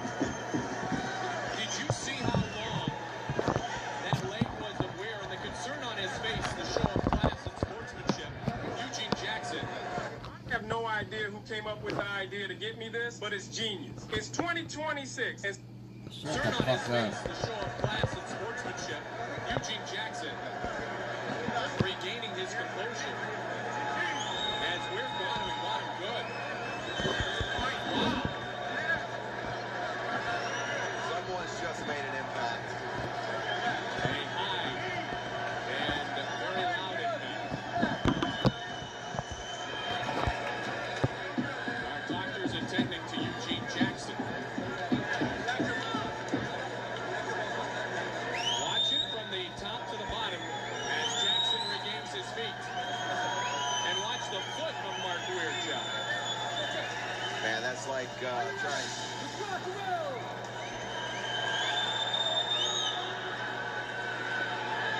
Look at this. Was the right hand right on the chin. Right on the chin. As the crowd reacts to the replay. Middleweight matchup between Jorge Rivera and Terry Martin. Come on, let's do it. Terry Martin loves the leg kick. Good old-fashioned brawl. High kick. And he's going to get one from Jorge Rivera. Good punches by Terry Martin. And it's all over. Jorge Rivera all over. Badly rushed out. Badly hurt. Wow. Right away, Terry Martin throws some bombs. Man, I'll tell you what. That was very shocking. Jorge Rivera's got a great chin. Terry Martin, this is his first fight at 185 pounds. He's been fighting at 205, and I think this is a much better weight class for him. And man, 14 seconds to beat a guy like Jorge Rivera? That was very, very impressive.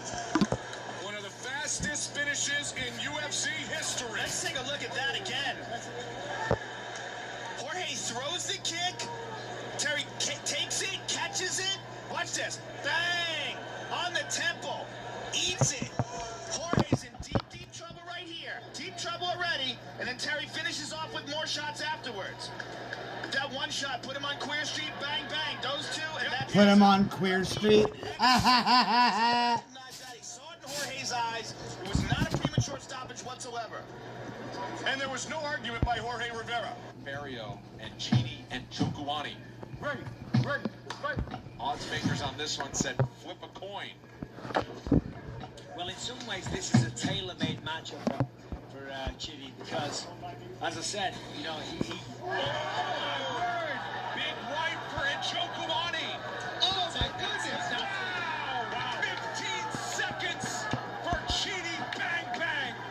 That's how you make a debut right there. You come out, you land those kind of shots, you get a finish like that. You waited this long to get into the UFC and you come out and make your debut like that.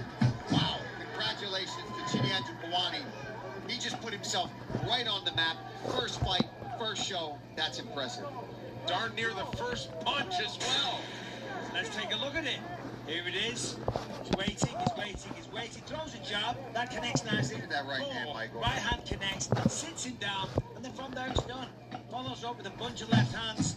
Waiting for the referee. Solid jab as well. That's the beauty of having 80 inches. When it comes to reach, follows up with a powerful right hand though. Here we go, real time.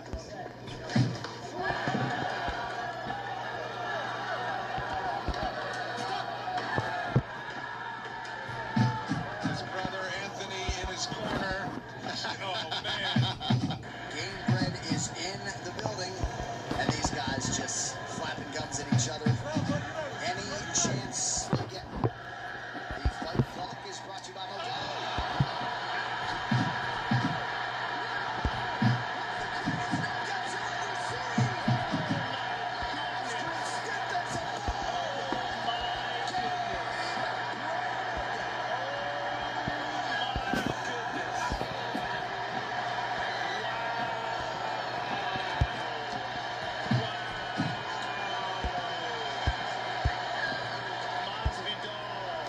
Has made a statement. And he has just turned in the fastest knockout in UFC history.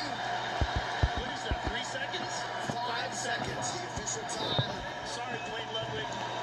He got you. And it'll be interesting when you talk to Masvidal in terms of how much they talked about opening that way. Just like that. Masvidal takes Ben Askren's toe. Ben is waking up. He doesn't know what happened yet. He's trying to get back up. They're trying to keep him down. He's still out.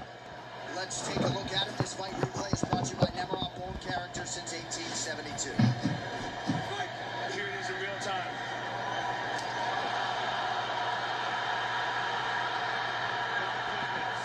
My goodness. So the fastest knockout in UFC history. You know, he was out immediately. All this is academic. He could have they could have stopped it at 2 seconds. I mean, that is, yeah, he's out cold. I mean, that is about as clean a flying knee as you will ever see. He anticipated Ben dropping down. Look at this. Ben drops down and goes into it as he's going for the legs. He anticipated it perfectly. I mean, that is straight out of Yoel Romero's book, right? He's still really out, Joe. Yeah. Do you know that sugar combined with cinnamon and apple cider vinegar can make you forget you ever had type 2? This is the... Really out, Joe. Yeah, he's still out. That was a brutal knockout. I mean, he's still struggling to regain consciousness. He can't get back up to his feet. Number 2 welterweight in Canada behind George St. Pierre is this man, Jonathan Goulet. His opponent coming back into the octagon for the first time at his newfound 170 pounds is Bang Ludwig. Really interesting. Down in Gold's hand. That is it. Unbelievable. It is Dwayne Bang Ludwig, world-class striker, shows what's up. Wow. One punch, drops him. Very gracious in victory. Came back to Goulet smiling. He realizes he got caught. Wow. Dwayne Ludwig just uncorked the right hand. We will see what the official time is. If that's faster than 8 seconds, that will be the quickest knockout in UFC history. Wow. Let's take a look at the replay. Let's see. 1, 2, 3, 4. Yeah, that's going to be the quickest knockout, Joe, in UFC history. Wow. Previously, it was Don Fry and Thomas Ramirez at UFC 8. That was an 8-second. The official quickest was 8 seconds in UFC 8. My count is that was 4 or 5 seconds in which Bang Ludwig finished the fight with a bang. Wow. Let's take a couple more looks at that. Dwayne Ludwig. You can't rush in on this guy. Bang. Bang. Beautiful counterpunch. Left hand came down. Yeah, exactly. You know, I mean, there is a vast gap between the best world-class strikers and guys who do MMA and think they're good strikers. And when they find a guy like Dwayne Ludwig in the ring, you know, there's mistakes that you make that other people don't capitalize on that Dwayne sees a mile away. And that's one of them. When you're talking about a guy who's had a kickboxing bout with Ramon Decker, who's like one of the greatest kickboxers of all time. I mean, this kid has really been in with some world-class talent, held his own, fought in K1 Max, and he's a world-class striker. Here we go, guys. You ready? 3 5-minute rounds in the welterweight division. We have Leon Edwards Seth Brzezinski.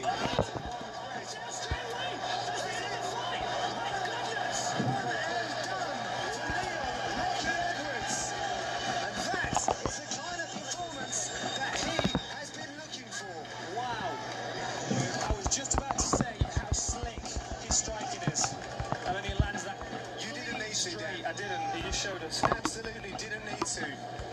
Brzezinski came out fast. What was the time on that? Saw that and completely put it to bed. Bang, straight right down the pipe. Look at that. I want to follow it up to finish. Not sure if he even needed that one, Dan. What was the time on that? That's got to be pretty quick. Pretty quick. Absolute perfection from Edwards. Like a laser-guided fist as he planted it on the jaw of Brzezinski.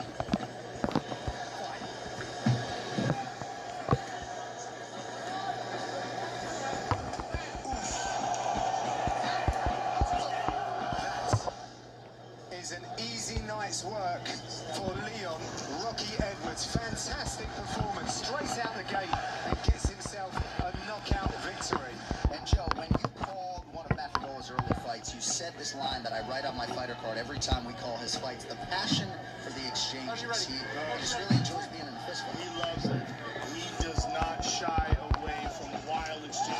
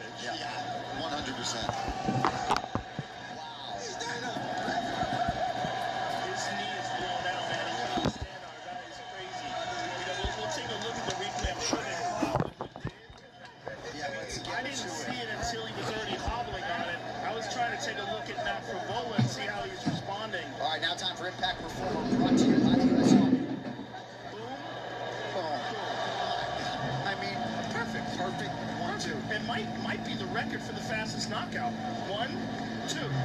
I mean, okay, that's it. You could have stopped it right there. Let's take it real time. Yeah. Sorry. Are you ready? Are you ready? Look at the touch gloves.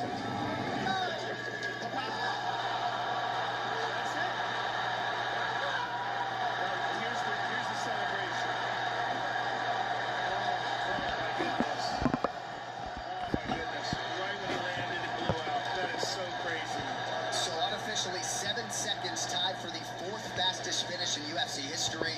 Your record holder, of course, Jorge Gamebred Masvidal.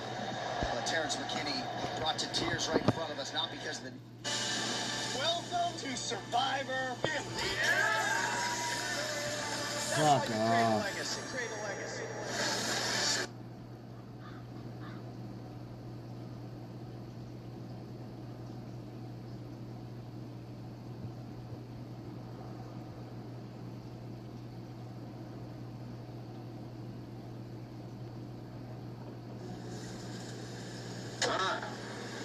Can I get a lift?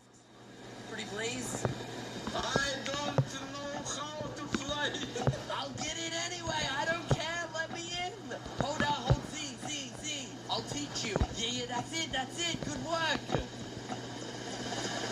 I'm scared. You're so good, man. You're doing so great. You gotta unlock it. How to unlock? Sir, how do you unlock a helicopter? He's having trouble unlocking it. Look at the door. See if he gives you an option. Yes. Yes, I'm in. It's time to learn how to fly, pal. You're gonna die. No. It is my first helicopter flying. You're gonna do great. Just remember,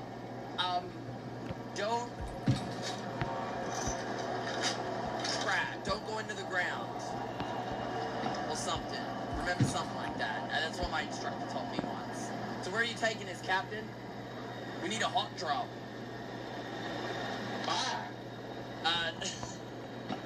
Nothing. You're doing good. You're doing good. So are you like landing us at Fairmont, or are we just hovering over trying to like? Oh. What the fuck was that? Hold up. I'm going back to the gunner. Oh fuck! Fire in the back! Fire in the back! Put us down! Put us down! Good. Put us down! Put us down! We're on fire, dude! We're on fire! Oh no, that's hot! That's hot! That's hot! I mean, you know, to be expected. It was his first time flying. I think he did good. I think he did good. Sir, we need a helicopter or a vehicle. Do you know how to get one?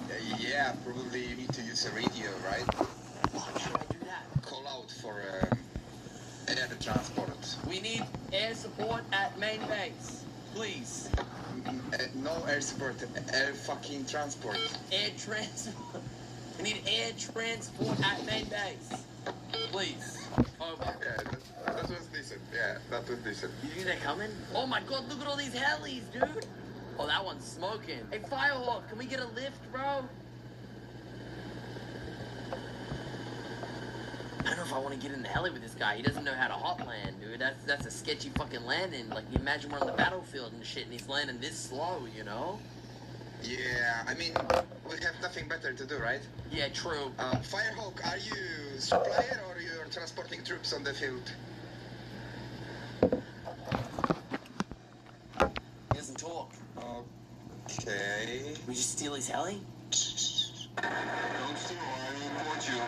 Oh my god. What? I was in co-pilot seat. I was just waiting for you to get back here. Oh my god. Are you doing supplies or are you transferring food? Supplies. Fuck, I can move. He's trying to steal your helicopter, Firehawk. Firehawk, he's stealing it! Oh no! Oh no! Oh no! Firehawk, I do not know that guy. I need air support at main base. Transport, I need transport at main base, please. Please, let me in. Yes. Oh, there's no passenger slot. What the fuck? Yeah, well, good luck. There is no longer air transport needed at main base.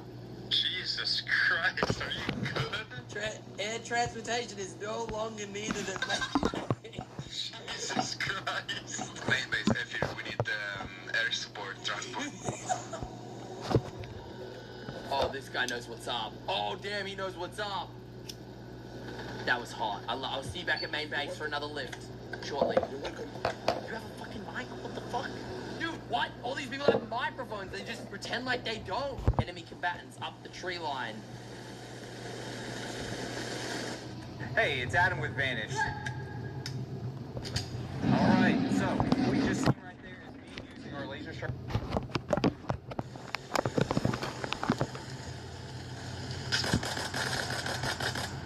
Oh my god, I thought that was a teammate. I killed him. Yeah, boy! I just got him! What did I just die to? Oh my god, I'm awake. Oh my god, I'm awake. I'm awake. The fight's not over, brother! Okay, bandage up. I surrender. I'll do anything, so please don't kill me. Please, I beg. I don't know how I got here. I'm supposed to be on DayZ. I'm in the wrong map. Please. Thank you. I'm not a soldier. I'm meant to be fucking surviving the zombie apocalypse. Please. Oh. What the fuck? You're taking me with you, okay? Oh god. What is happening to me? I need air transport. I don't know how I'm still on, man. You really did a number on me. I'm like a hostage. Wait, I'm up, but I can't move. Yeah, you're out. But you have to because you're, oh, your name's Ben. Yes. Hey, my name's Ben, yup. Okay, yup. Alright. I mean, bro, if you give me a fucking blonde man and a nice American outfit, I'll switch sides, you know? my life so you don't kill me. No. Dude, this is my team tag? No, it's your team tag. Okay. You're thinking me to my team? Oh. Yeah, I think you should. Hey, Tag. Stop. I'm a Russian. Don't shoot me, please. I'm a Russian. Yes, a Russian. Hello. I'm a hostage. I'm a hostage. I'm a Russian. Don't shoot me. This is I'm the hostage here, please. No, don't kill me. I'm Russian. I'm Russian. Please don't shoot me, please. Rocket launcher. I don't have a rocket launcher. I have tiny things. I dropped him. He's been an honorable captor. He only went through my pockets a little bit.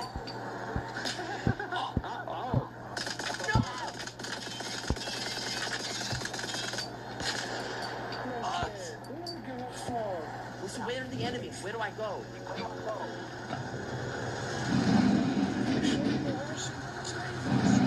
I'm a Russian. Yeah, I'm a Russian.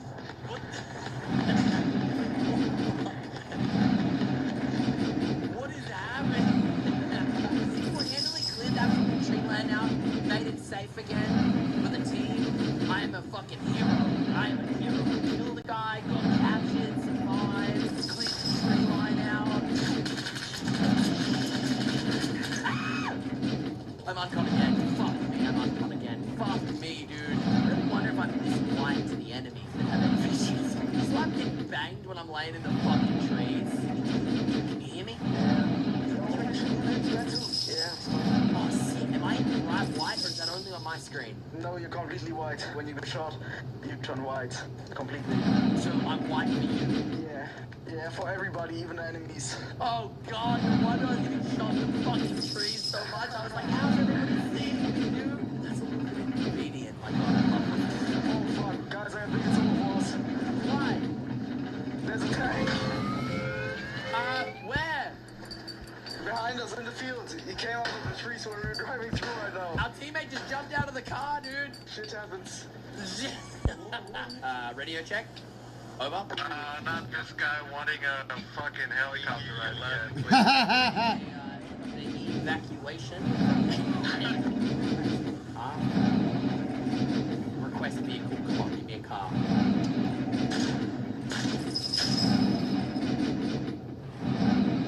Ow. Oh man, look at my blood all over the crane. Oh man. Look, and I was right fucking there and I got banged.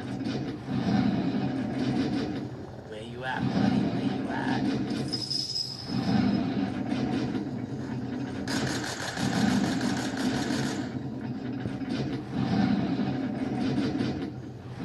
Please tell me that guy died. Hey, buddy. Damn, he woke up right as I got here. He's on the uncon. Fuck. Fix you? I can try and fix you. Yeah. Got a bed. Come here. Oh, fuck yeah. I don't know how, but I will do it. Just put it in your hands and look at it. I'm doing it. Oh my god, I'm fucking doing it. It was one leg, not the other one. There we go. Fuck yeah, I can run again. Yeah, boy. Alright, you can come with us. Let's go on a battle now, though. You got him.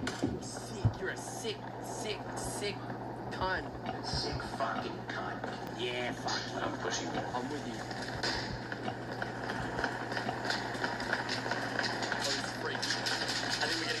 Number one hair regrowth shampoo just dropped to its lowest price ever. If you've been wanting to try Spartan Mood, Getting shot at. God damn it! I was purposely running behind him so that we got shot at, he would die, and I still got shot. Sergeant, what's happening? What are we doing right now? Oh! Can I get on that shit with you? Let me on. Yeah, Tim boy. Yeah, let's party.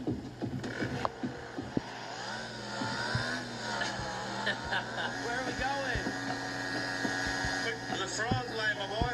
The front line. Yeah, I love the front line. Let's do it. What the? That was clean. I liked it. Oh, we're taking shot. We're taking fire. I'm scared. I'm scared. I know. No worries. I'm gonna die. I'm gonna die. get off. You okay? Why can't get off? I can't get off. Just shot me. You want me to kill you? No, just think I stab me like in the leg. Did that help? Breaking one leg? Did that help? No, continue. To break another leg? Shoot me. Okay. Okay, now remove casualty. Move to the fucking bravely. I'm trying. It's not letting me remove you. You might be fucked, man. You might be cooked. Okay, well, we see you on the other side. Yep. Good luck out there. I think I see God out there. It is so bright.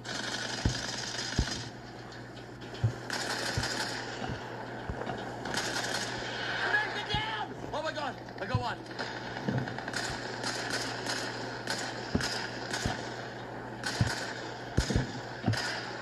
Another one! I feel like I might have just committed a war crime. I think I put like 10 bullets into a dead body, but you never know in this game, Cat. You never know. That's what I like to do. You just crawl up behind him, kiss him on the neck, and then double tap him.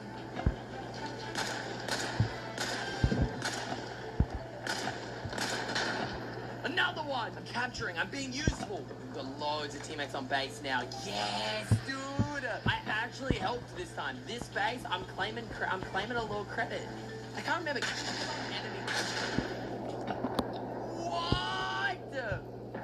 What was that? They need helis to take me out. They're gonna use helicopters to deal with me, dude. Come on now. Oh shit! Ow! Ow! Ow! You Froggy, can I come with you? Yeah, man. Thanks, dude. I got an idea, Froggy. Follow me. Get on the left. Don't.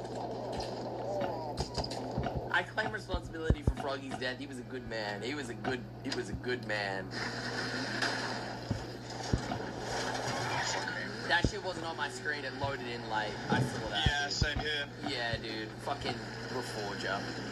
Well, it's no. Dude, that wasn't there either. What is happening? It's in a bush. It's just in a bush this time. Yeah, what's going on with this game? Ben? Oh, Ben, I know you. Is this Ben? Yeah. Hey, Ben.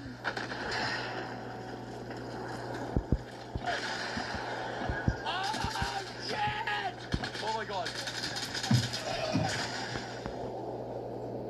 Ow! Ben, I need meds!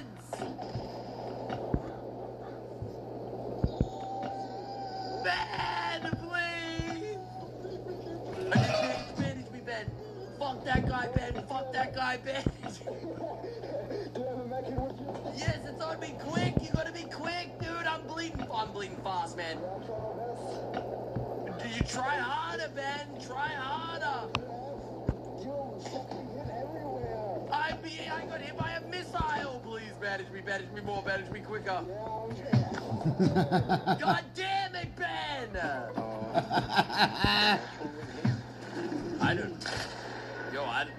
Wait. What's the fuck? I think he's in the gunner seat, but like... Oh, okay. That shit just ain't right. Yo, you wanna get a car together, go on an adventure and murder and win the war together? You and I? I think we're gonna die, but shoot. Let's do it, okay. What the fuck? Oh, man, what is happening? Oh, shit! Fuck, I got shrapnel to my head. Excuse me, spawn a car, please. You go on, Con, I'll save you. There's no supplies? Oh, my God.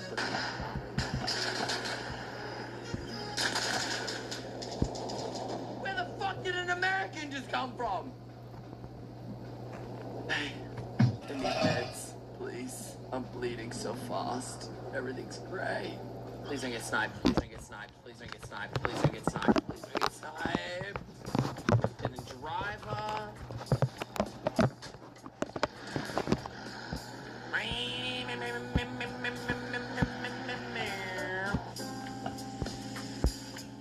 Oh my God, that's the DayZ building. It always trips me out.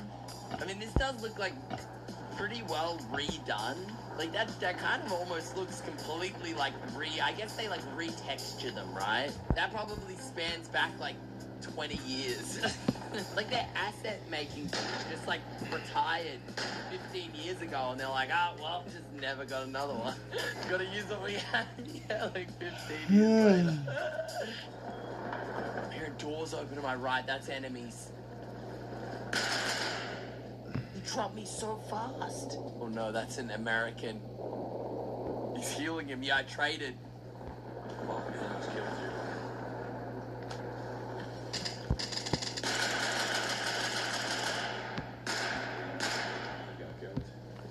I got a both. Yeah, yeah, bitch. Oh my god, I like where this guy's head's at. Holy shit! Following smokes, capturing.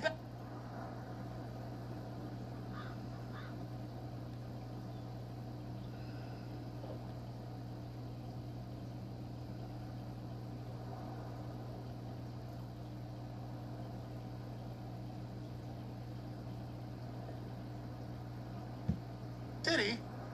You just wanted rent. You didn't mean to destroy New York City. You just wanted rent to be a little bit easier. You just wanted rent control. You just wanted the wealthy to pay their fair share because that's better for you. You felt that way. You didn't want people to be raped in record numbers or stores being knocked over. You just felt like you didn't want to see another black guy be incarcerated because something prison industrial complex.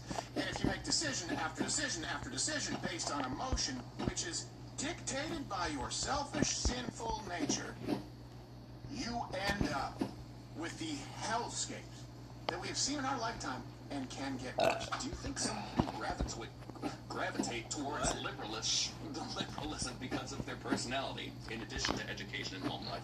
Yeah.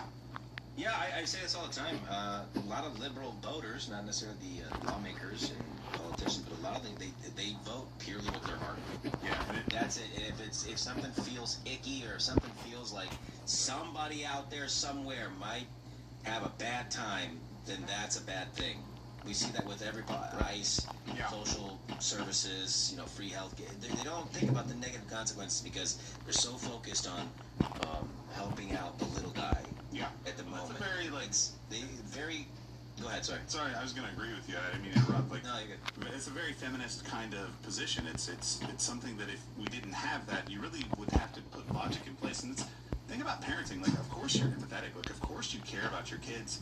But you understand that if you don't punish for bad behavior or discipline or guide them and direct them in ways that they may not like or want, that don't maybe feel good, they'll end up way, way worse off very, very shortly after that. Nobody want to play with them, and then later on, like, they're just, this kid that's kind of an outcast and breaks all the rules and does whatever he wants and gets in trouble maybe with the law. Like, you see it snowball, but you can't make that comparison for politics and people's decisions. It's just this weird, logicless way of governing. Immediate gratification. That's another one too. Yeah, it is. So it's compassion, their heart, and immediate gratification. Well, how is this going to be a good thing? How's it make me feel good now about myself or about our country or about my city or whatever it is? And I will say, yes, I think that's true. And, I went through the personality test with Dr. Jordan Peterson a long time ago when I was kind of an anomaly in that I was like high in conscientiousness, but also high in openness and creativity. So a lot of creative types, they tend to be more liberal, and then a lot of people who conscientious really just means discipline, really just means, setting a plan and sticking with it, being process-based. I will say this, I think that the left votes with their feelings more. And I also would say that because of that, leftists right now, they're less developed people. What do I mean by that? We can exclude the 0.1% of civilization or sociopath, okay? Very small percentage. Overwhelmingly, trans. So if we dismiss that for a little bit, okay, we go. All right, so let's look at the human population. And you have kids. People feel things. Everyone has feelings. Right? Everyone is born having feelings. And I will say that everyone is born to varying degrees, typically with some form of sympathy for other people. That's the reason that kids' movies still tug on heartstrings, because they understand the idea of the underdog. They understand the idea of someone who maybe had some tough breaks, who needs help. We all start with that. To continue to make decisions for life based on that, it means that you've never developed the next step, because those who are conservative, those who I'm done spending an obscene amount of money on takeout every gun. I'm getting back on track with Tactical. Fresh, never frozen. I'm climbing that mountain. This is the part where I leave the streets and it's just all forest from here. I don't know if that's possible, bro.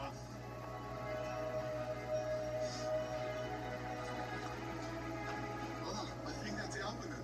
That's it. This is the best thing I've ever done in my life. Like, this is the most perfect day, the most perfect place on earth. A town that pays you to live there. Sounds like clickbait, but it's real.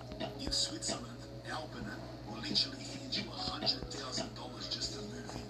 Over the years, people have been leaving, and the town's been fighting to survive. Their solution, pay families cash to settle down. This isn't some forgotten town either. Albinon's views are world class, right in the Swiss Alps. It looks like the deal of a lifetime. Like, that sounds too good to be true. So we're heading there to find out if it's really worth it. So, Welcome to Zurich, right next to Central Station. I swear, this is like, if anyone knows Zurich, am I in the red light district? Right next to Zurich HB, just to like the left side of it. I got in last night, stayed at that hotel we just walked out of. I went to the gym, and I was navigating copious amounts of fleas and slime, lad. I was actually shocked. I didn't think Zurich had that in it. It was pretty bad, bro. But anyway, yeah, I'm 99% sure this is like red light slash district. Zurich HB, which is the central station. I'm not sure what HB stands for. It's just ahead of us, just down there. And we've got a train in an hour. It's 8 a.m. Our train is at 9 a.m. to Albinon. It's about a 3.5-hour journey. It's actually difficult to get to. Hence the whole reason they pay people to live there. But this 9 a.m. train that we're catching, this was the only, well, most of the time on the road, most of the routes there are 3 trains and a bus to get there. But if we left at 9 a.m., it was only 2 trains and a bus. Because the first train goes directly to this place called Visp, and it's a local, bigger town up in the Alps near where it is. So we go to Visp, then catch one more train to Luke, and then a bus from Luke up the mountain a little bit more to Albinon.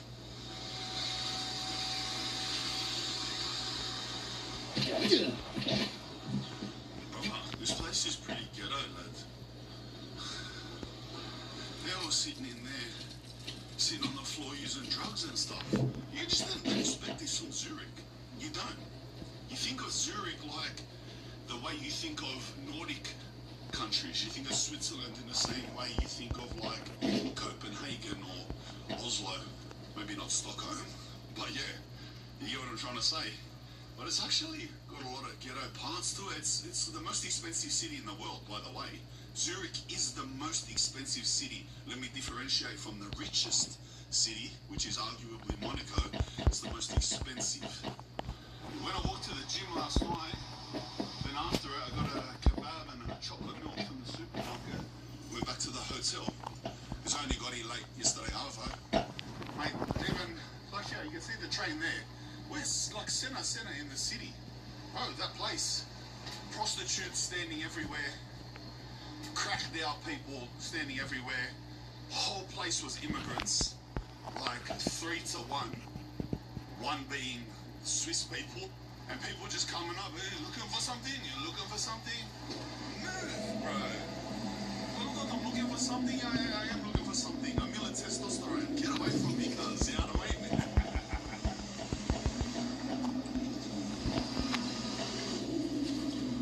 When I came here last night, this part was going off. They have like, I think it's the Women's Euro in Switzerland right now.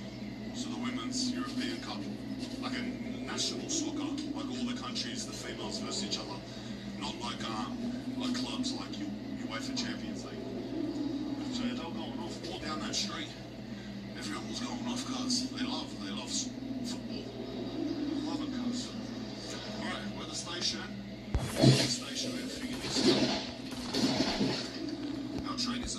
Georgia. It's only got like the next 20 minutes of trains. We got about 45 minutes. We'll go down here. This place is huge. I'll tell you something about Zurich train station. Underneath it is like a shopping area with the, honestly, some of the maddest, highest quality food, cafes and bakeries. Like it's insane. That's the thing about Zurich.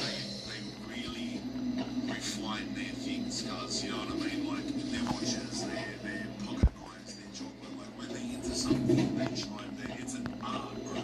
And it's like that with everything they do, cuz. Honestly, like, bro, some of the best pizza I've ever had is here, even. Like, they just refine things crazy.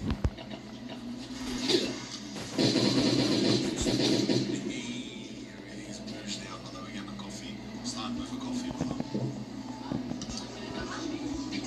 Got a small Americano, small, like, black coffee. Remember I said the most expensive city in the world? $11.60. That's Australian. Should be about $8 US. Small coffee, cuz everything's like this. We will pass the Burger King as we're walking. I was going to say something else on our right. I've done a review at that Burger King about how expensive fast food is here, like about 6 months ago. I'm like, at that Burger King, you buy a burger, it's like $35 a burger. If you get a meal and a drink and like a dessert, you're paying like $60. It's crazy. It's crazy. She said her partner watches my videos. You know me as well. Oh, well, man. I'm from Australia, Sydney. Yeah. Thank you. What about that? Two of them.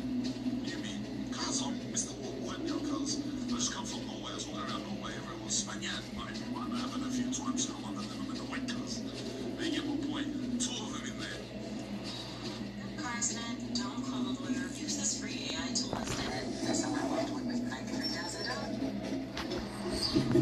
I went upstairs for a bit. We had a bit of time. What a beautiful building, eh? That's amazing, bro. Swiss architecture is very unique, eh? It's a, you know what it is? Like a town hall or something. Our train's like 10 minutes away from popping up on the board what platform we'll have to go to. I might get one of these. A pretzel. Let me finish the coffee. I'll get one of these pretzels and a milk from here. And a milk from there. Finish this. They look mad. Pretzels are a thing. You know, we eat little pretzels. Oh, they eat huge pretzels. They make them into sandwiches. Some have jam and cream. Some have ham and cheese. They go off, cuz. There's another bloke that recognises me. Everyone's recognising me this morning. It's a spin out to leave. This is crazy, cuz. Man, I love that, cuz. It's a spin out for me, brother. You know what I mean? I'm from the bottom of the earth, lad. I just trot around the most expensive cities, sipping $11 coffees, getting. Hello, recognised. I like, can I get the ham and cheese? Is there ham and cheese? The ham and cheese ones are the big ones. Hey, let's get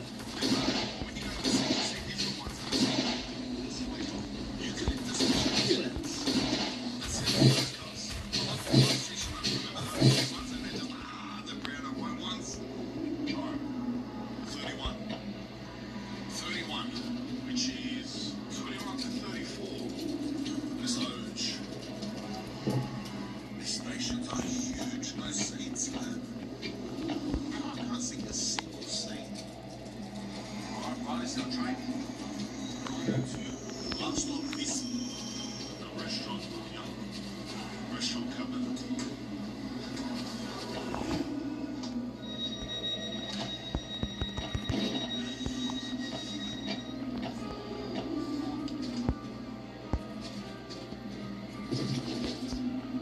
The first place we go through is Bern, B-E-R-N. You know what? That's the capital of Switzerland. I only learned that I think like the last time I came to Switzerland.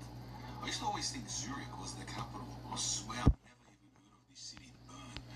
But I've never visited it, but I watched the video on it. It looks so beautiful, bro. I have to go there. I want to go there badly. But that's the first stop. We go through Bern, and then after that we go past Interlaken, which is one of my favorite places on earth. It's insane. But I'm spewing we don't get to stop there. But where we're going, Albernen, it's past Interlaken. It's sort of like in the middle of the country, really, like right in the middle. But yeah, it's only like an hour past the Interlaken. So if you cop the $100 grand and move there, you can drive down to Interlaken any day you want, like far out. It's such a mad place.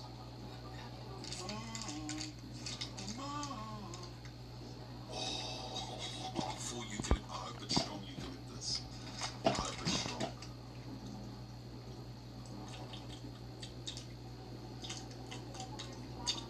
Oh, beautiful. Oh, lad, it's strong eucalyptus. Wow, I love these ones. Think you're pulling it now?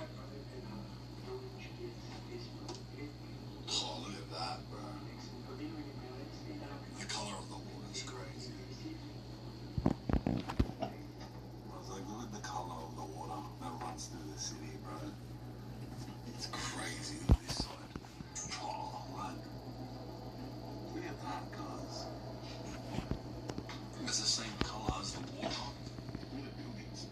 It's full graphic art, bro. Gee, nice. This place looks so sick. But it's the same color of the water in Interlaken. Bro, it's the most insane water ever. It's full pure. Like the whole lake is like that. And bro, you can full drink it. You're swimming, you can full drink it, guys. It's insane.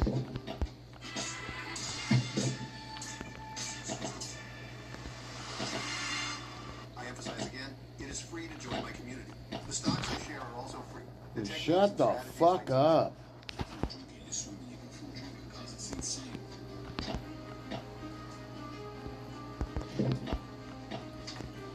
This town now is Thun, T-H-U-N. It's a town on the side of Lake Thun, which is one of the lakes in Interlaken.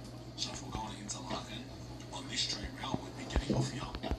But straight after here, we'll drive past the lake. Wait till you see.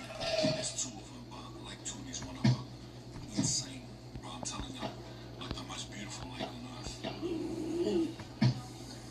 Spirit when it full started raining, cuz.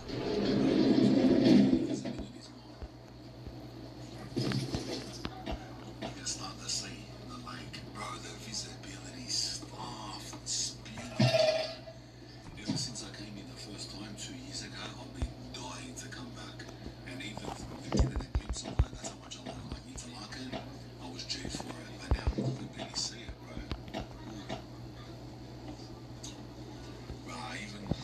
Everything's just washed out. That thing is usually glowing blue.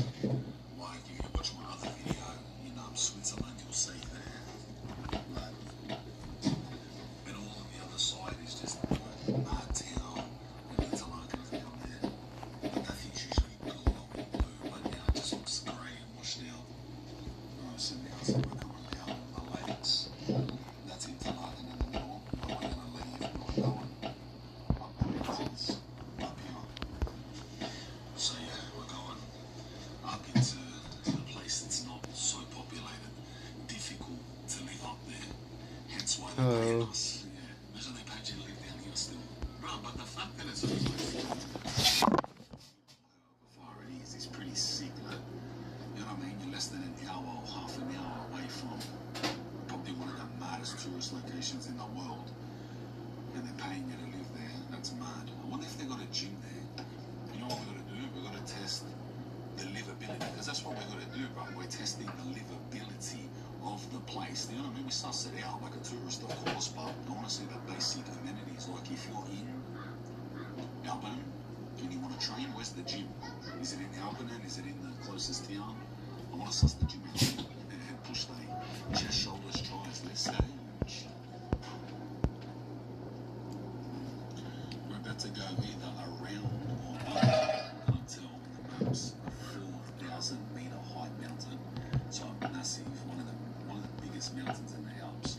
We're about to go up around it, and Visp, where we're changing train, is on the other side of that, and then to another station which is 10 minutes away, and then a bus ride up the hill. I don't know if you can see the riding. Hill there, through the trees. They run some shrubs, right and back. Rocking back. Rocking back. And I tunneled again for about 15 minutes straight. My ears keep popping, bro. But it's full underground the whole way. Apart from that little 2 minutes where I pulled out, where that riding was on the hill. The rest of it like this.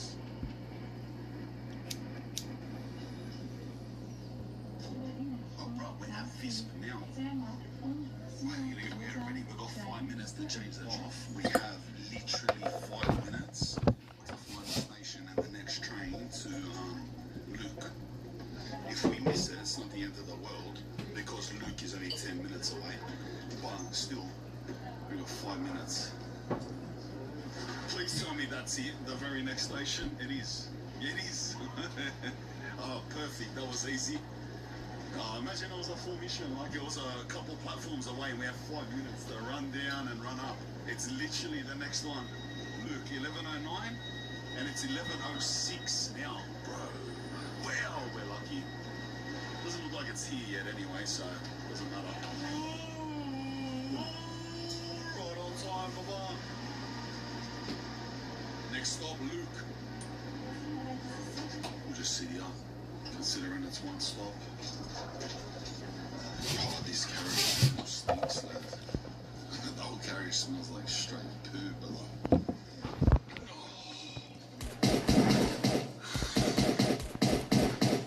Doesn't smell like that. Thank God it's one stop. The mountains are cracker, hey, bros.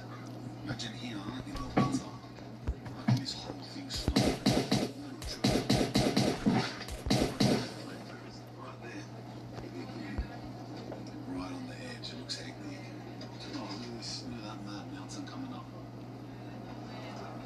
That's where we're going. We're almost there.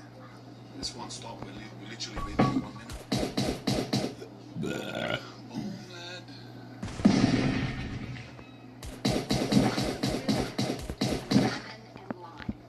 Most people think they're the same. Shut up, bitch.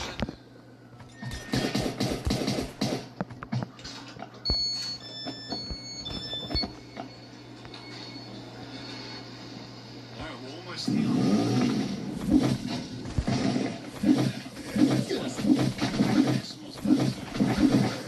Look around us. Look at this. This is the thing. This town's called Sustan. Susten. So we're going to catch a bus from here.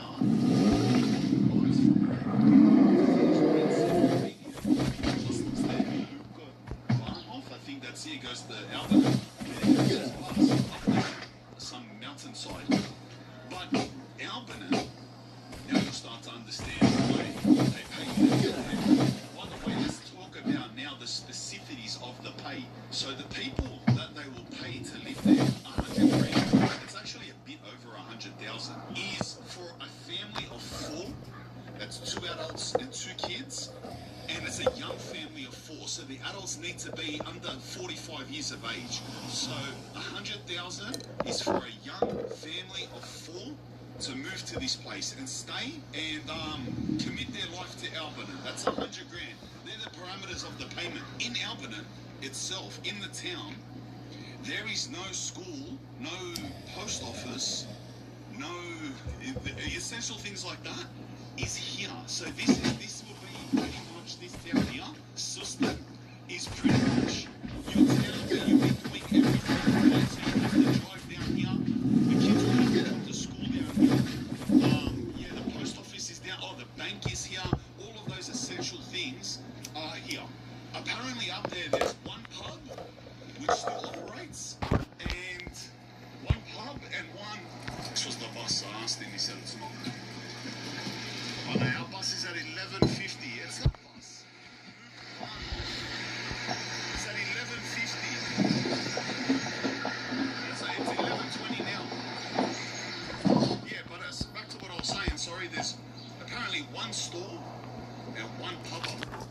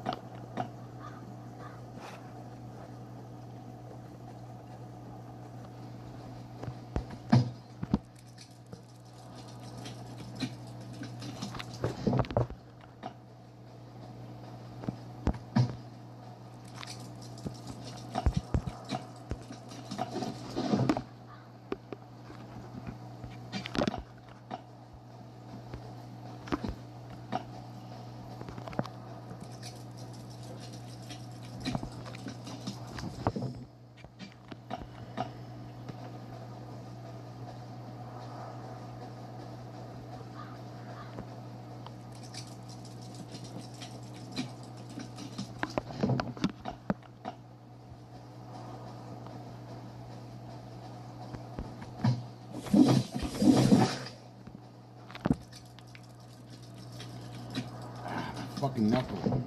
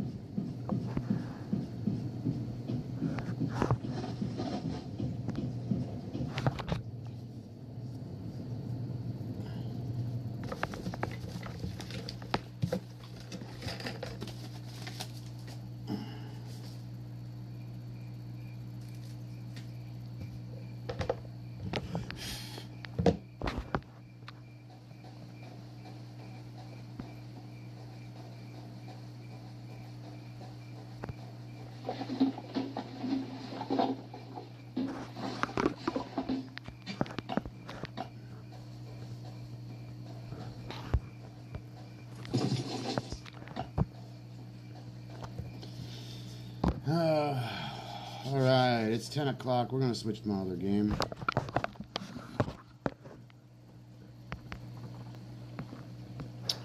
So, we got a couple things to do, but we're just going to walk home. Oh, whoa, not there. Walk home. Call it good here. Now, let's get fucking grinded! But before I do that, I want some music. Who is that? Is that my sister?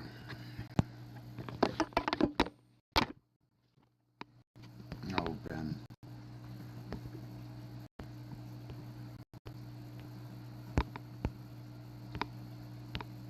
If you fucker.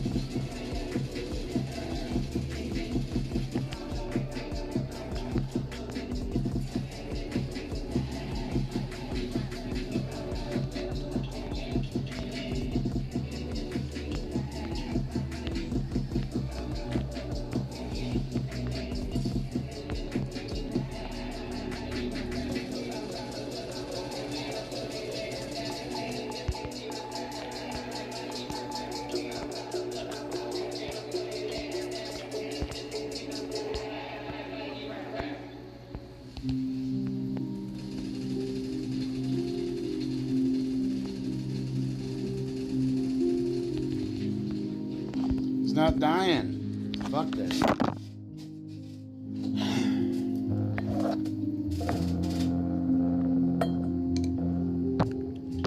My gear's fucking getting destroyed. It's not fucking doing anything, it's just eating my fucking armor off. Look at that. Yeah, fuck this. Okay.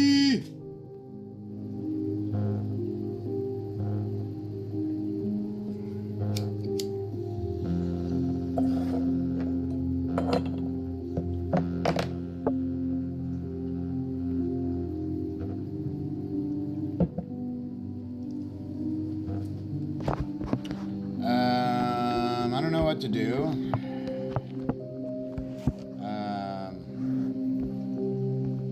Seriously don't.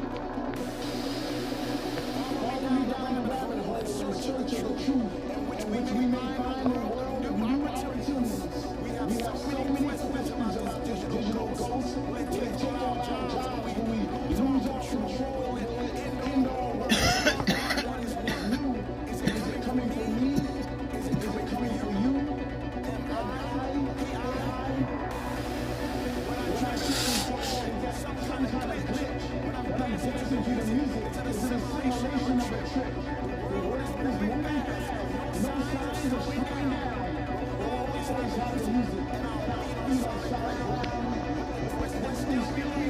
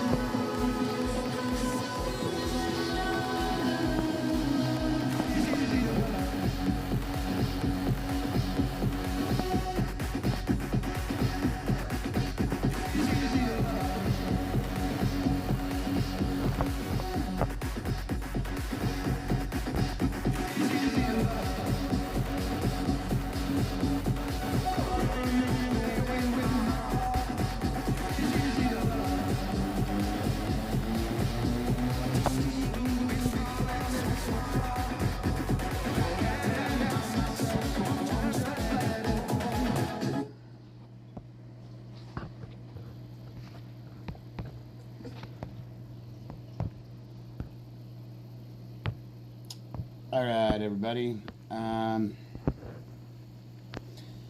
gonna take a break from gaming and, yeah.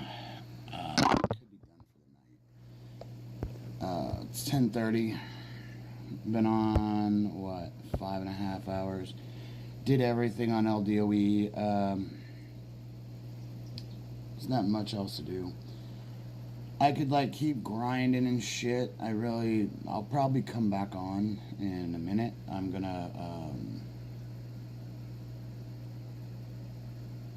I don't know. I'm fucking bored. I've been doing everything. I should put that flight simulator on here. So we can do some flight simulation shit. And so like, there's like PC Creator we got. There's Sonic. We could play Sonic if you wanted. We'll see how this plays.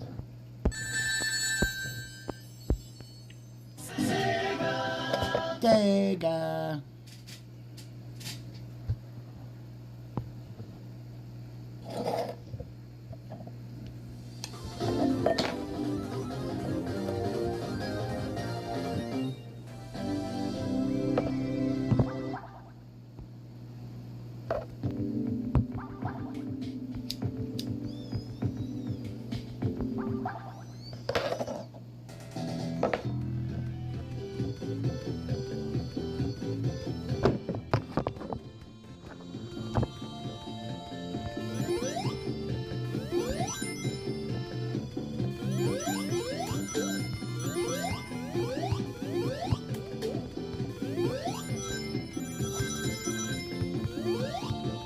Fuck.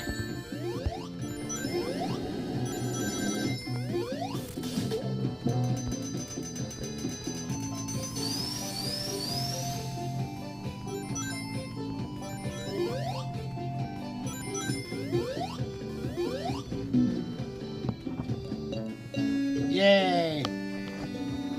I haven't played this in a minute. It just rubs it in your face.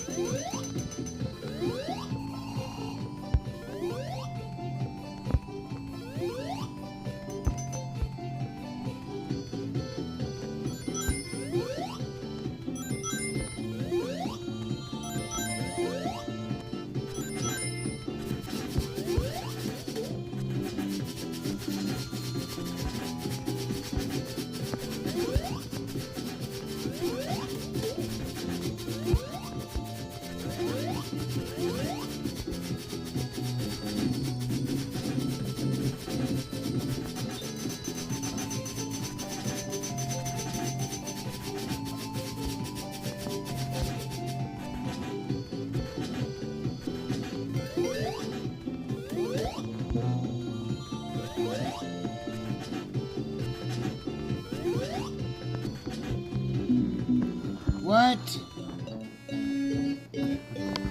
So what the fuck? I forgot what that thing is. I think that thing pulls, it's like magnetic for your coins.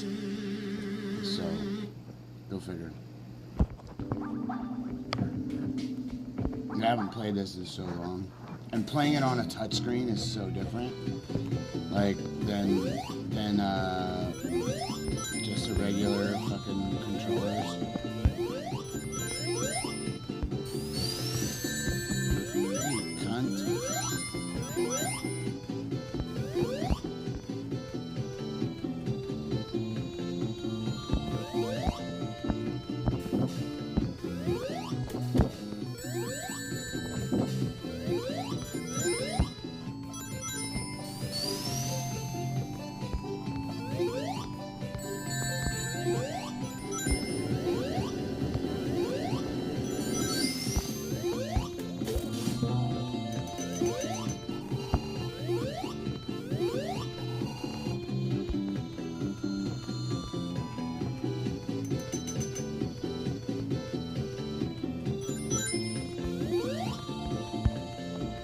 Dude. Really? Gotta love that lag. Digital devices give you lag. There's no lag on a fucking... You go boom, boom, boom, and you have a controller, and you're like... Not this. This.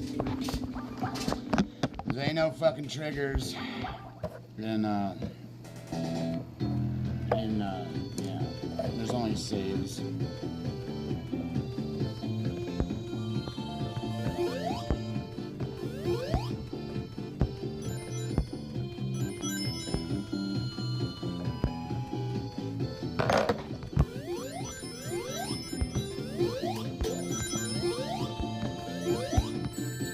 Dude, what the fuck? I'm gonna jump on it.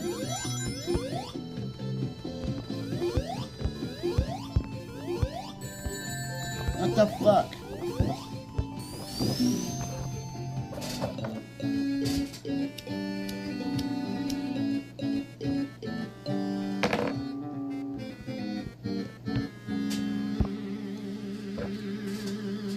Alright, no cam.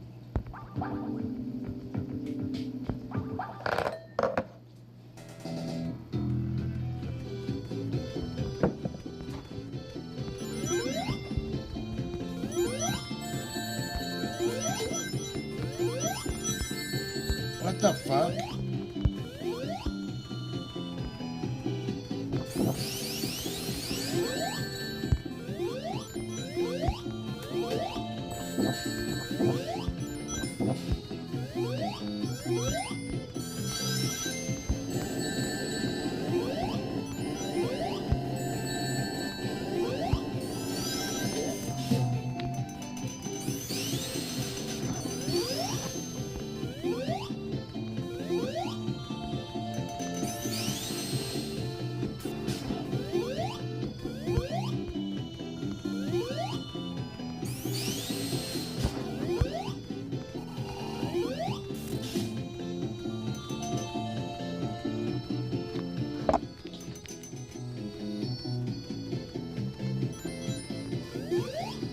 Oh, I think...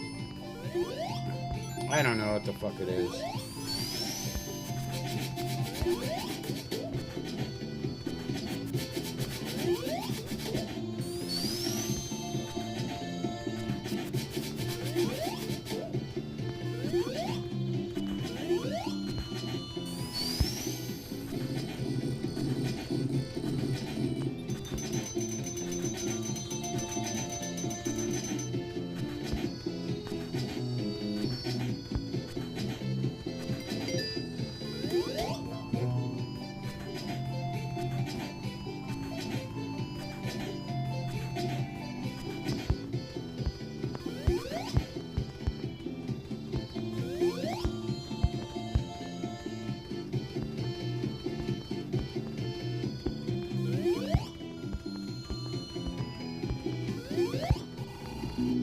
Fuck me!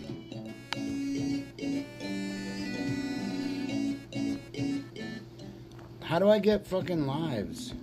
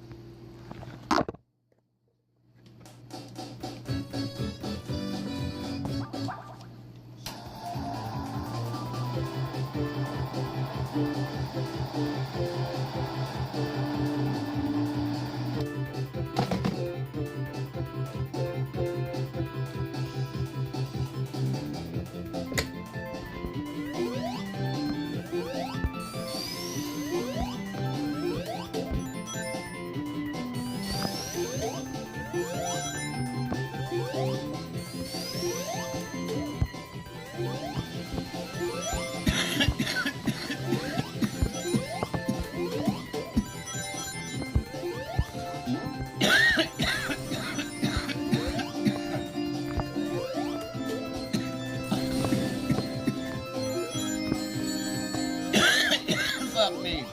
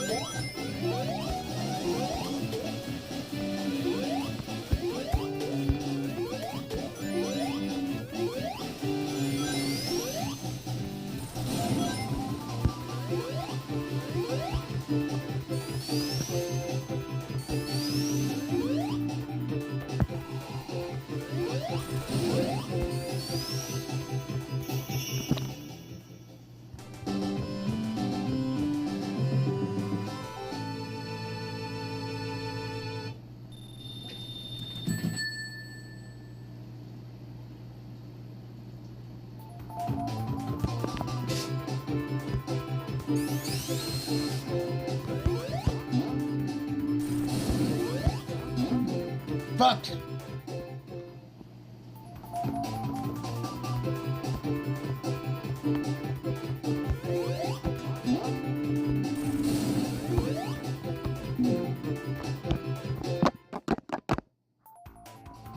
You gotta be fucking kidding me.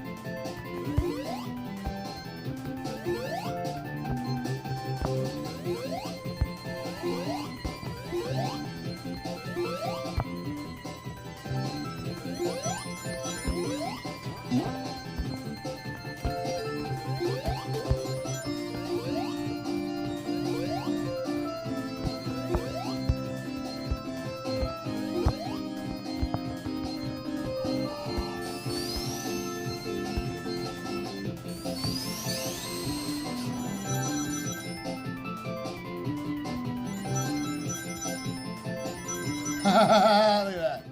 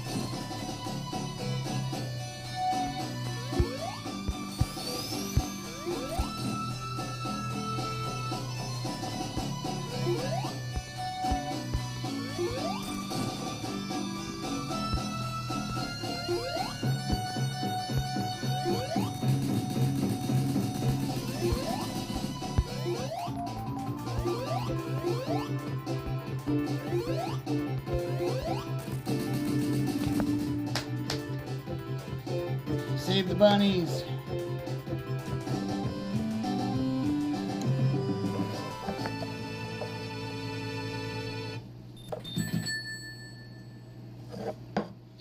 I died dumb.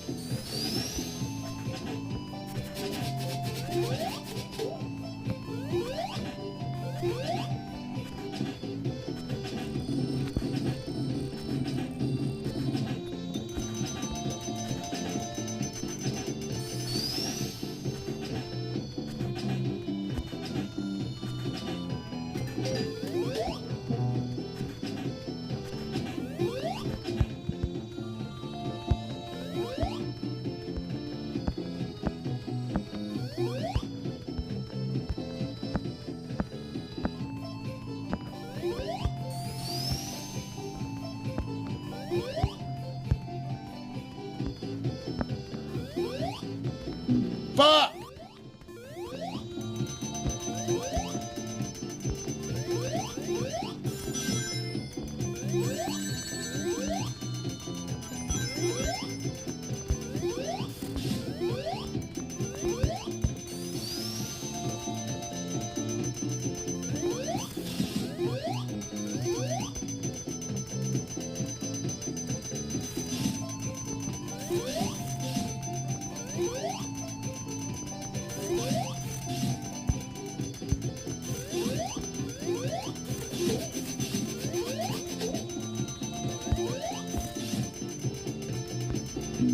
Oh, fuck stick.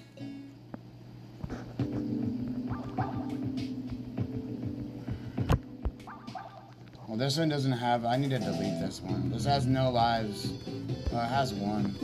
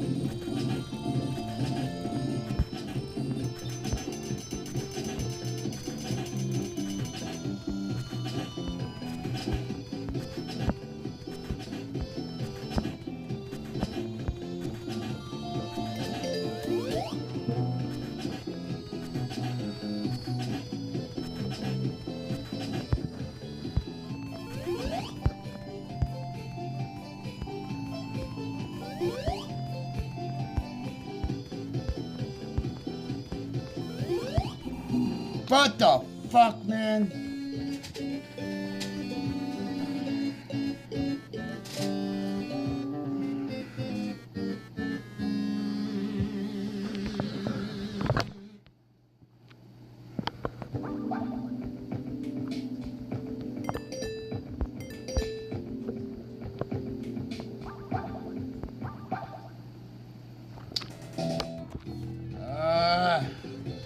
Oh, hey, look at that. It's got me 3 lives back.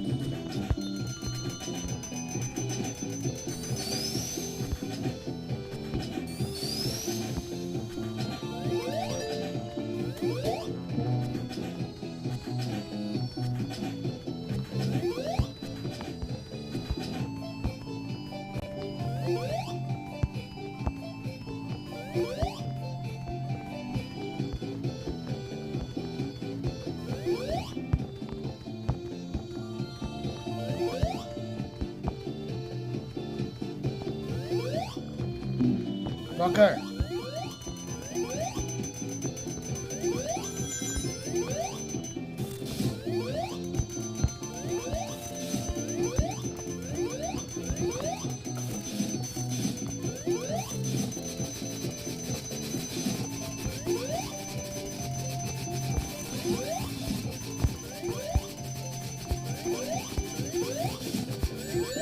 Oh no.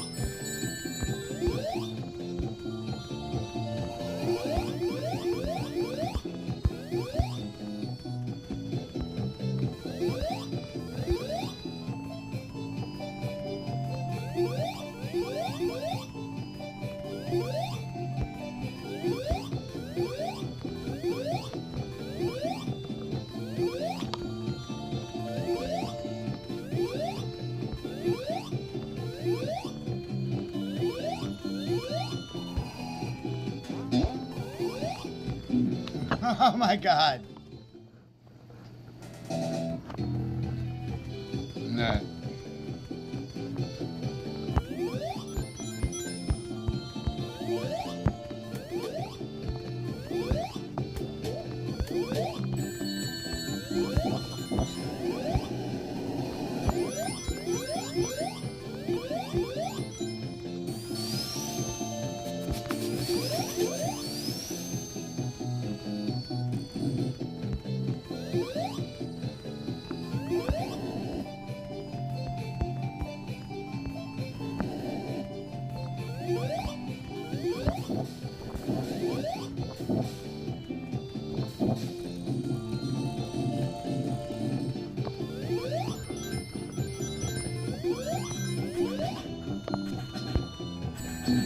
Oh, fuck.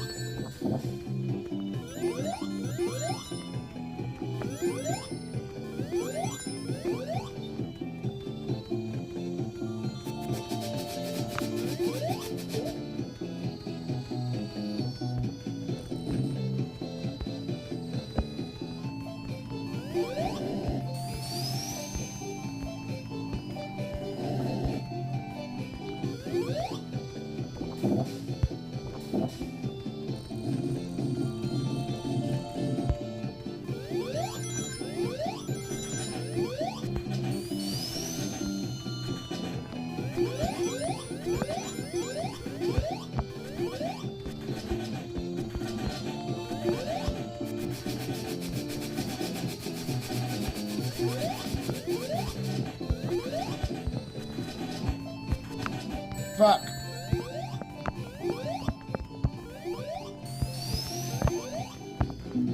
Motherfucker.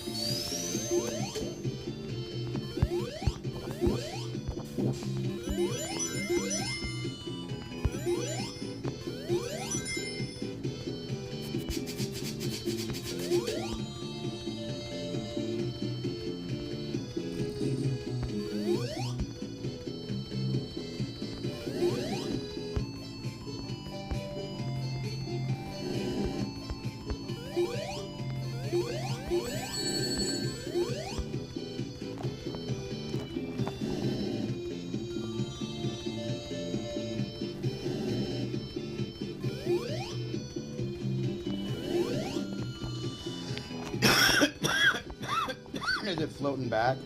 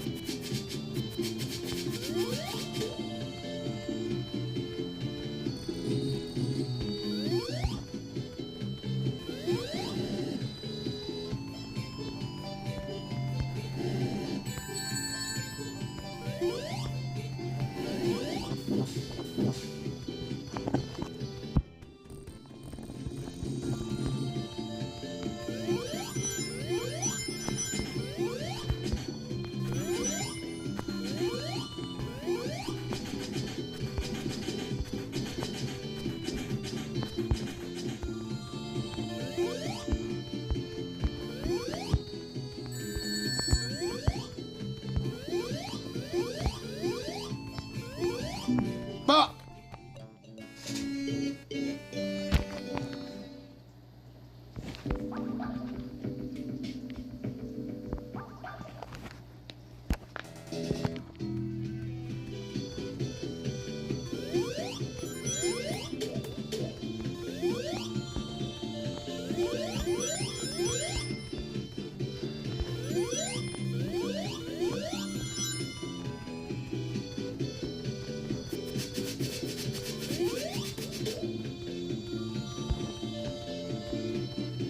Don't go in the lava. Oh, man.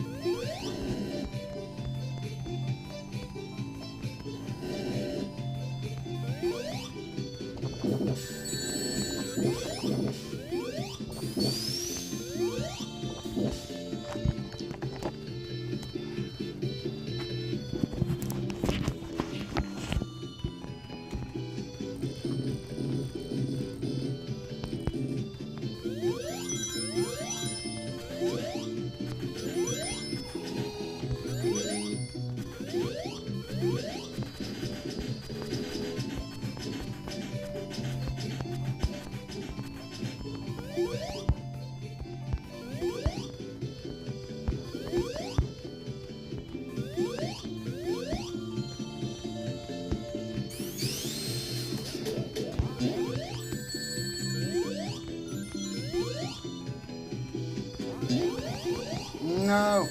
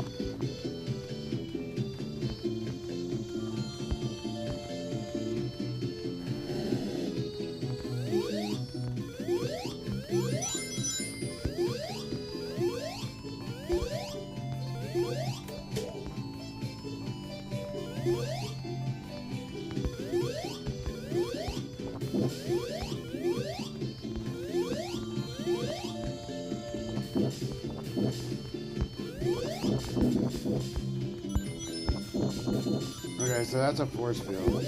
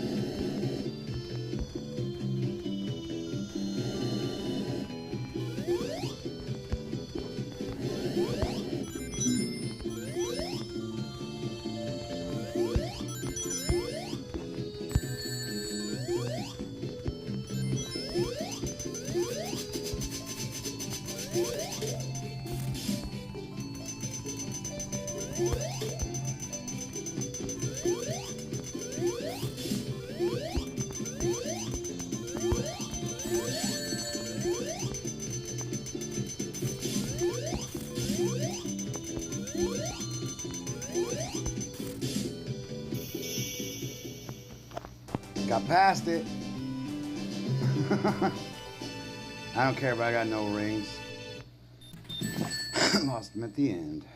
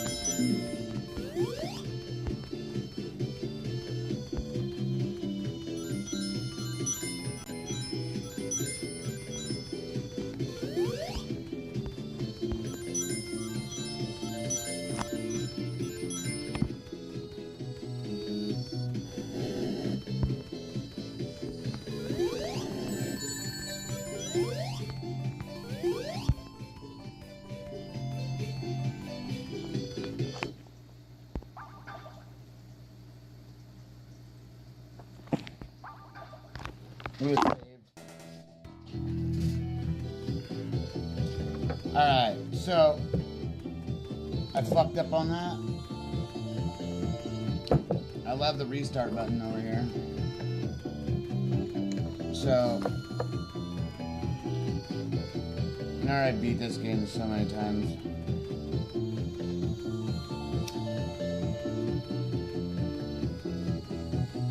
Fuck.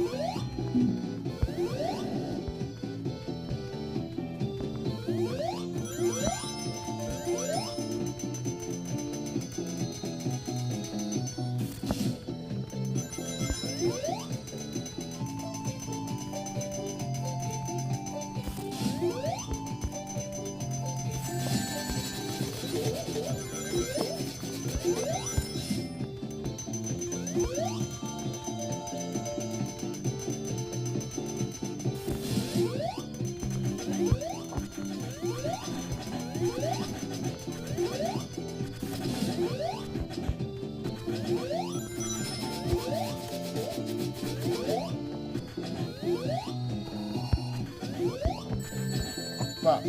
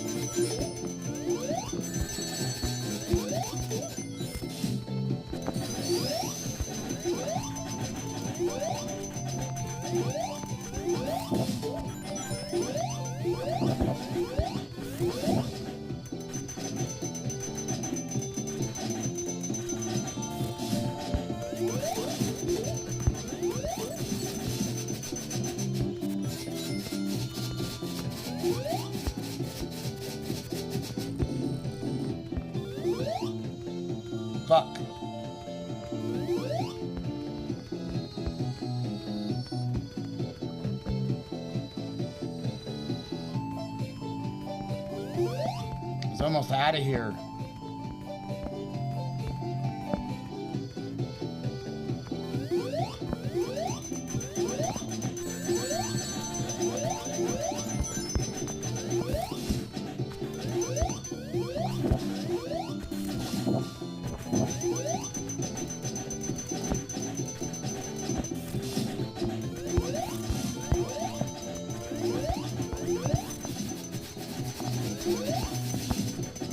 No.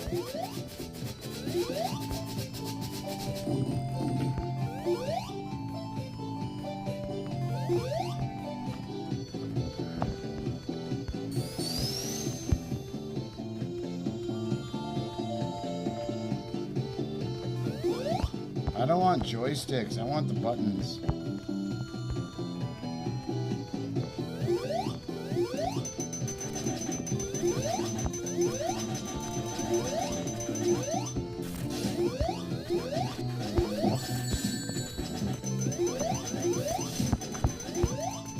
Fuck! Might as well just die.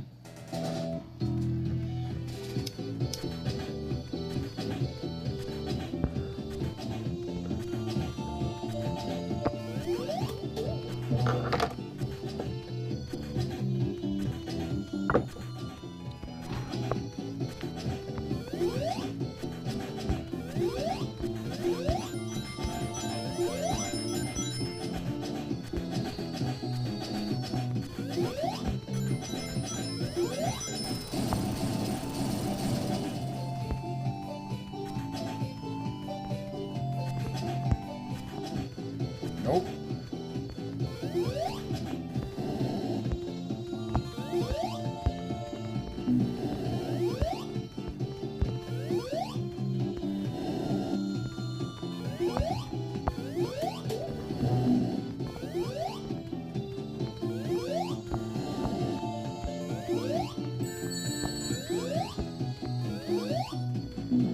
Fuck.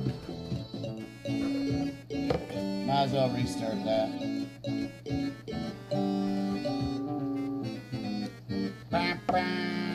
It loves just punking you at the end. Like, yeah, you fucking game over, bitch.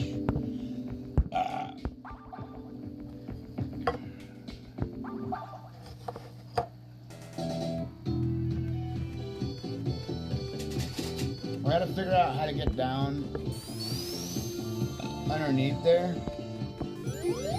in the beginning, because it has a bunch of shit that I'm missing.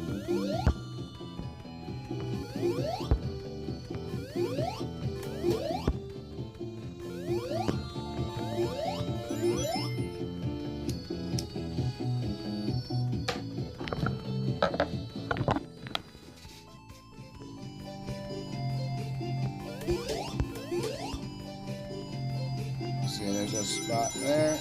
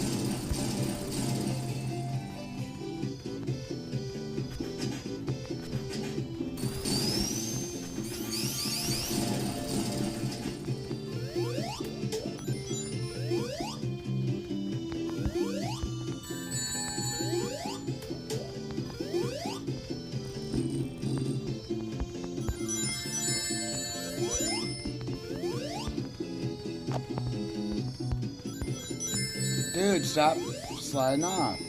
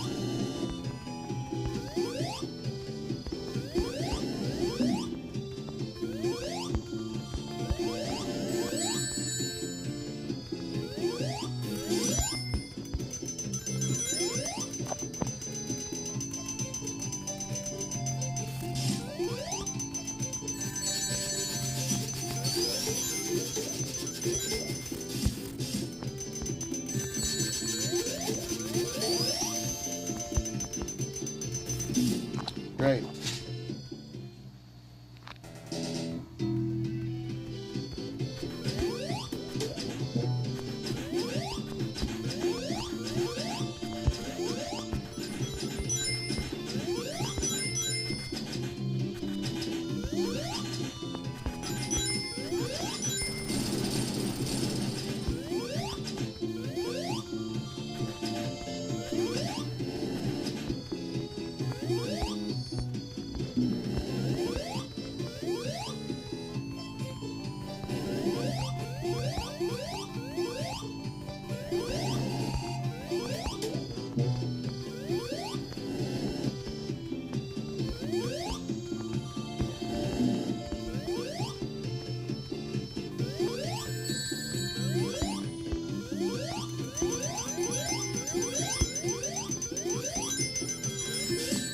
Fuck.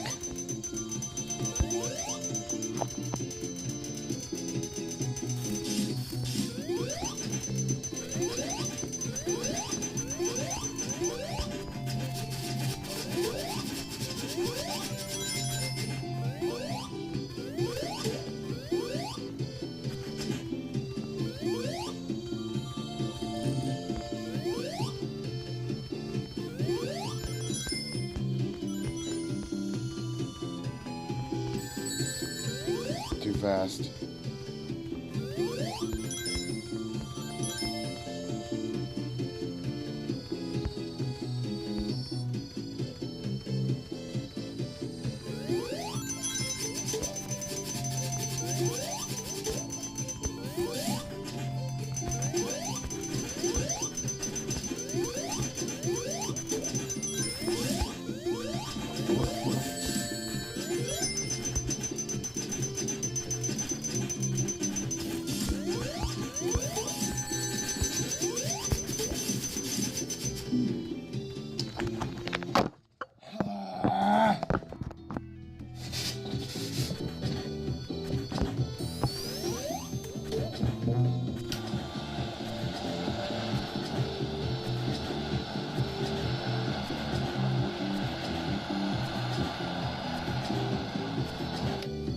Look at me like, what the fuck are you doing?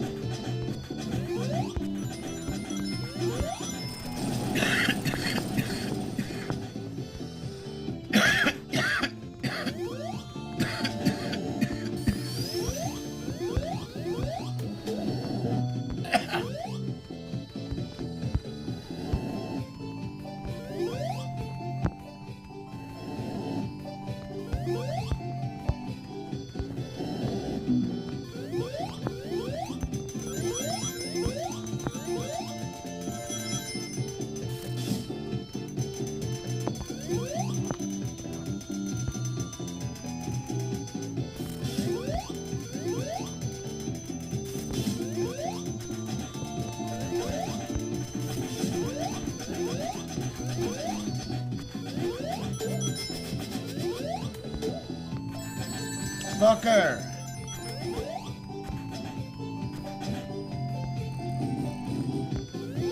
Back to 3.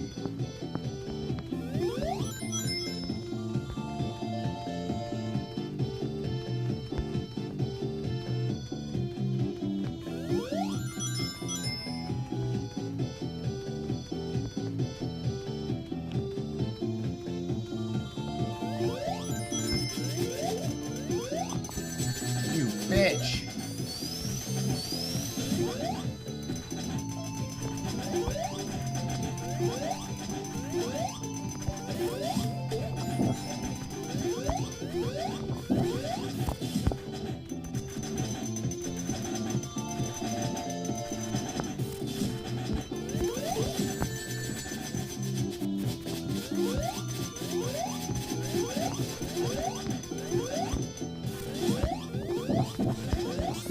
Fuck!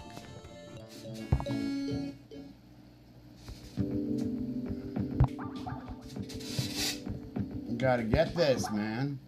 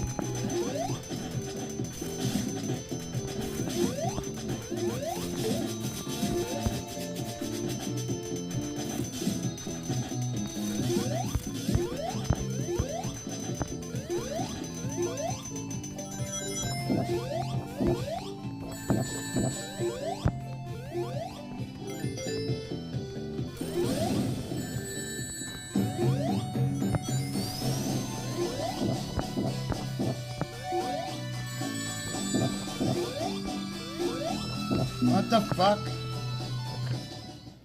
Alright. Let's go.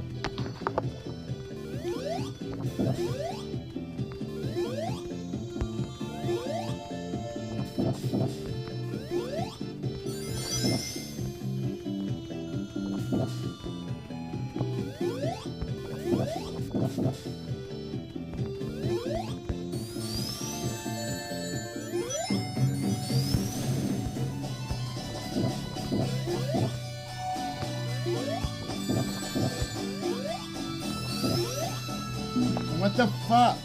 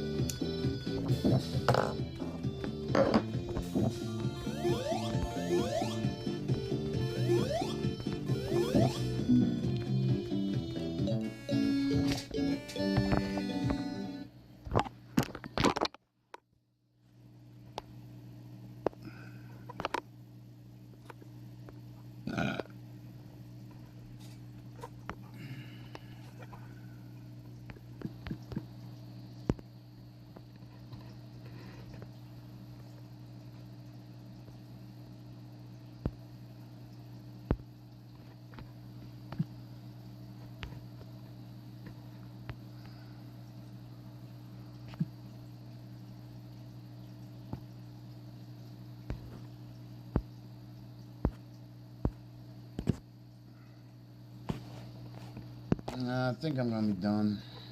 I don't know.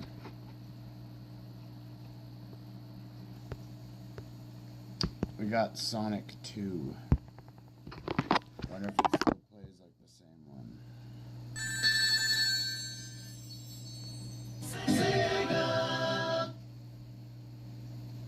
Still the same shit. Oh. They make them all look like this shit.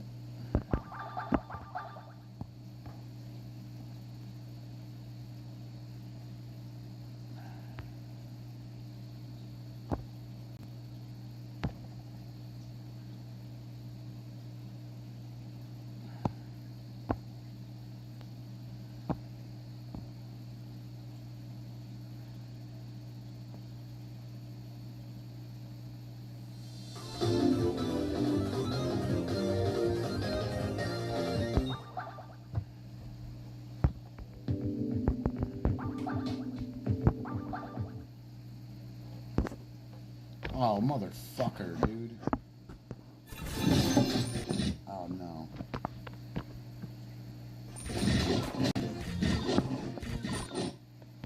This fucking gay-ass game, dude.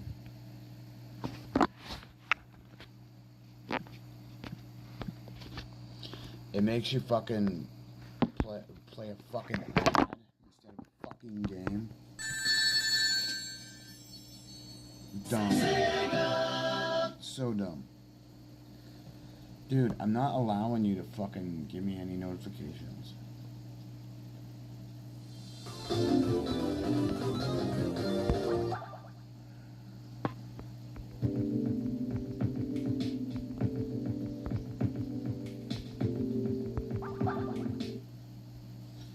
Not again. Oh my fucking lord. This shit is fucking gay, dude. Not doing this.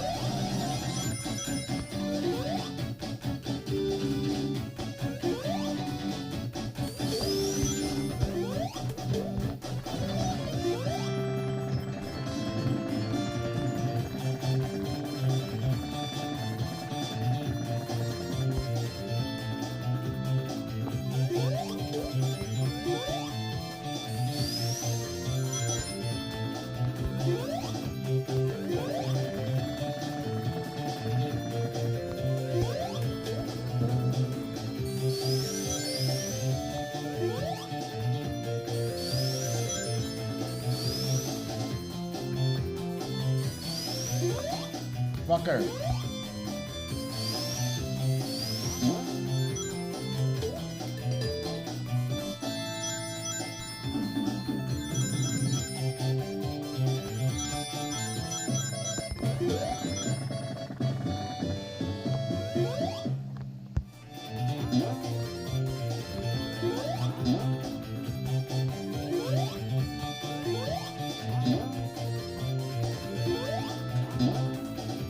Fucker.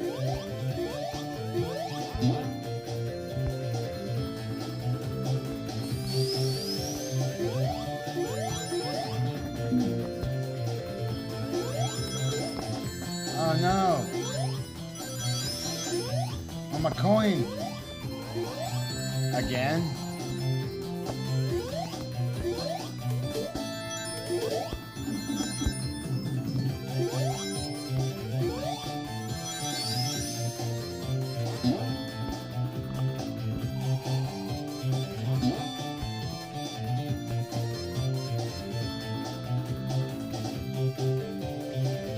Fucker, no. I wanted to go back and get the rest of those coins. Fuck.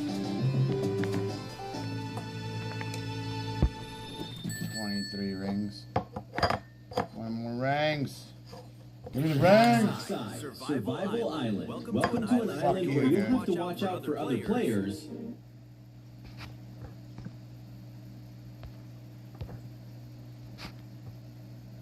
Dude, get the fuck off my screen.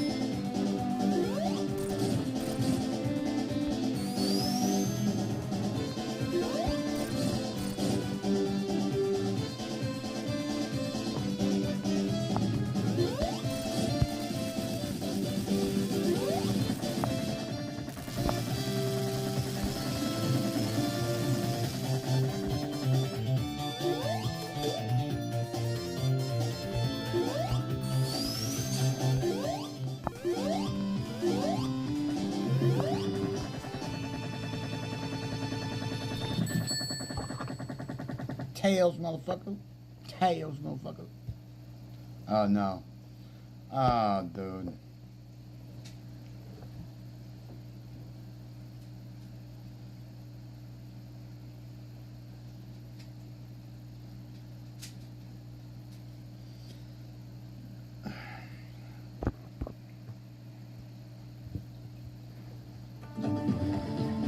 No.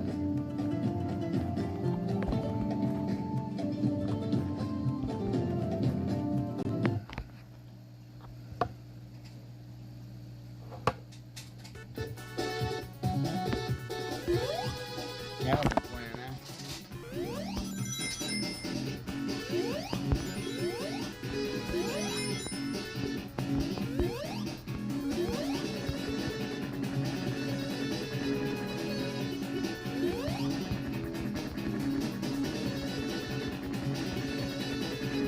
Can't go any higher than that.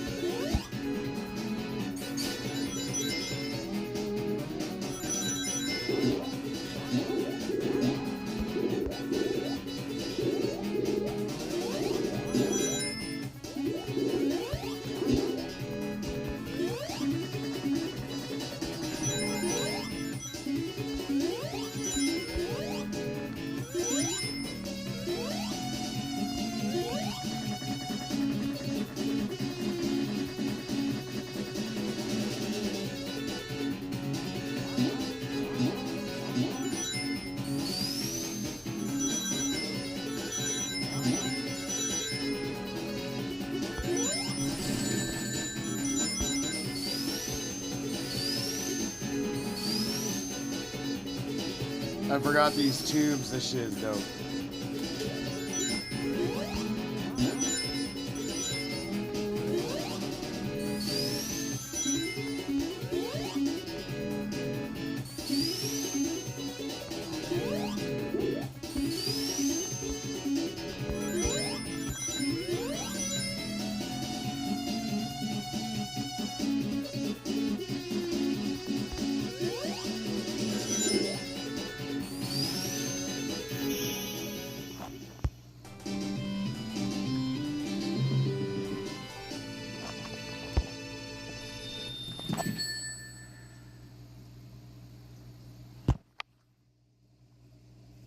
No!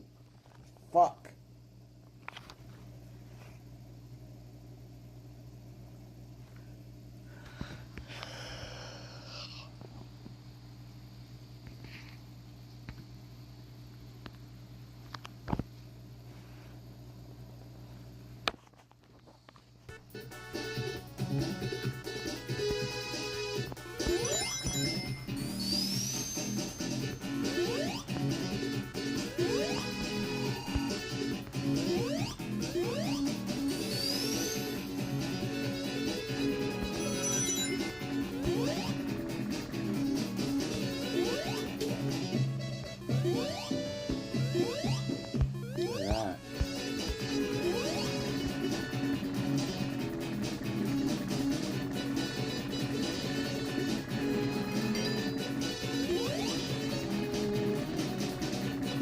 No, I don't know how to play this. Haha.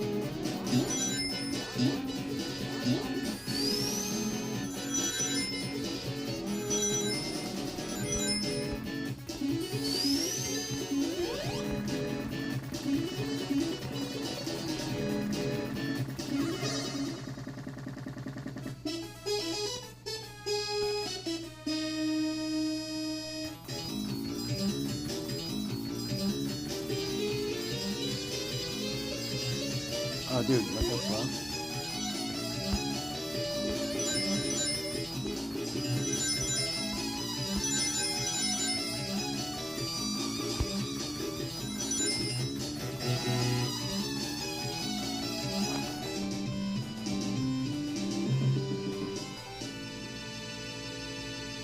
Dumb fucking controls, man.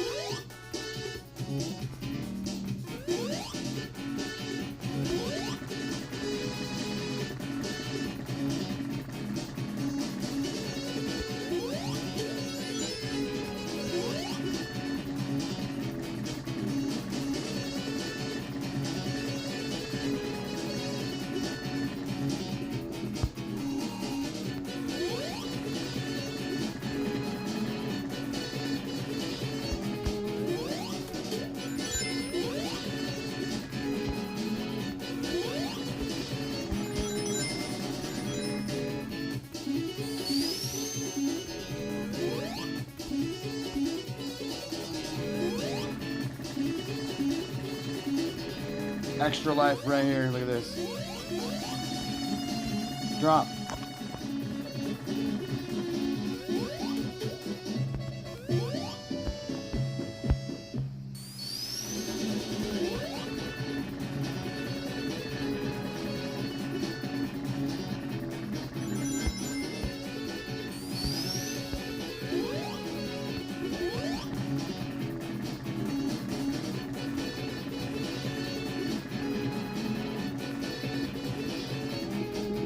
Holy shit, there's another one. Oh no! No, don't fall down all the way. Oh.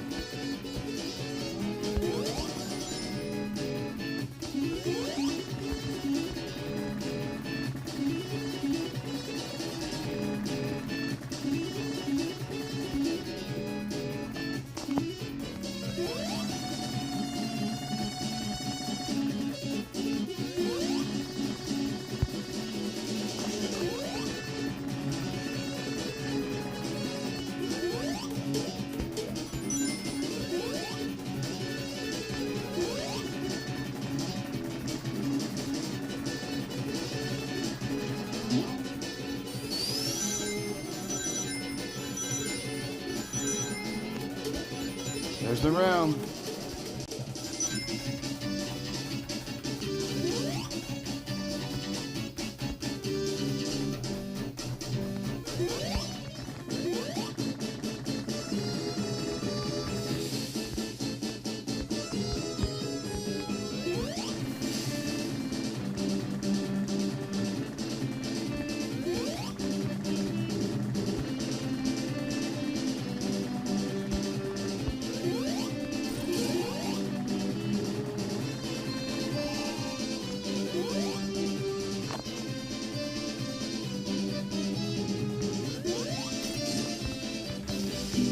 Fuck.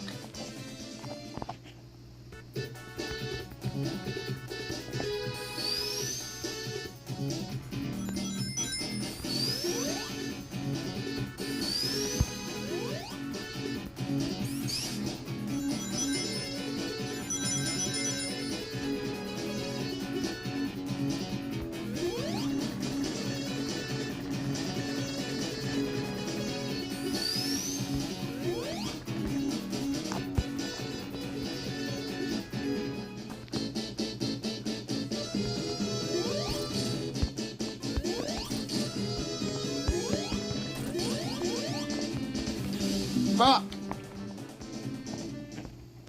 Let me turn this off.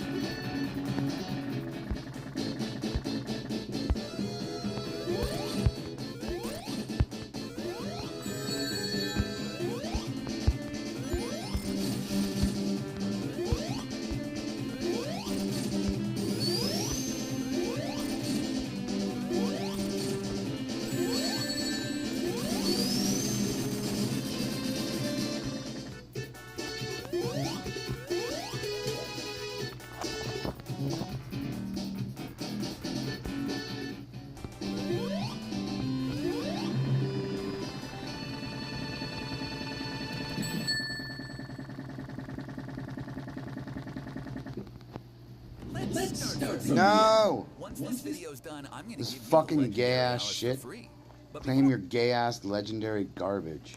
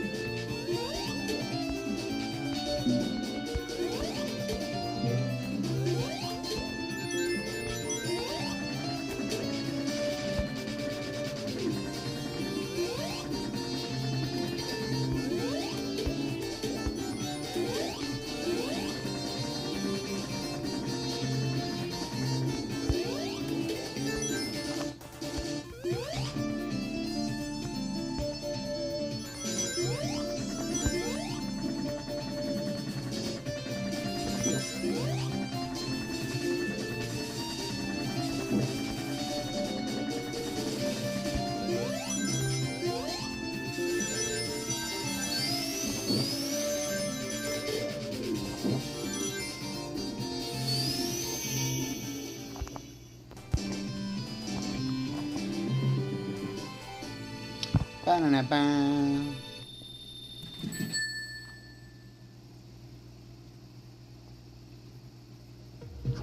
No, kitty, no.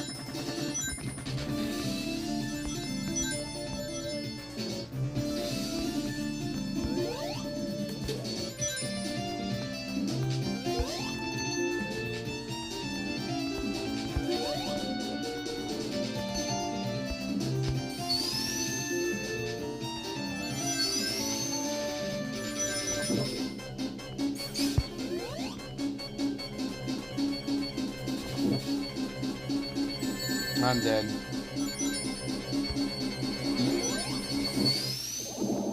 I drowned. I grabbed something.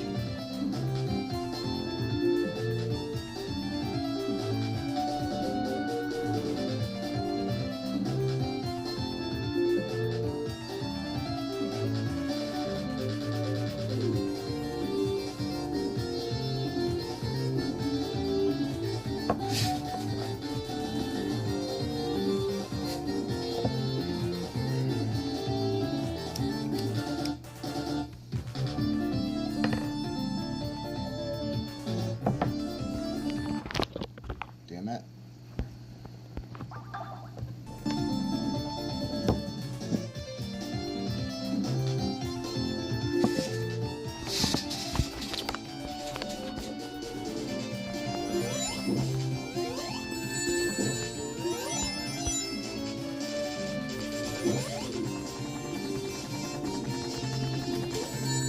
Fucker.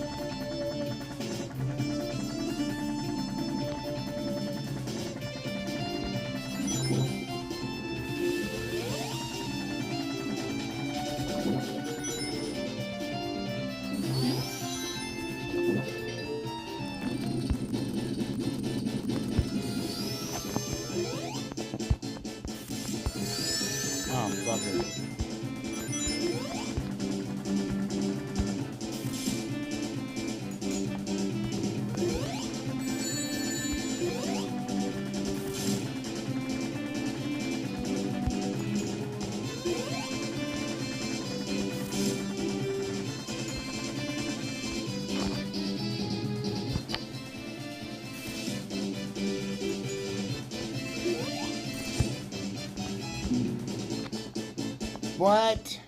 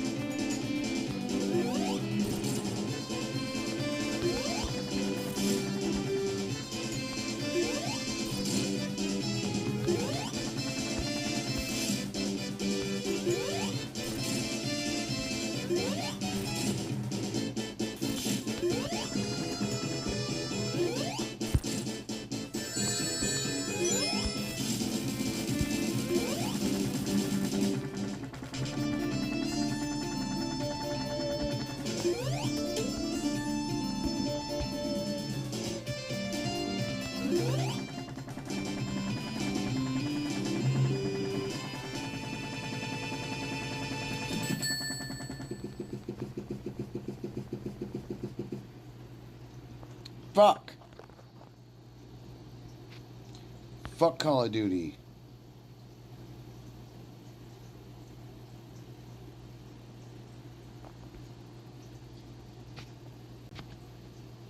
Fuck that game. Such garbage.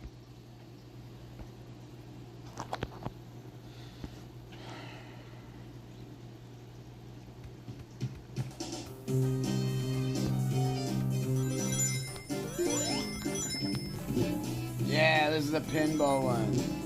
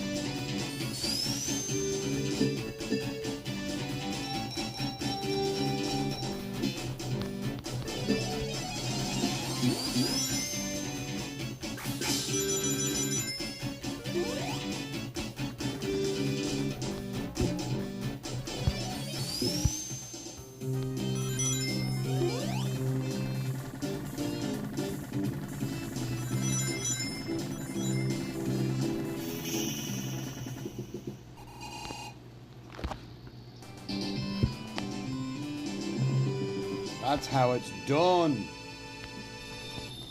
That's how it's done, baby. That's how it's done.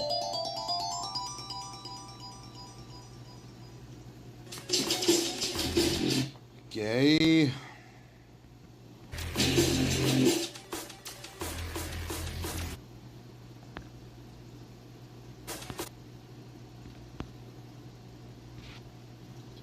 Fucking lame dick game, dude. Get off my shit.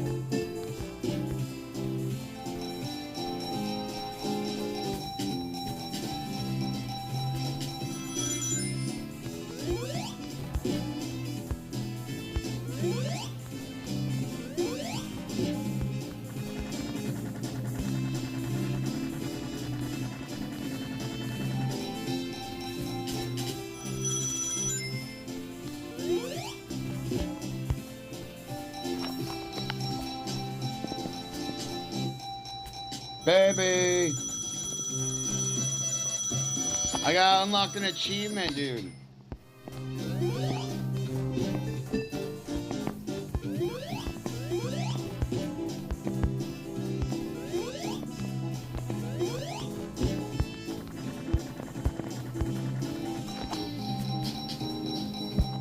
That's on me. Dude, how many extra lives am I gonna get here? I didn't know you can milk this for extra lives.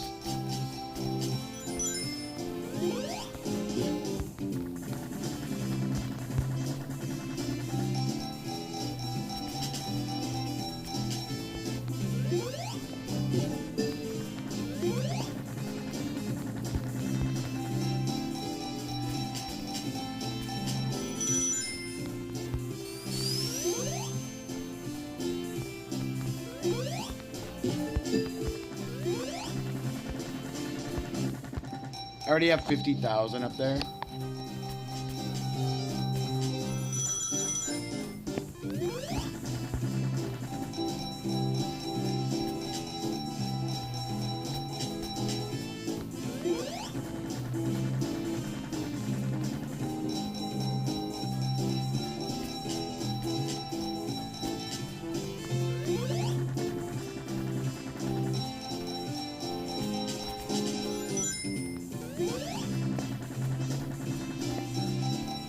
Kind of a cheat.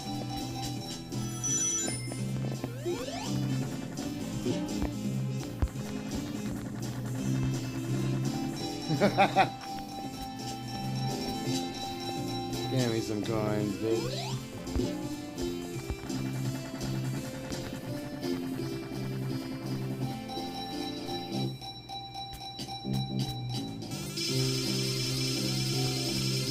No!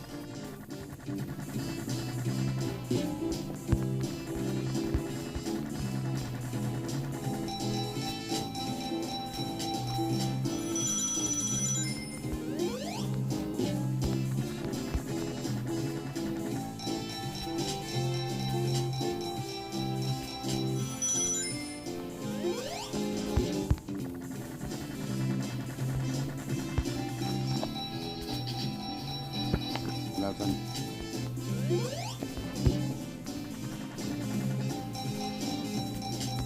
No! Fuck! There goes 100.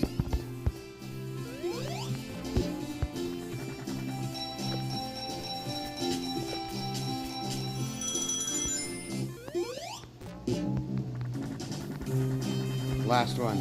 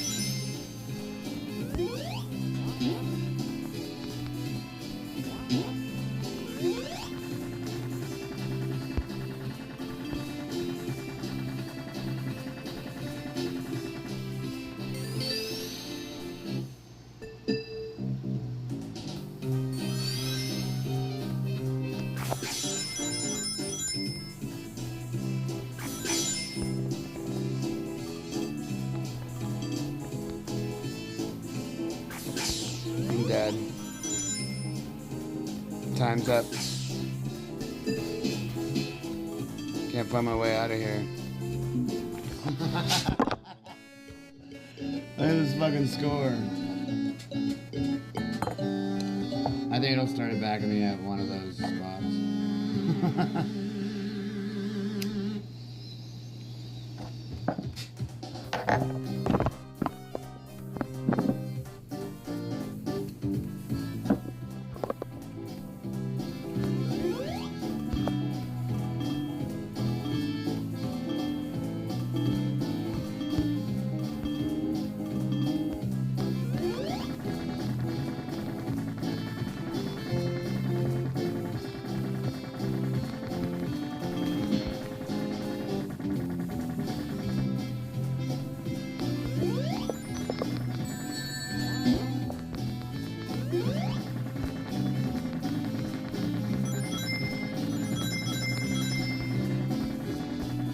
Oi, get up there.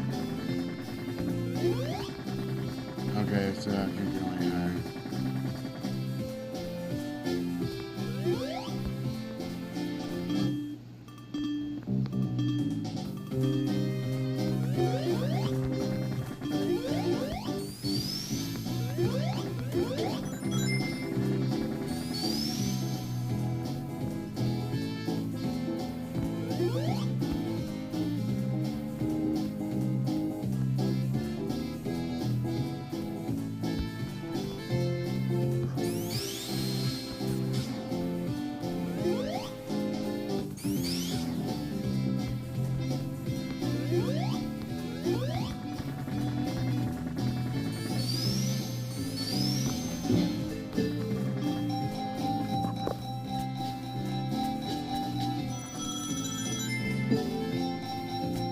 No! It's gonna take all my coins.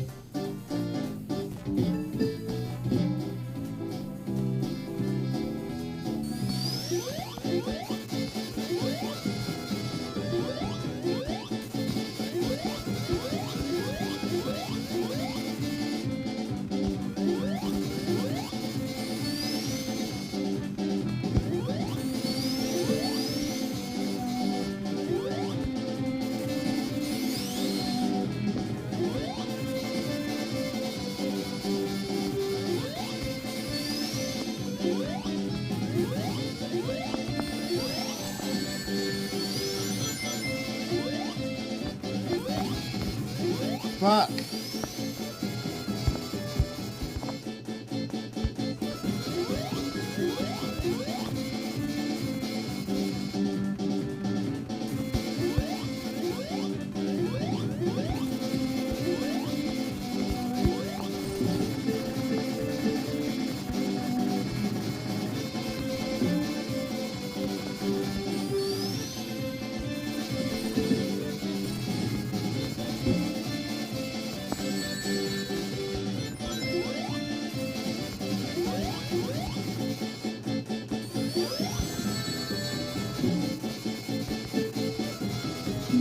Fuck, why is it fucking...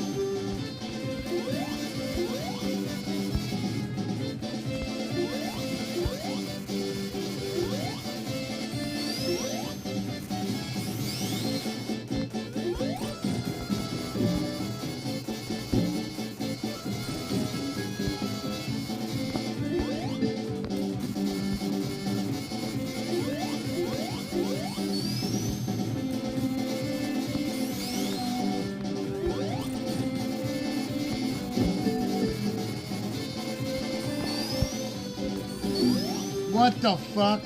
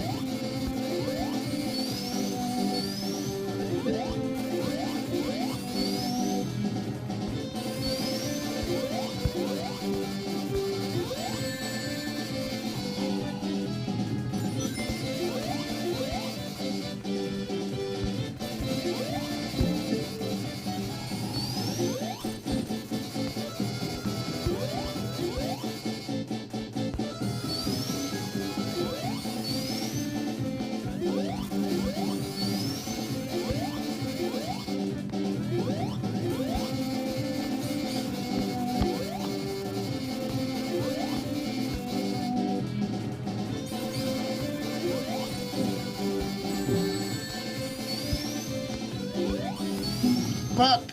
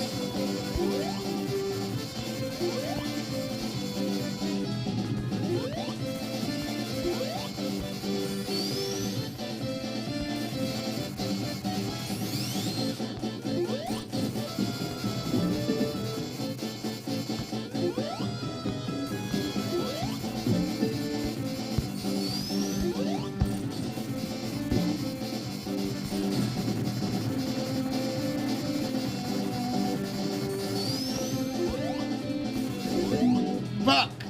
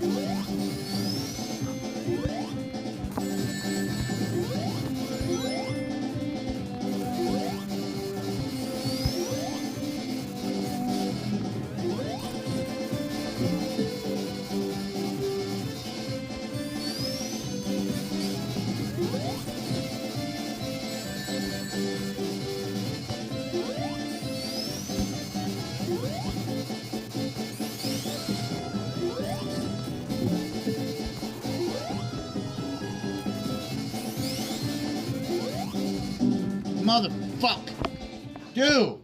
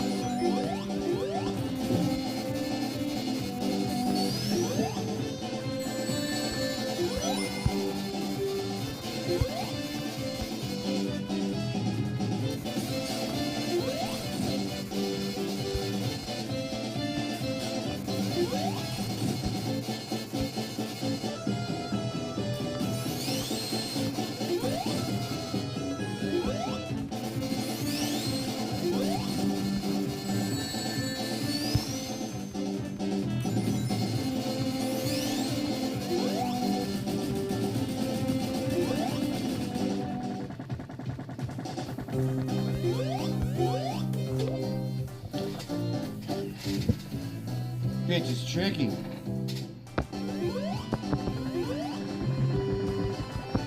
We in Vegas, baby.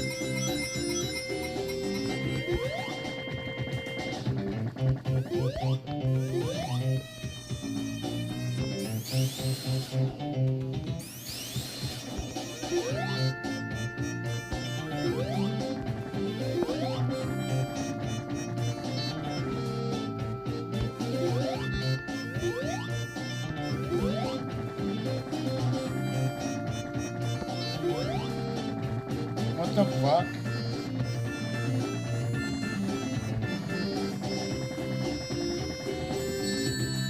That's not what I wanted to do. Why can't I get in there?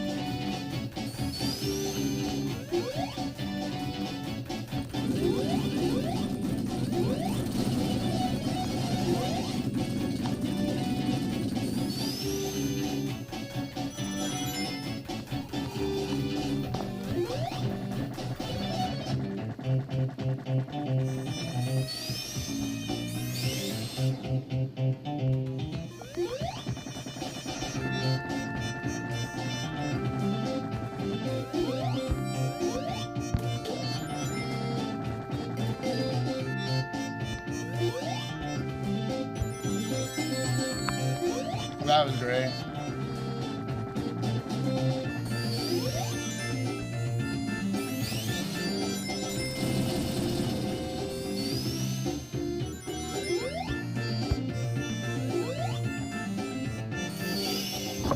Lost it all at the fucking end right there, dude.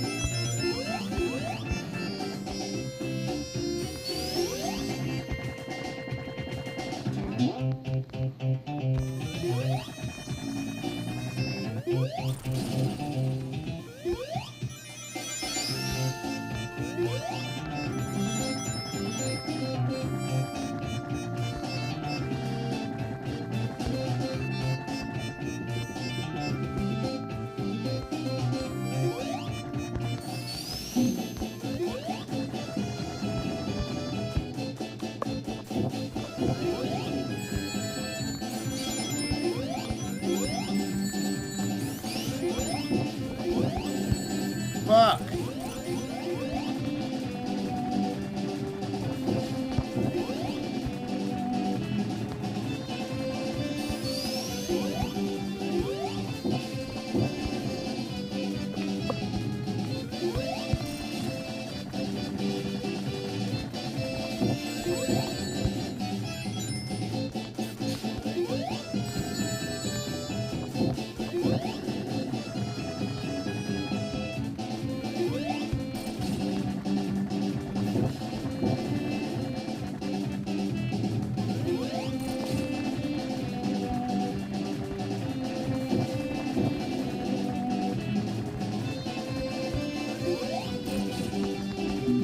Fuck me, right?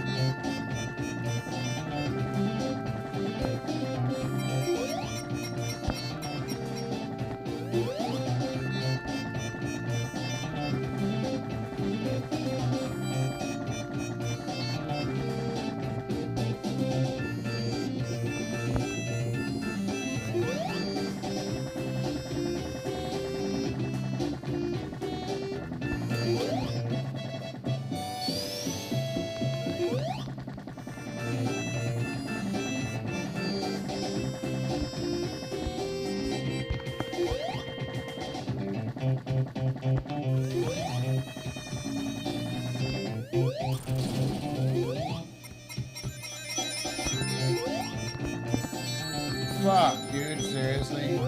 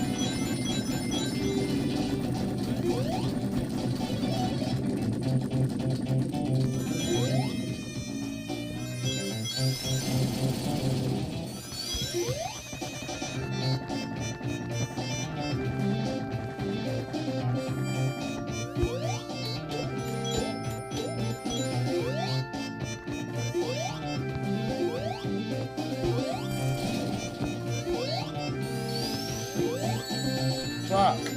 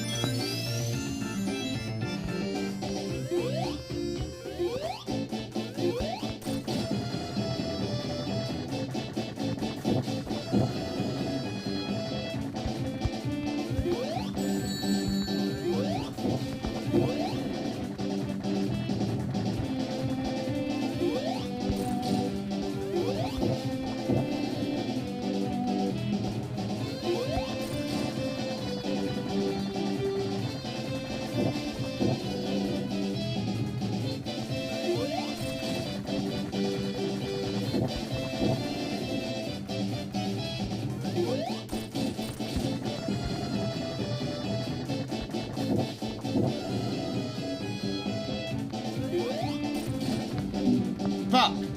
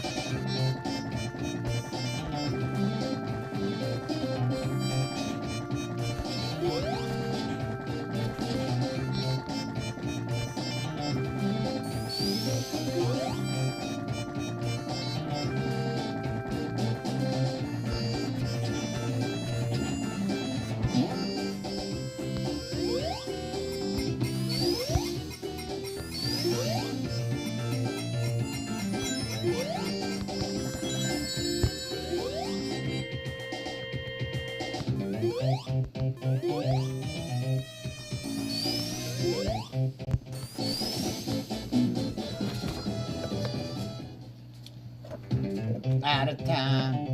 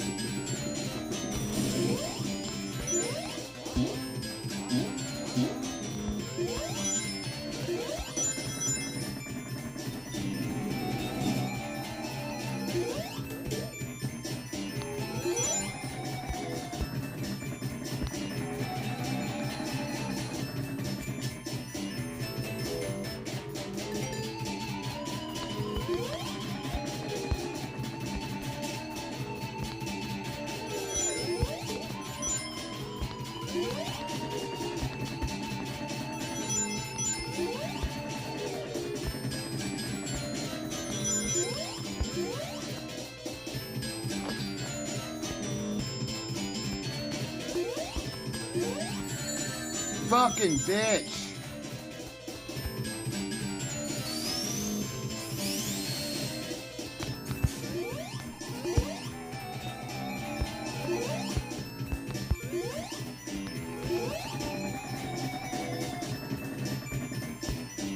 Nothing good lasts forever, right?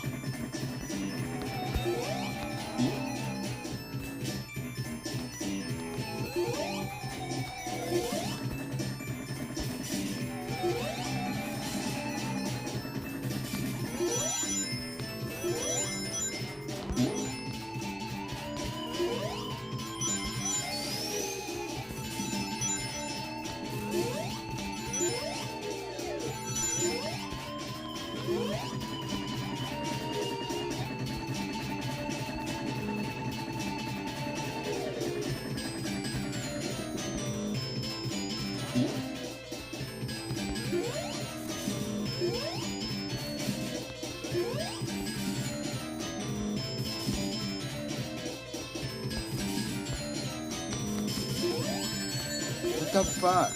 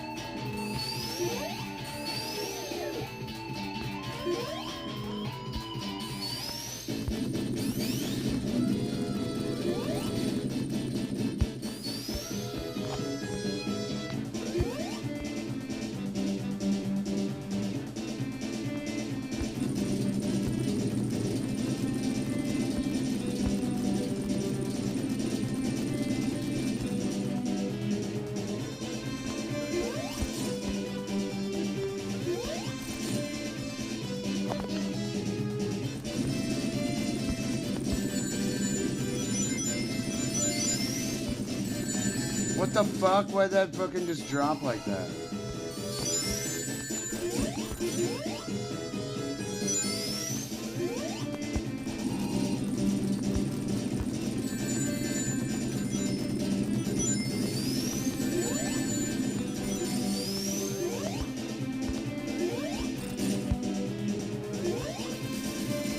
Fucking bitch.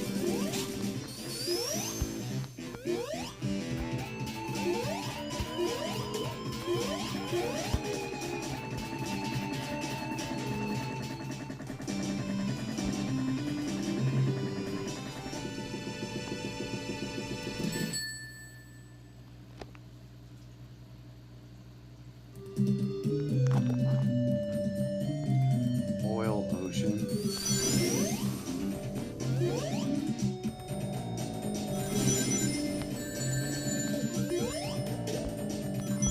Fucking Q-Bird.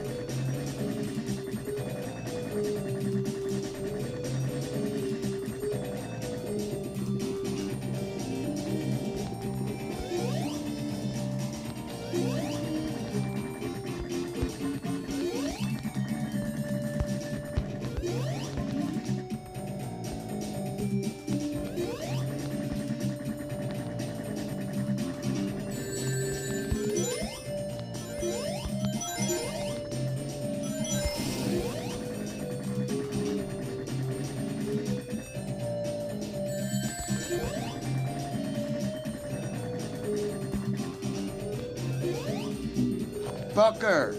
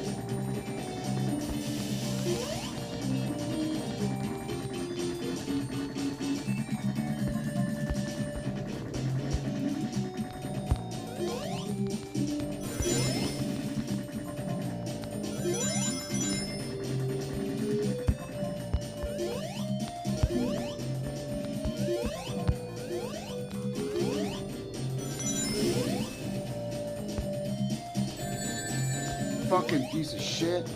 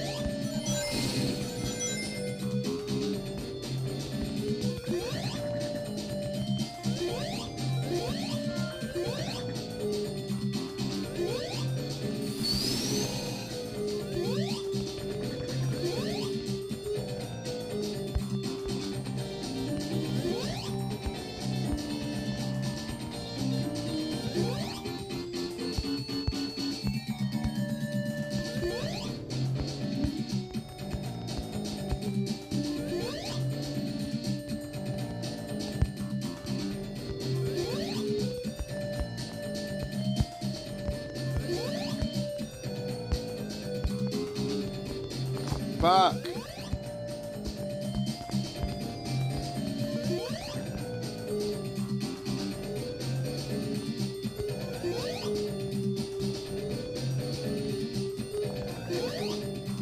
Why can't I fucking fly?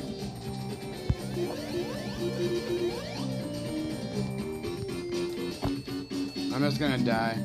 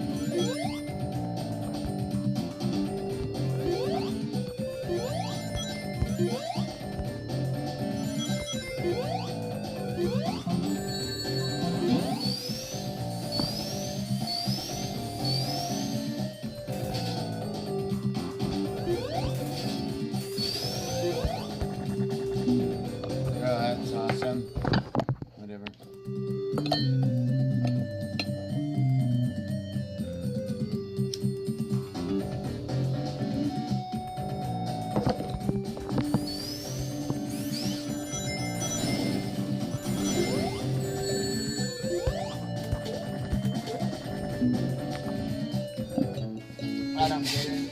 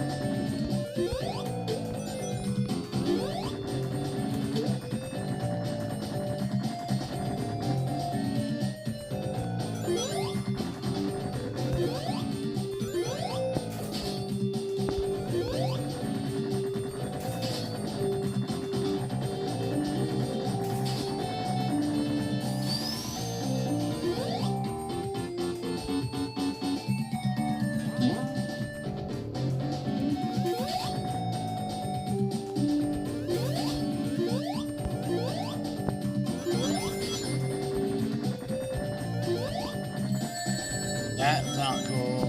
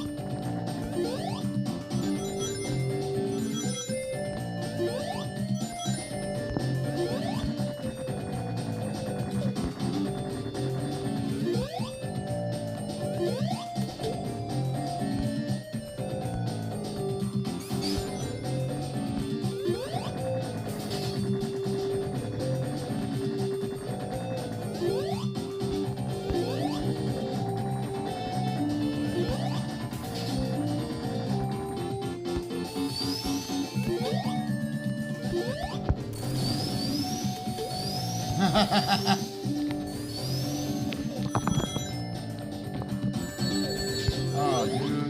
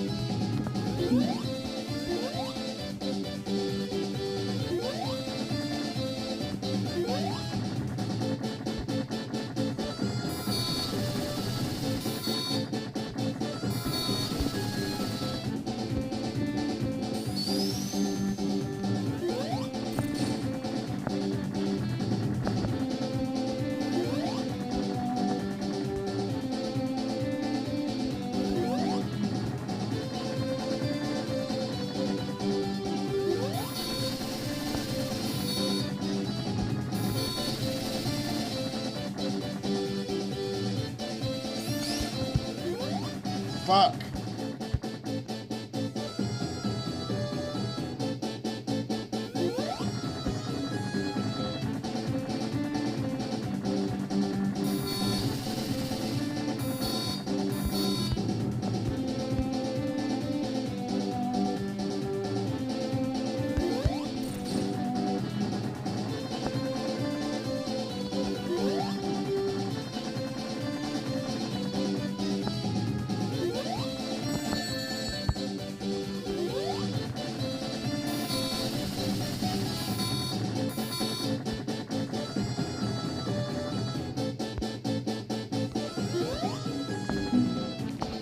Yeah, let's die doing that.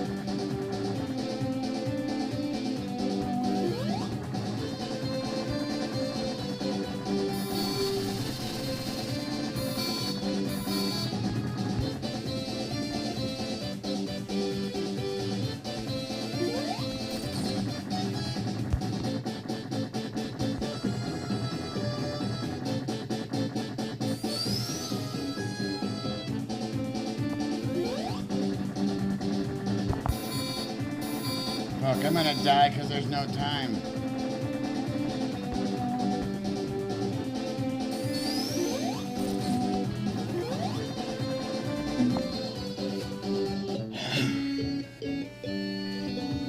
Gay?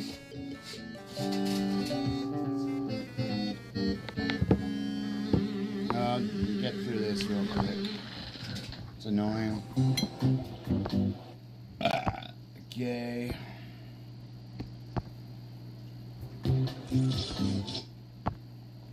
Gay ass fucking game, dude.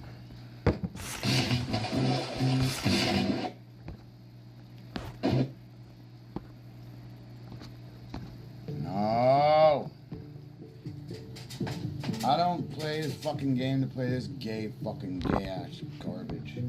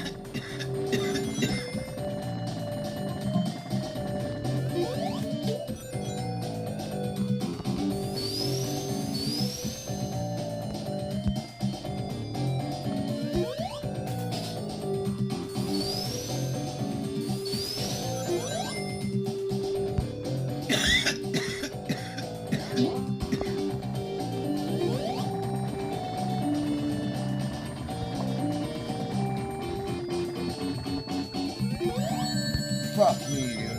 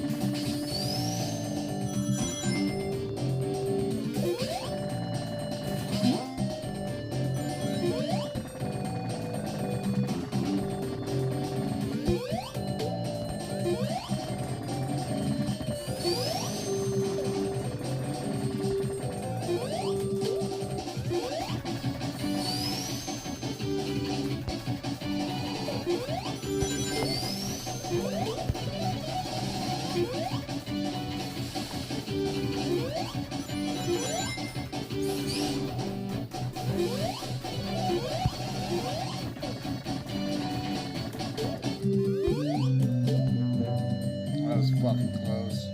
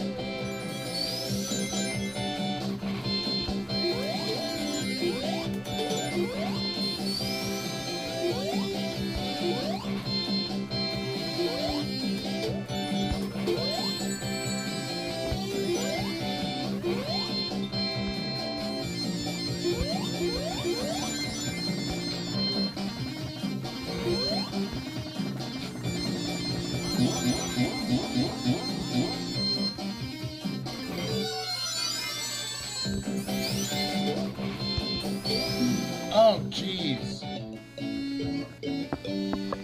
least we got to a new level.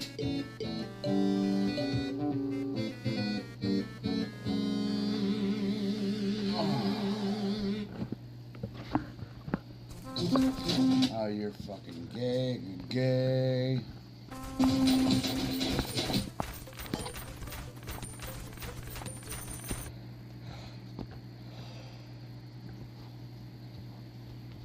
I don't want to fucking play this garbage.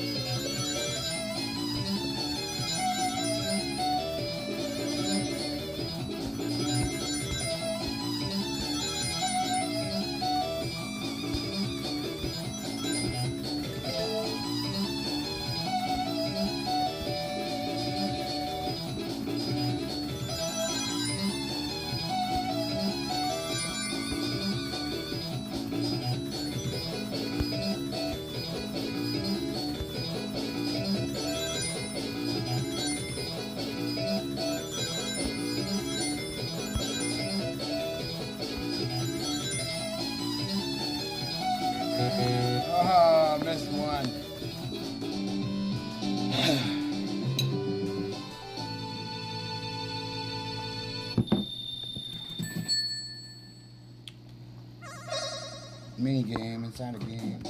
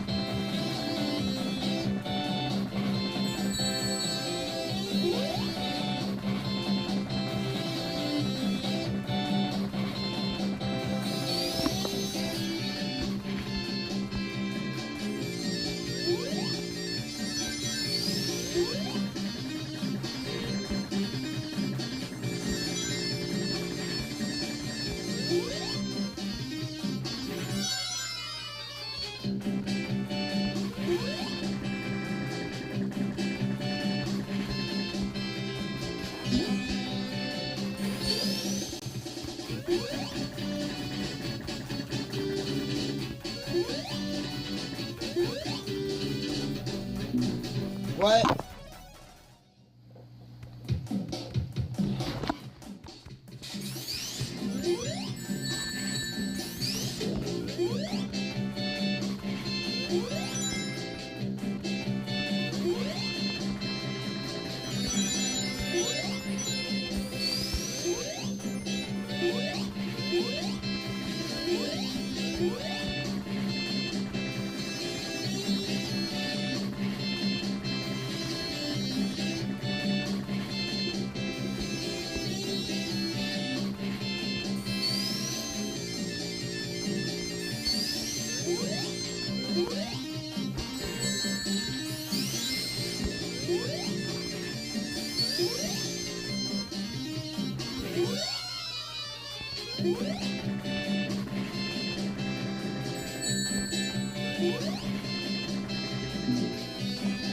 Really?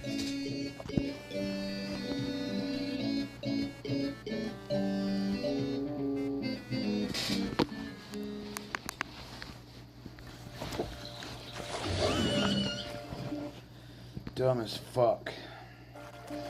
All these gay fucking games, dude.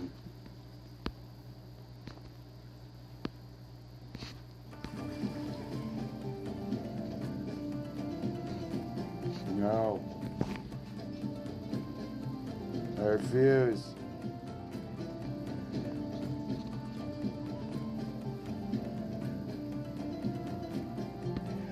Oh, my screen, bitch.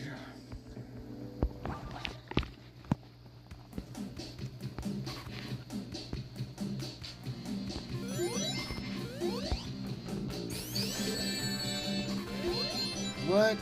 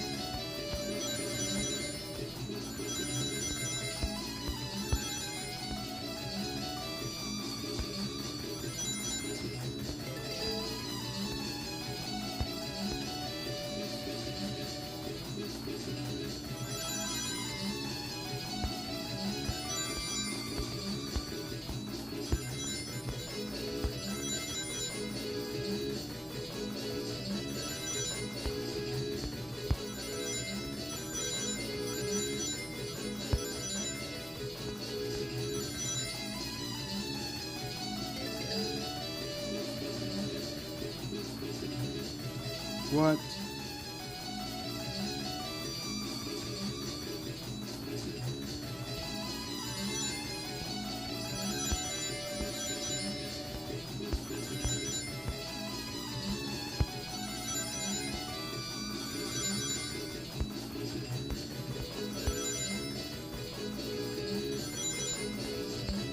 But, well, whatever.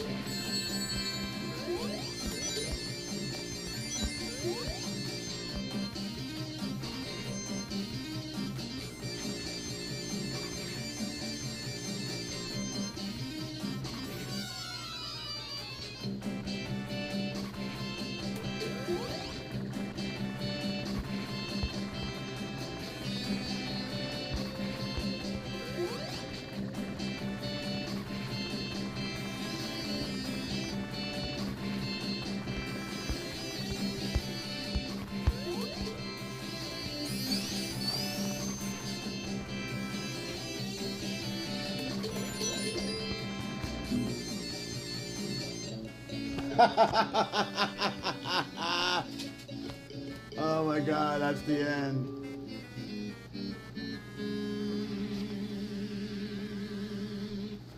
Nuts. Oxide Survival Island. Welcome to an Shut island where you'll have the to fuck watch out up. for other players. Look how gay this is. Never Hunger. download the game. Look at this fucking trash. Trash.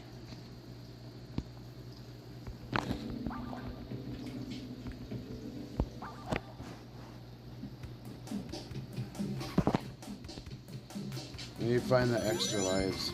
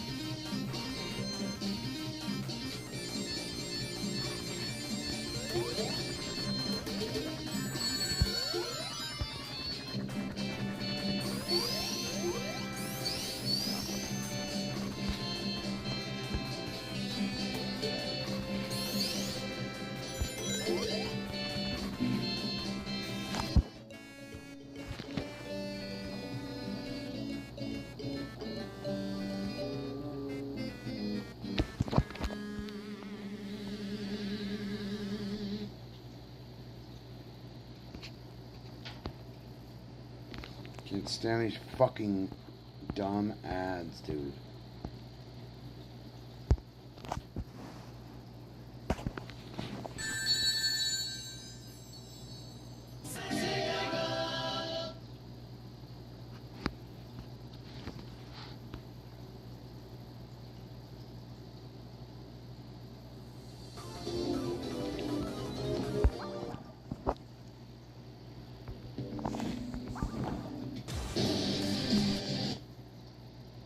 Gay. So fucking gay.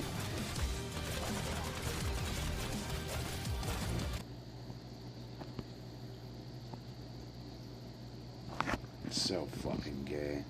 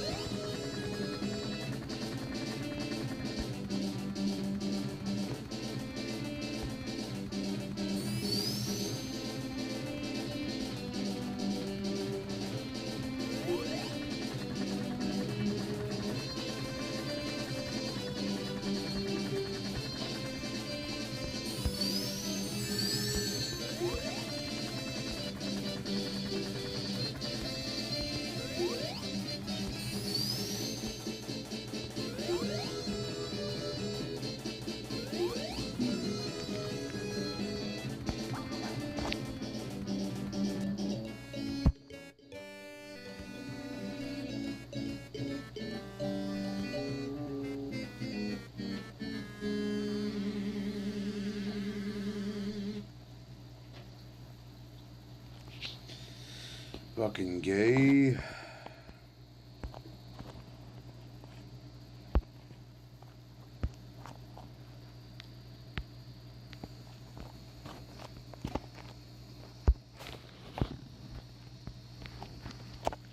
Alright, it's 2 a.m., 2:30. I'm done. I'll see you guys tomorrow. That was Sonic and those other games. So, peace out. Sleepy time. Peace.